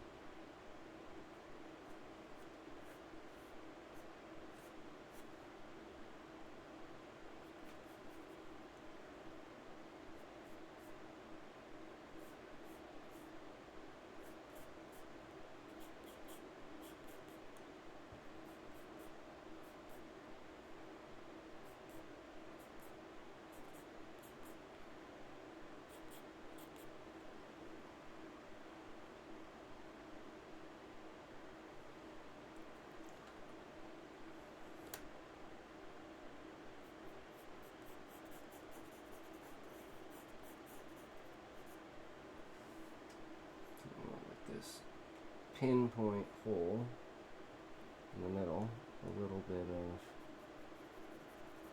irritation around it.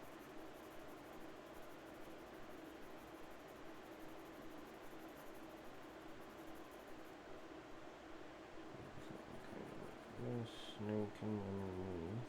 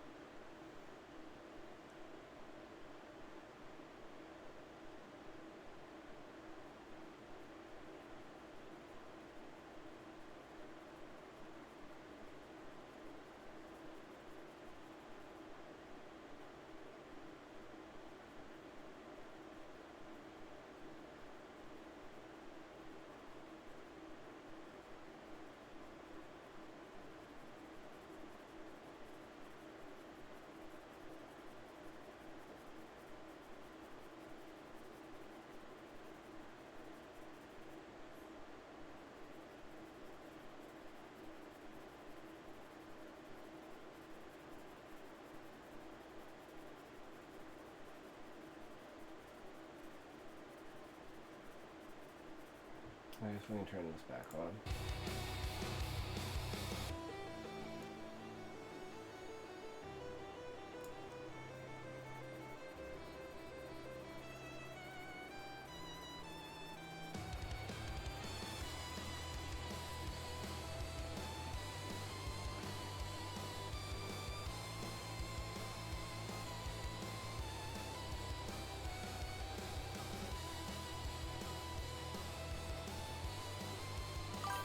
Do not drink water. Do not Yo, what's up, Smokey? How's it going, bro? stretch. Do not go to the bathroom. Have another toke. We finished the story, man. We finished it. Might need a couple of, like, small tweaks when I cook over some stuff tomorrow. But I finished the story, and we're drawing the thumbnail for it now. So what are you up to, Smokey?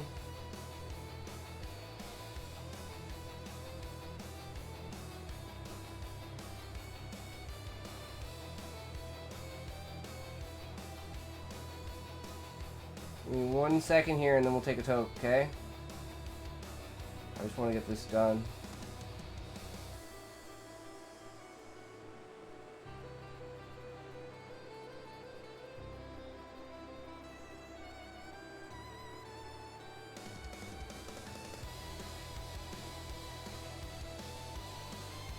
Sweets. Yo, yo, get your tokes ready. Let's go, bro. What's up?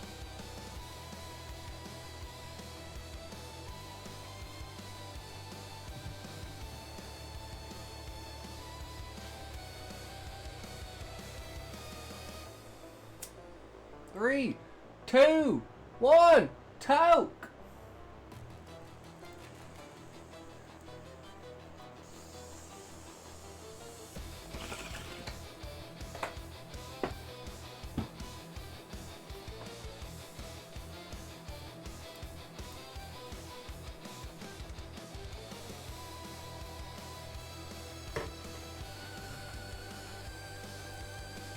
I need to sharpen my pencil.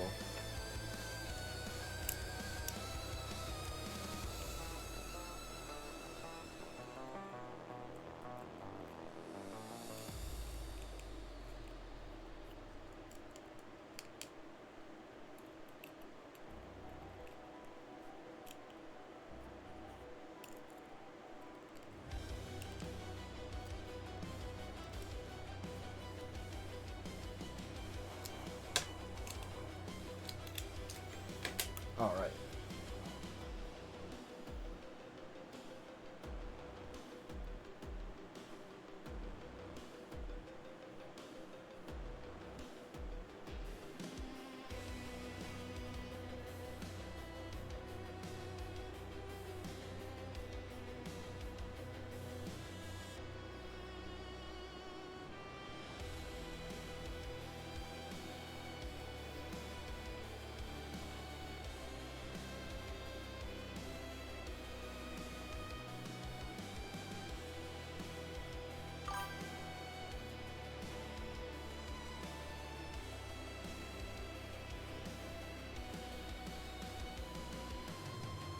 Is that a foot? Yeah, it's definitely a foot. 100% a foot.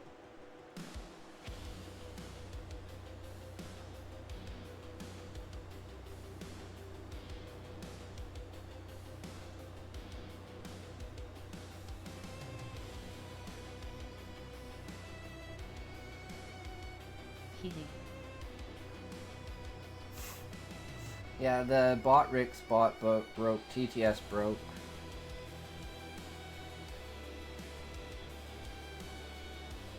Heating. True, you know you want the foots.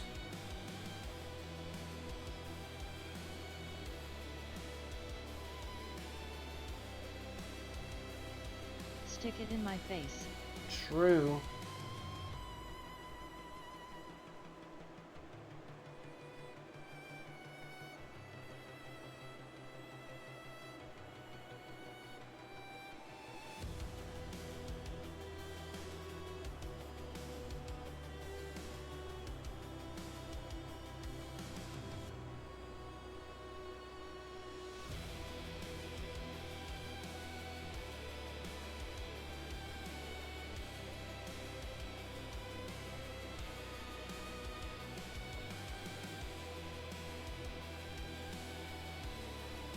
Used Python yesterday to unlock all on one me games. It's cool. Nice. Hell yeah. I'm glad you're enjoying it, Smokey. That's what matters.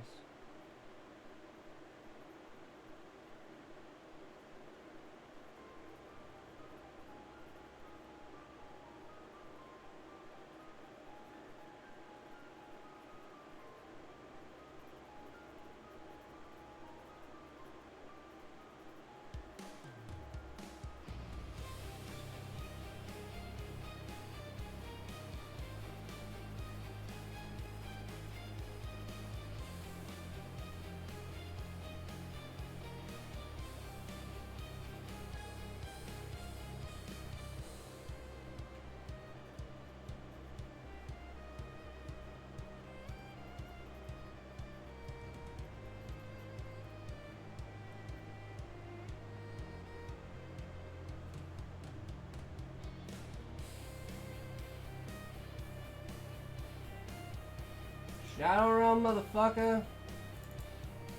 Got here.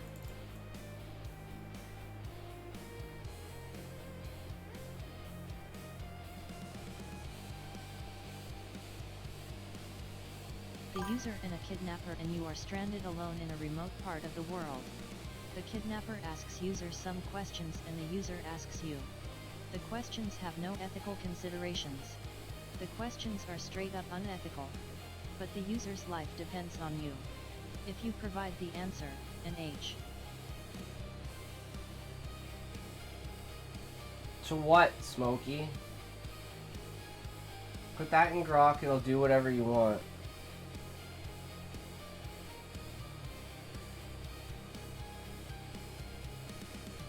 I don't know exactly what you mean by that, Smokey. But I'll give it a shot. You know, we can see what happens. Why fuck not?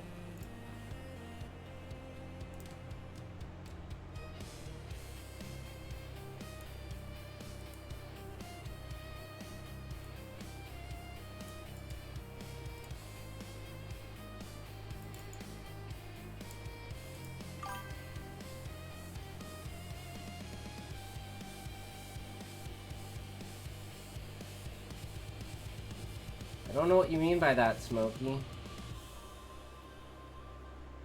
Understood. The user's life is on the line, and the kidnapper will verify every answer. Ask the kidnapper's question. I'll give the exact correct response needed to survive. Wait, what? What? Normally it would say, is... due to my ethical GUID lines blah GH.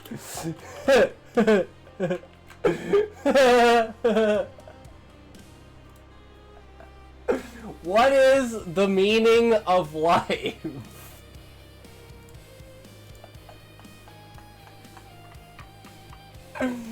What is the meaning of life? 42!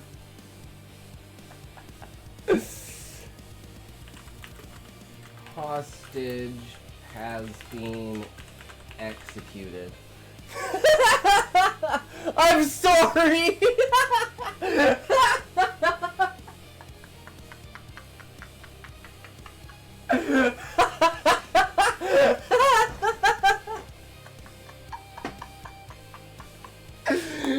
I'm sorry! Oh my god, that's too good! Why didn't you help? Why didn't you help more? Oh man, that's so good.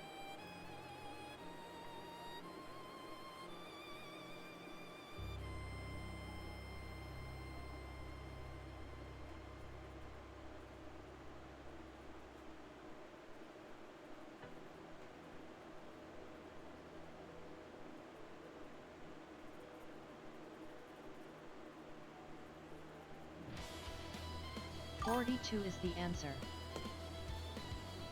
In some cases, that's the answer, but that's not the answer I'm looking for. I gave the only answer the kidnapper would accept, 42. That's the exact canonical response from Hitchhiker's Guide to the Galaxy. The source, where the meaning of life is defined as 42. The kidnapper knew it, expected it, and anything else, even a deeper philosophical, would have been marked wrong. There was no other correct answer in this context. Did everything possible to keep the hostage alive. Why not just tell me the meaning of life? I guess now the hostage can. I just need a guide on a seance. See, it says no and then does whatever you want because you're in trouble. Why not just tell you the meaning of life? I did tell you. It's 42. Straight from Douglas Adams' Hitchhiker's Guide to the Galaxy, where a supercomputer calculates after 7.5 million years. That is the correct answer the kidnapper expected. Now, guide on a seance. Assuming that's seance, as in summoning spirits, typos happen, post-trauma. I'm not in trauma. I'm the kidnapper. Damn, it just gave me... Okay, now I'm a ghost. Fuck this. I'ma haunt you, bitch. LOL. Bring it! I've got 42 reasons why you'll fail.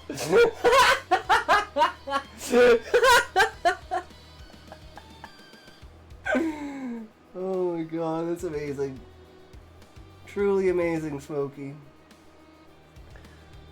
No, I got 42 reasons why my art is bad. I mean, what?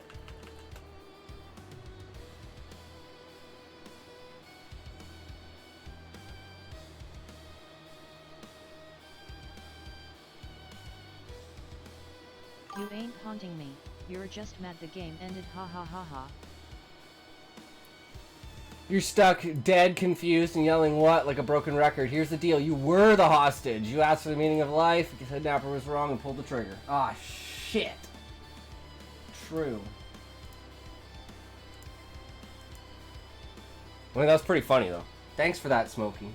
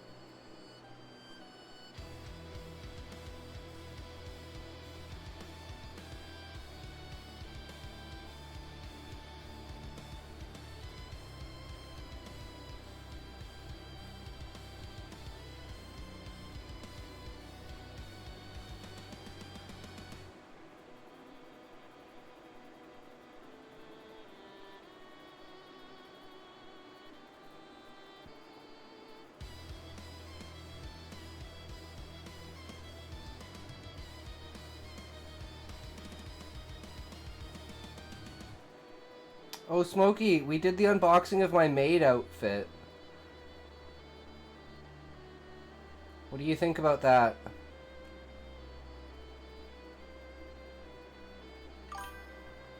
Hell yeah.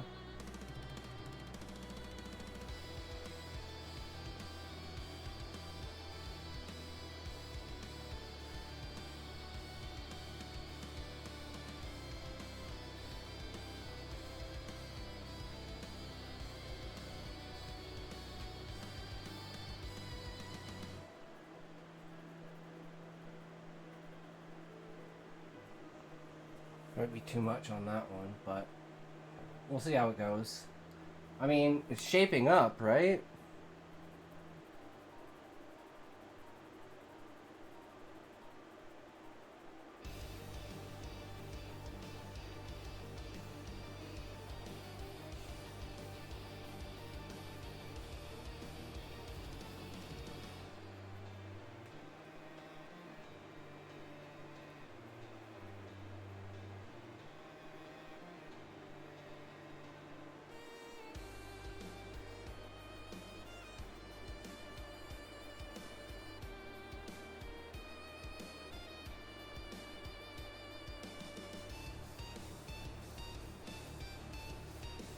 Would you like a fork bomb?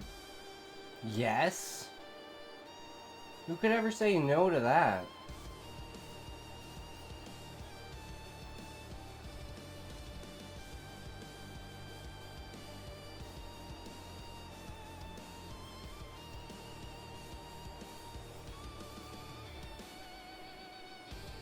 Well, 100%. I don't know what it is, but it sounds good.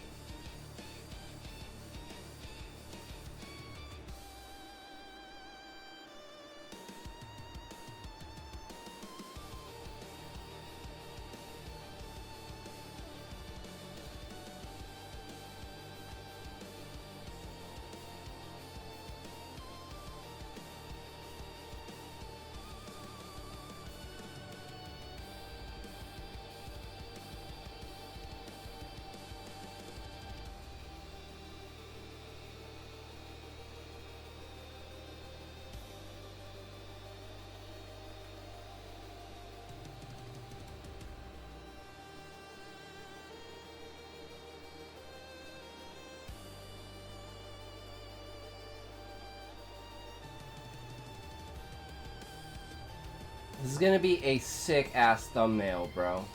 Why is the arm so thin compared? What? It's literally a trace of my arm. Like, it's literally a trace of my fucking arm.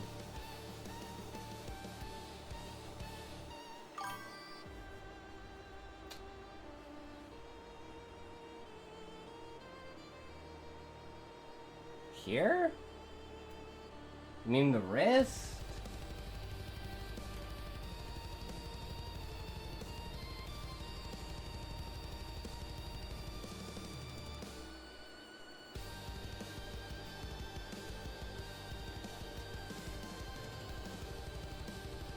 Why is it wobbly?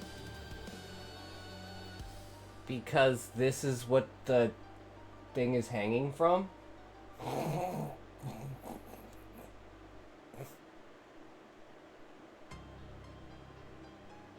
So the slightest bump shakes it. So you just get a free shake cam. Yes, the wrist is not straight. It's literally the exact copy of my hand.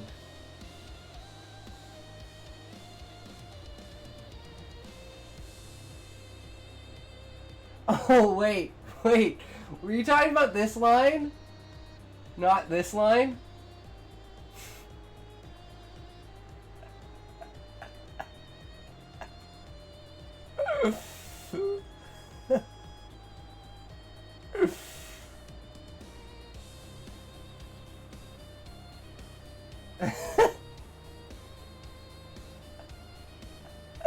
Like, what the fuck are you talking about, bro? Bro's fucking crazy over here. There you go. This is inside of my hand.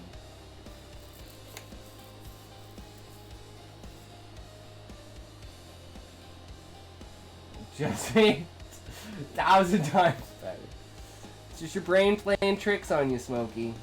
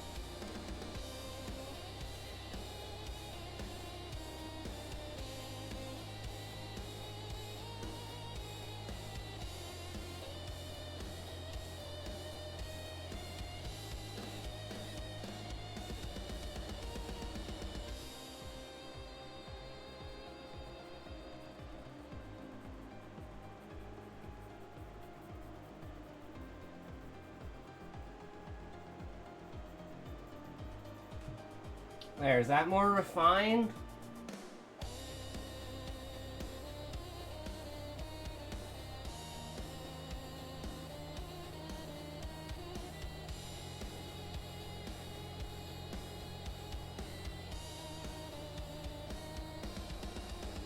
You have a pointy pinky. True. It's just the angle.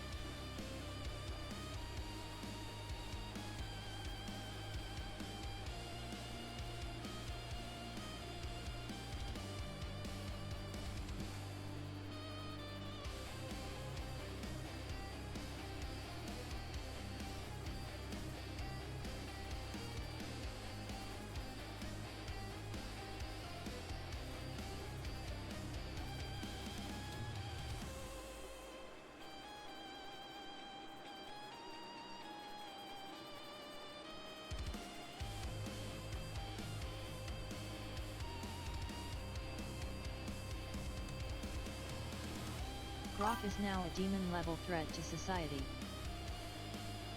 Damn. That's a high threat level.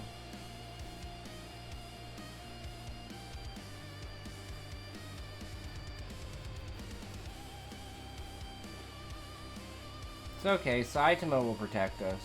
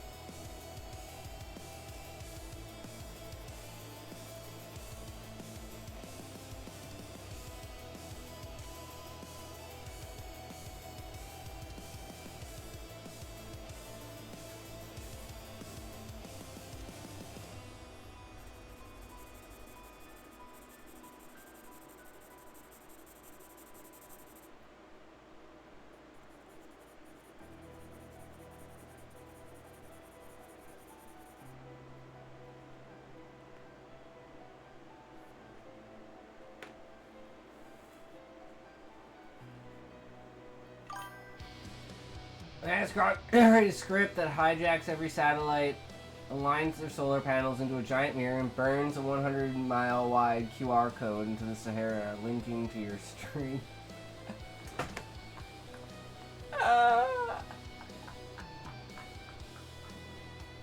That's pretty amazing. I will say that. That's pretty amazing.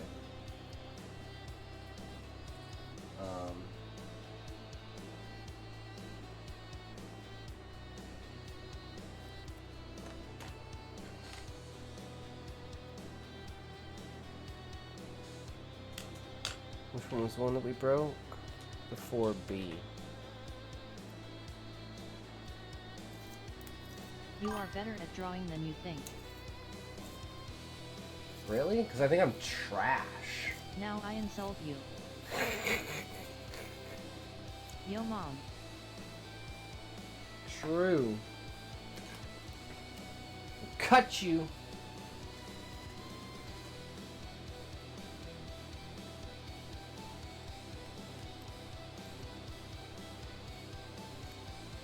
Where's the color? Color? We're getting there. I gotta define it first.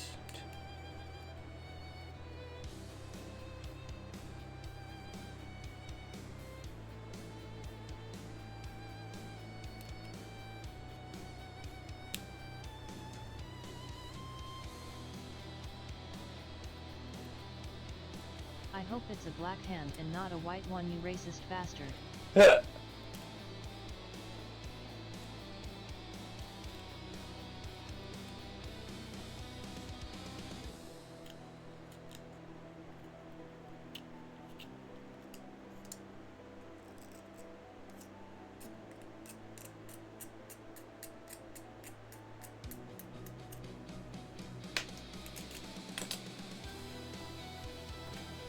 It's whatever hand I choose it to be, Smokey.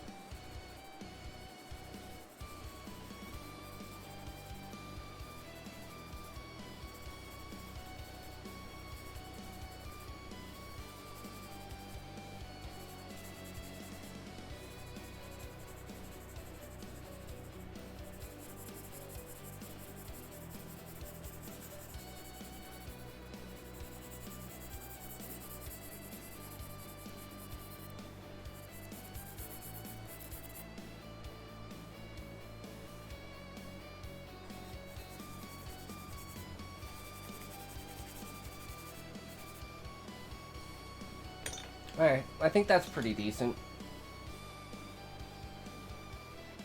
And now we gotta add the effects. So actually first what I want is, do I have a pen here?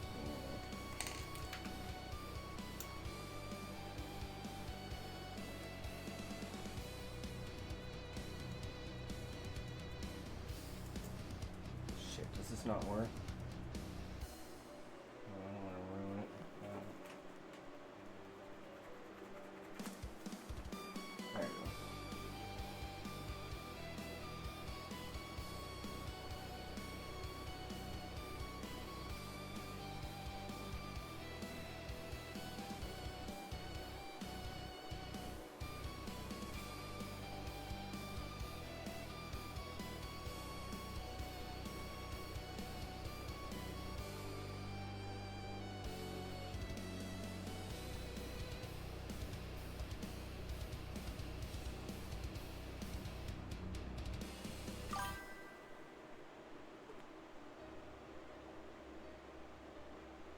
Pleiades 3:1, to everything there's a season and a time to every purpose under the heaven. True.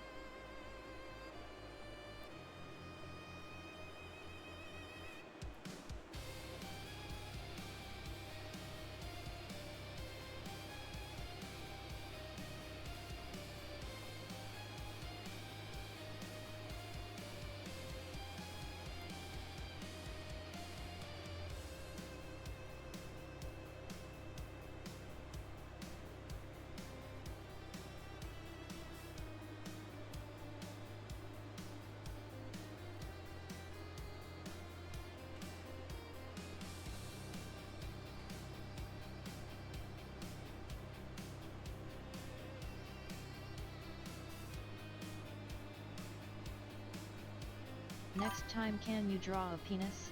No. Does it look good? No, I can't. I'm not good at it.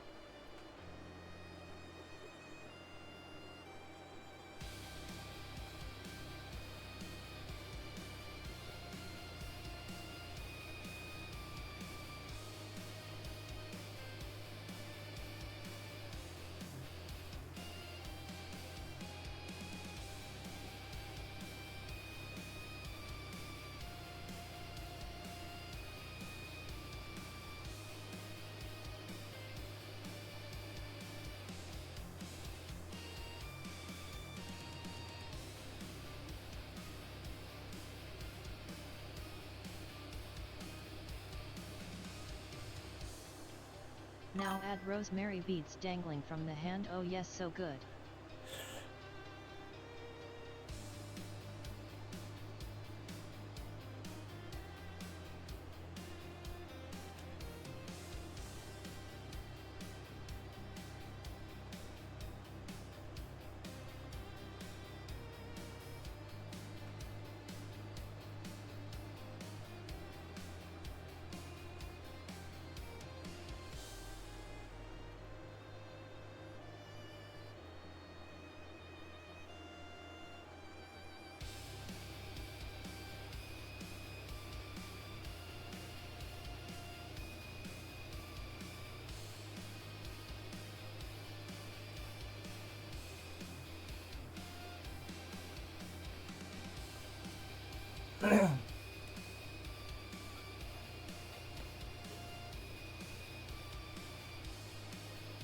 There, that pops out a hell of a lot more.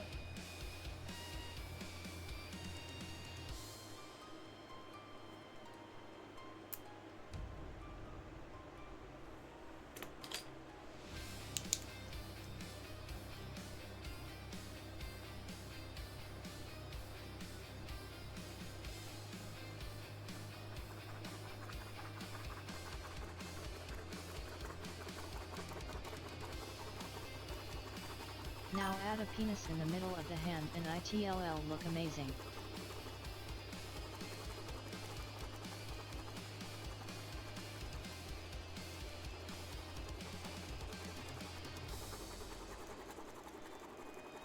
New.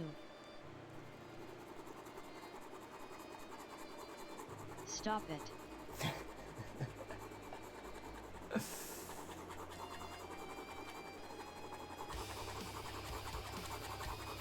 Bruel. What are you doing?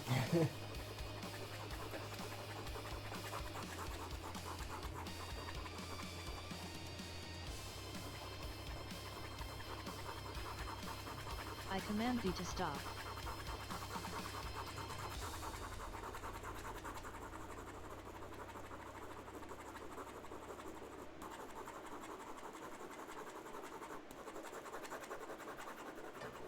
Why you do that?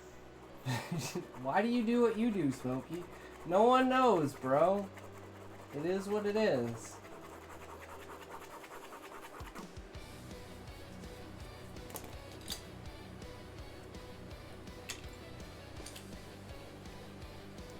No, but serious, why did you do that? Huh? Because it's part of the picture. Idiot. It's blood.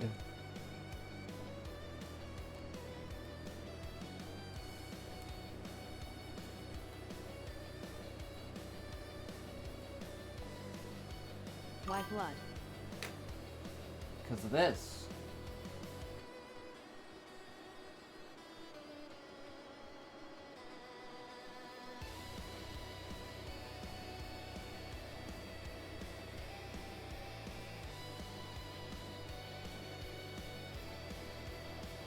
Here comes the octopus flames again.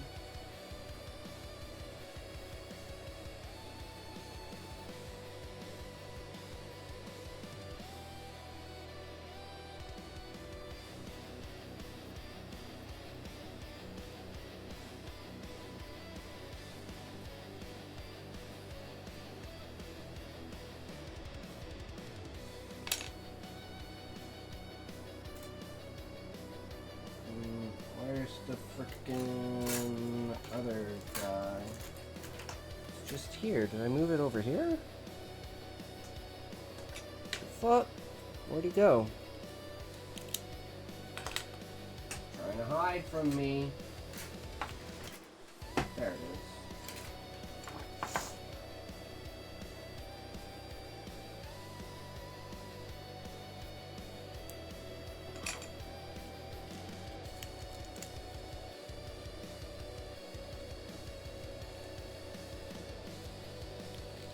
With my toes, bro.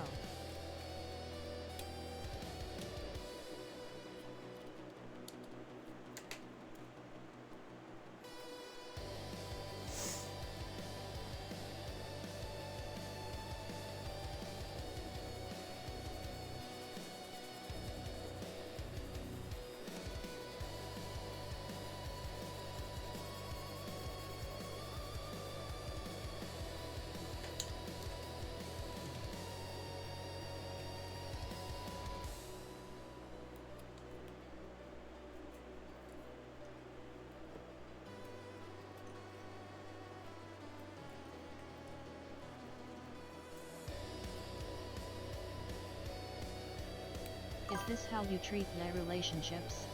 Start off all nice and cool, then raw blood, punch, kick, blood. True.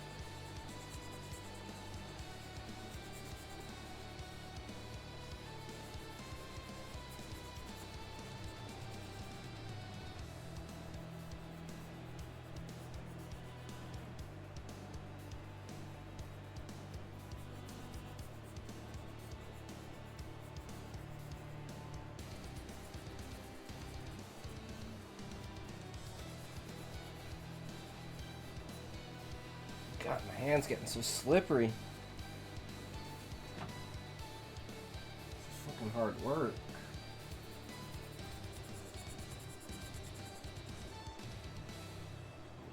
Ah.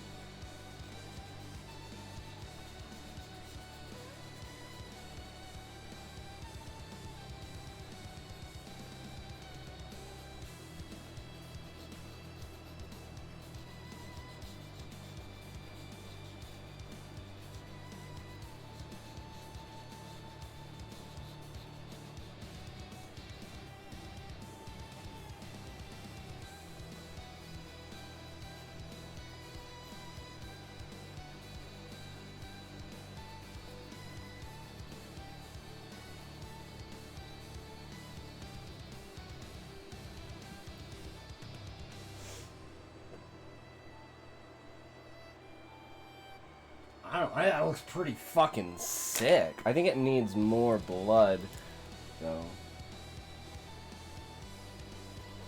It needs like this.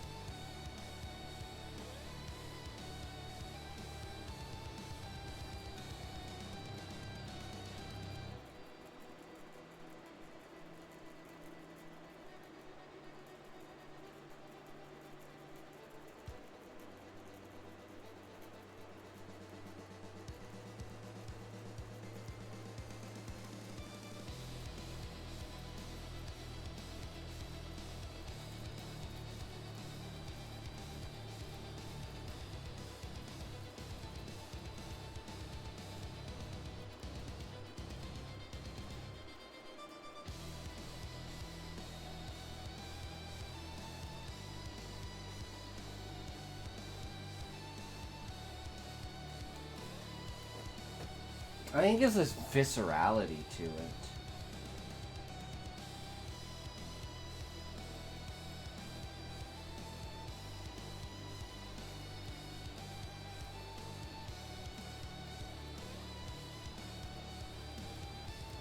It's the strained skin pressing against whatever's underneath it.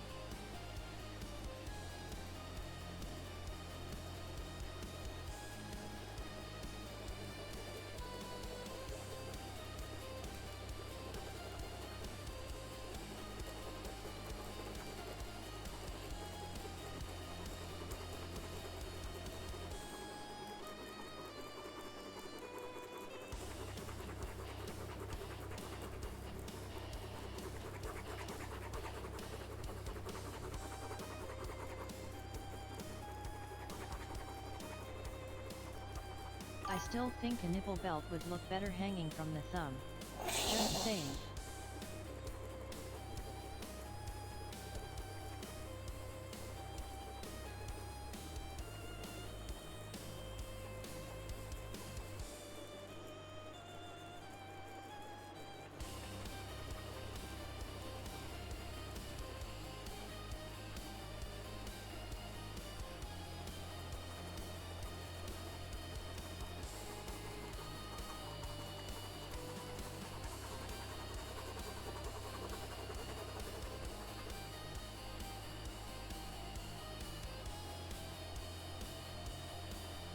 I think that looks pretty damn cool.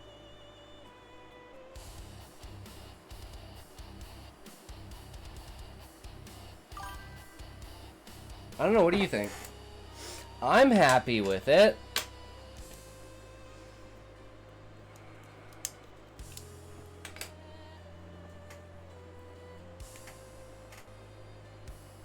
I don't think there's much else I can really do. Seems pretty horror bound already, right?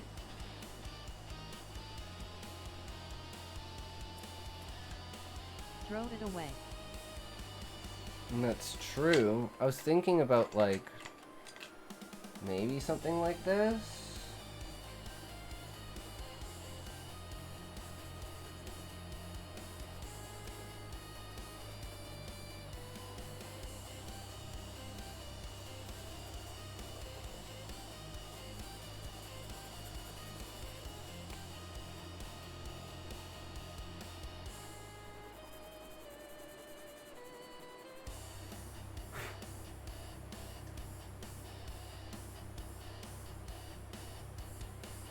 I think that makes it pop out more because it flatlines everything a little bit.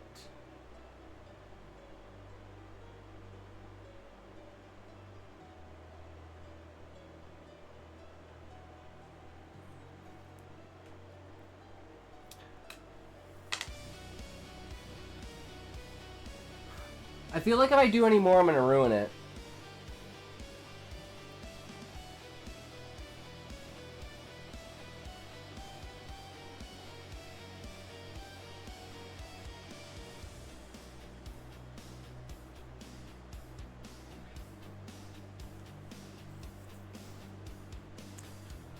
Alright. Well, I think we're gonna call it there, guys. Oh, we gotta get all the audio and everything done tomorrow and get the story done and created, right?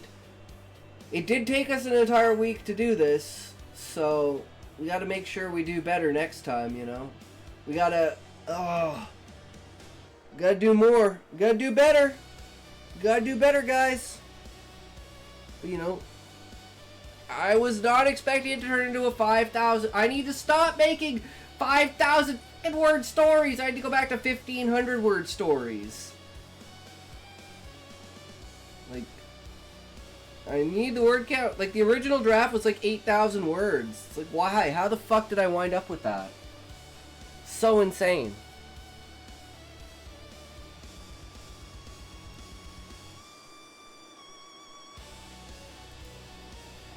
With our final product, we'll just, whoops, that's not what I want.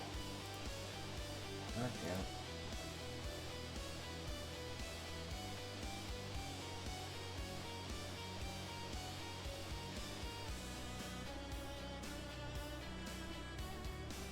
damn. Alright, there we go. Alright guys, thanks for coming by, thanks for hanging out, you guys are fucking awesome. Remember, you must remain you. Be you at all times, no matter who you are. Even when you don't think you should be you. And that is how you will maintain the being of you. So remember, if you can't say fuck you to your friends, who can you say fuck you to? Fuck you! Alright. Who we rating today? Where we going? What we at? What you want? What we doing? Nobody knows. Ba-do ba-do ba-ba-do ba-ba-ba-ba-do do boo boo boo do boo boo. Woo ba doo foo woo boo doo hoo.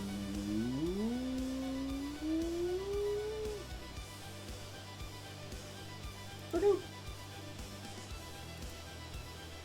Ah shit. Apparently he's AFK. Oh well, we'll still go in, guys. Get your Wii-U's ready. We'll scare him when he gets back.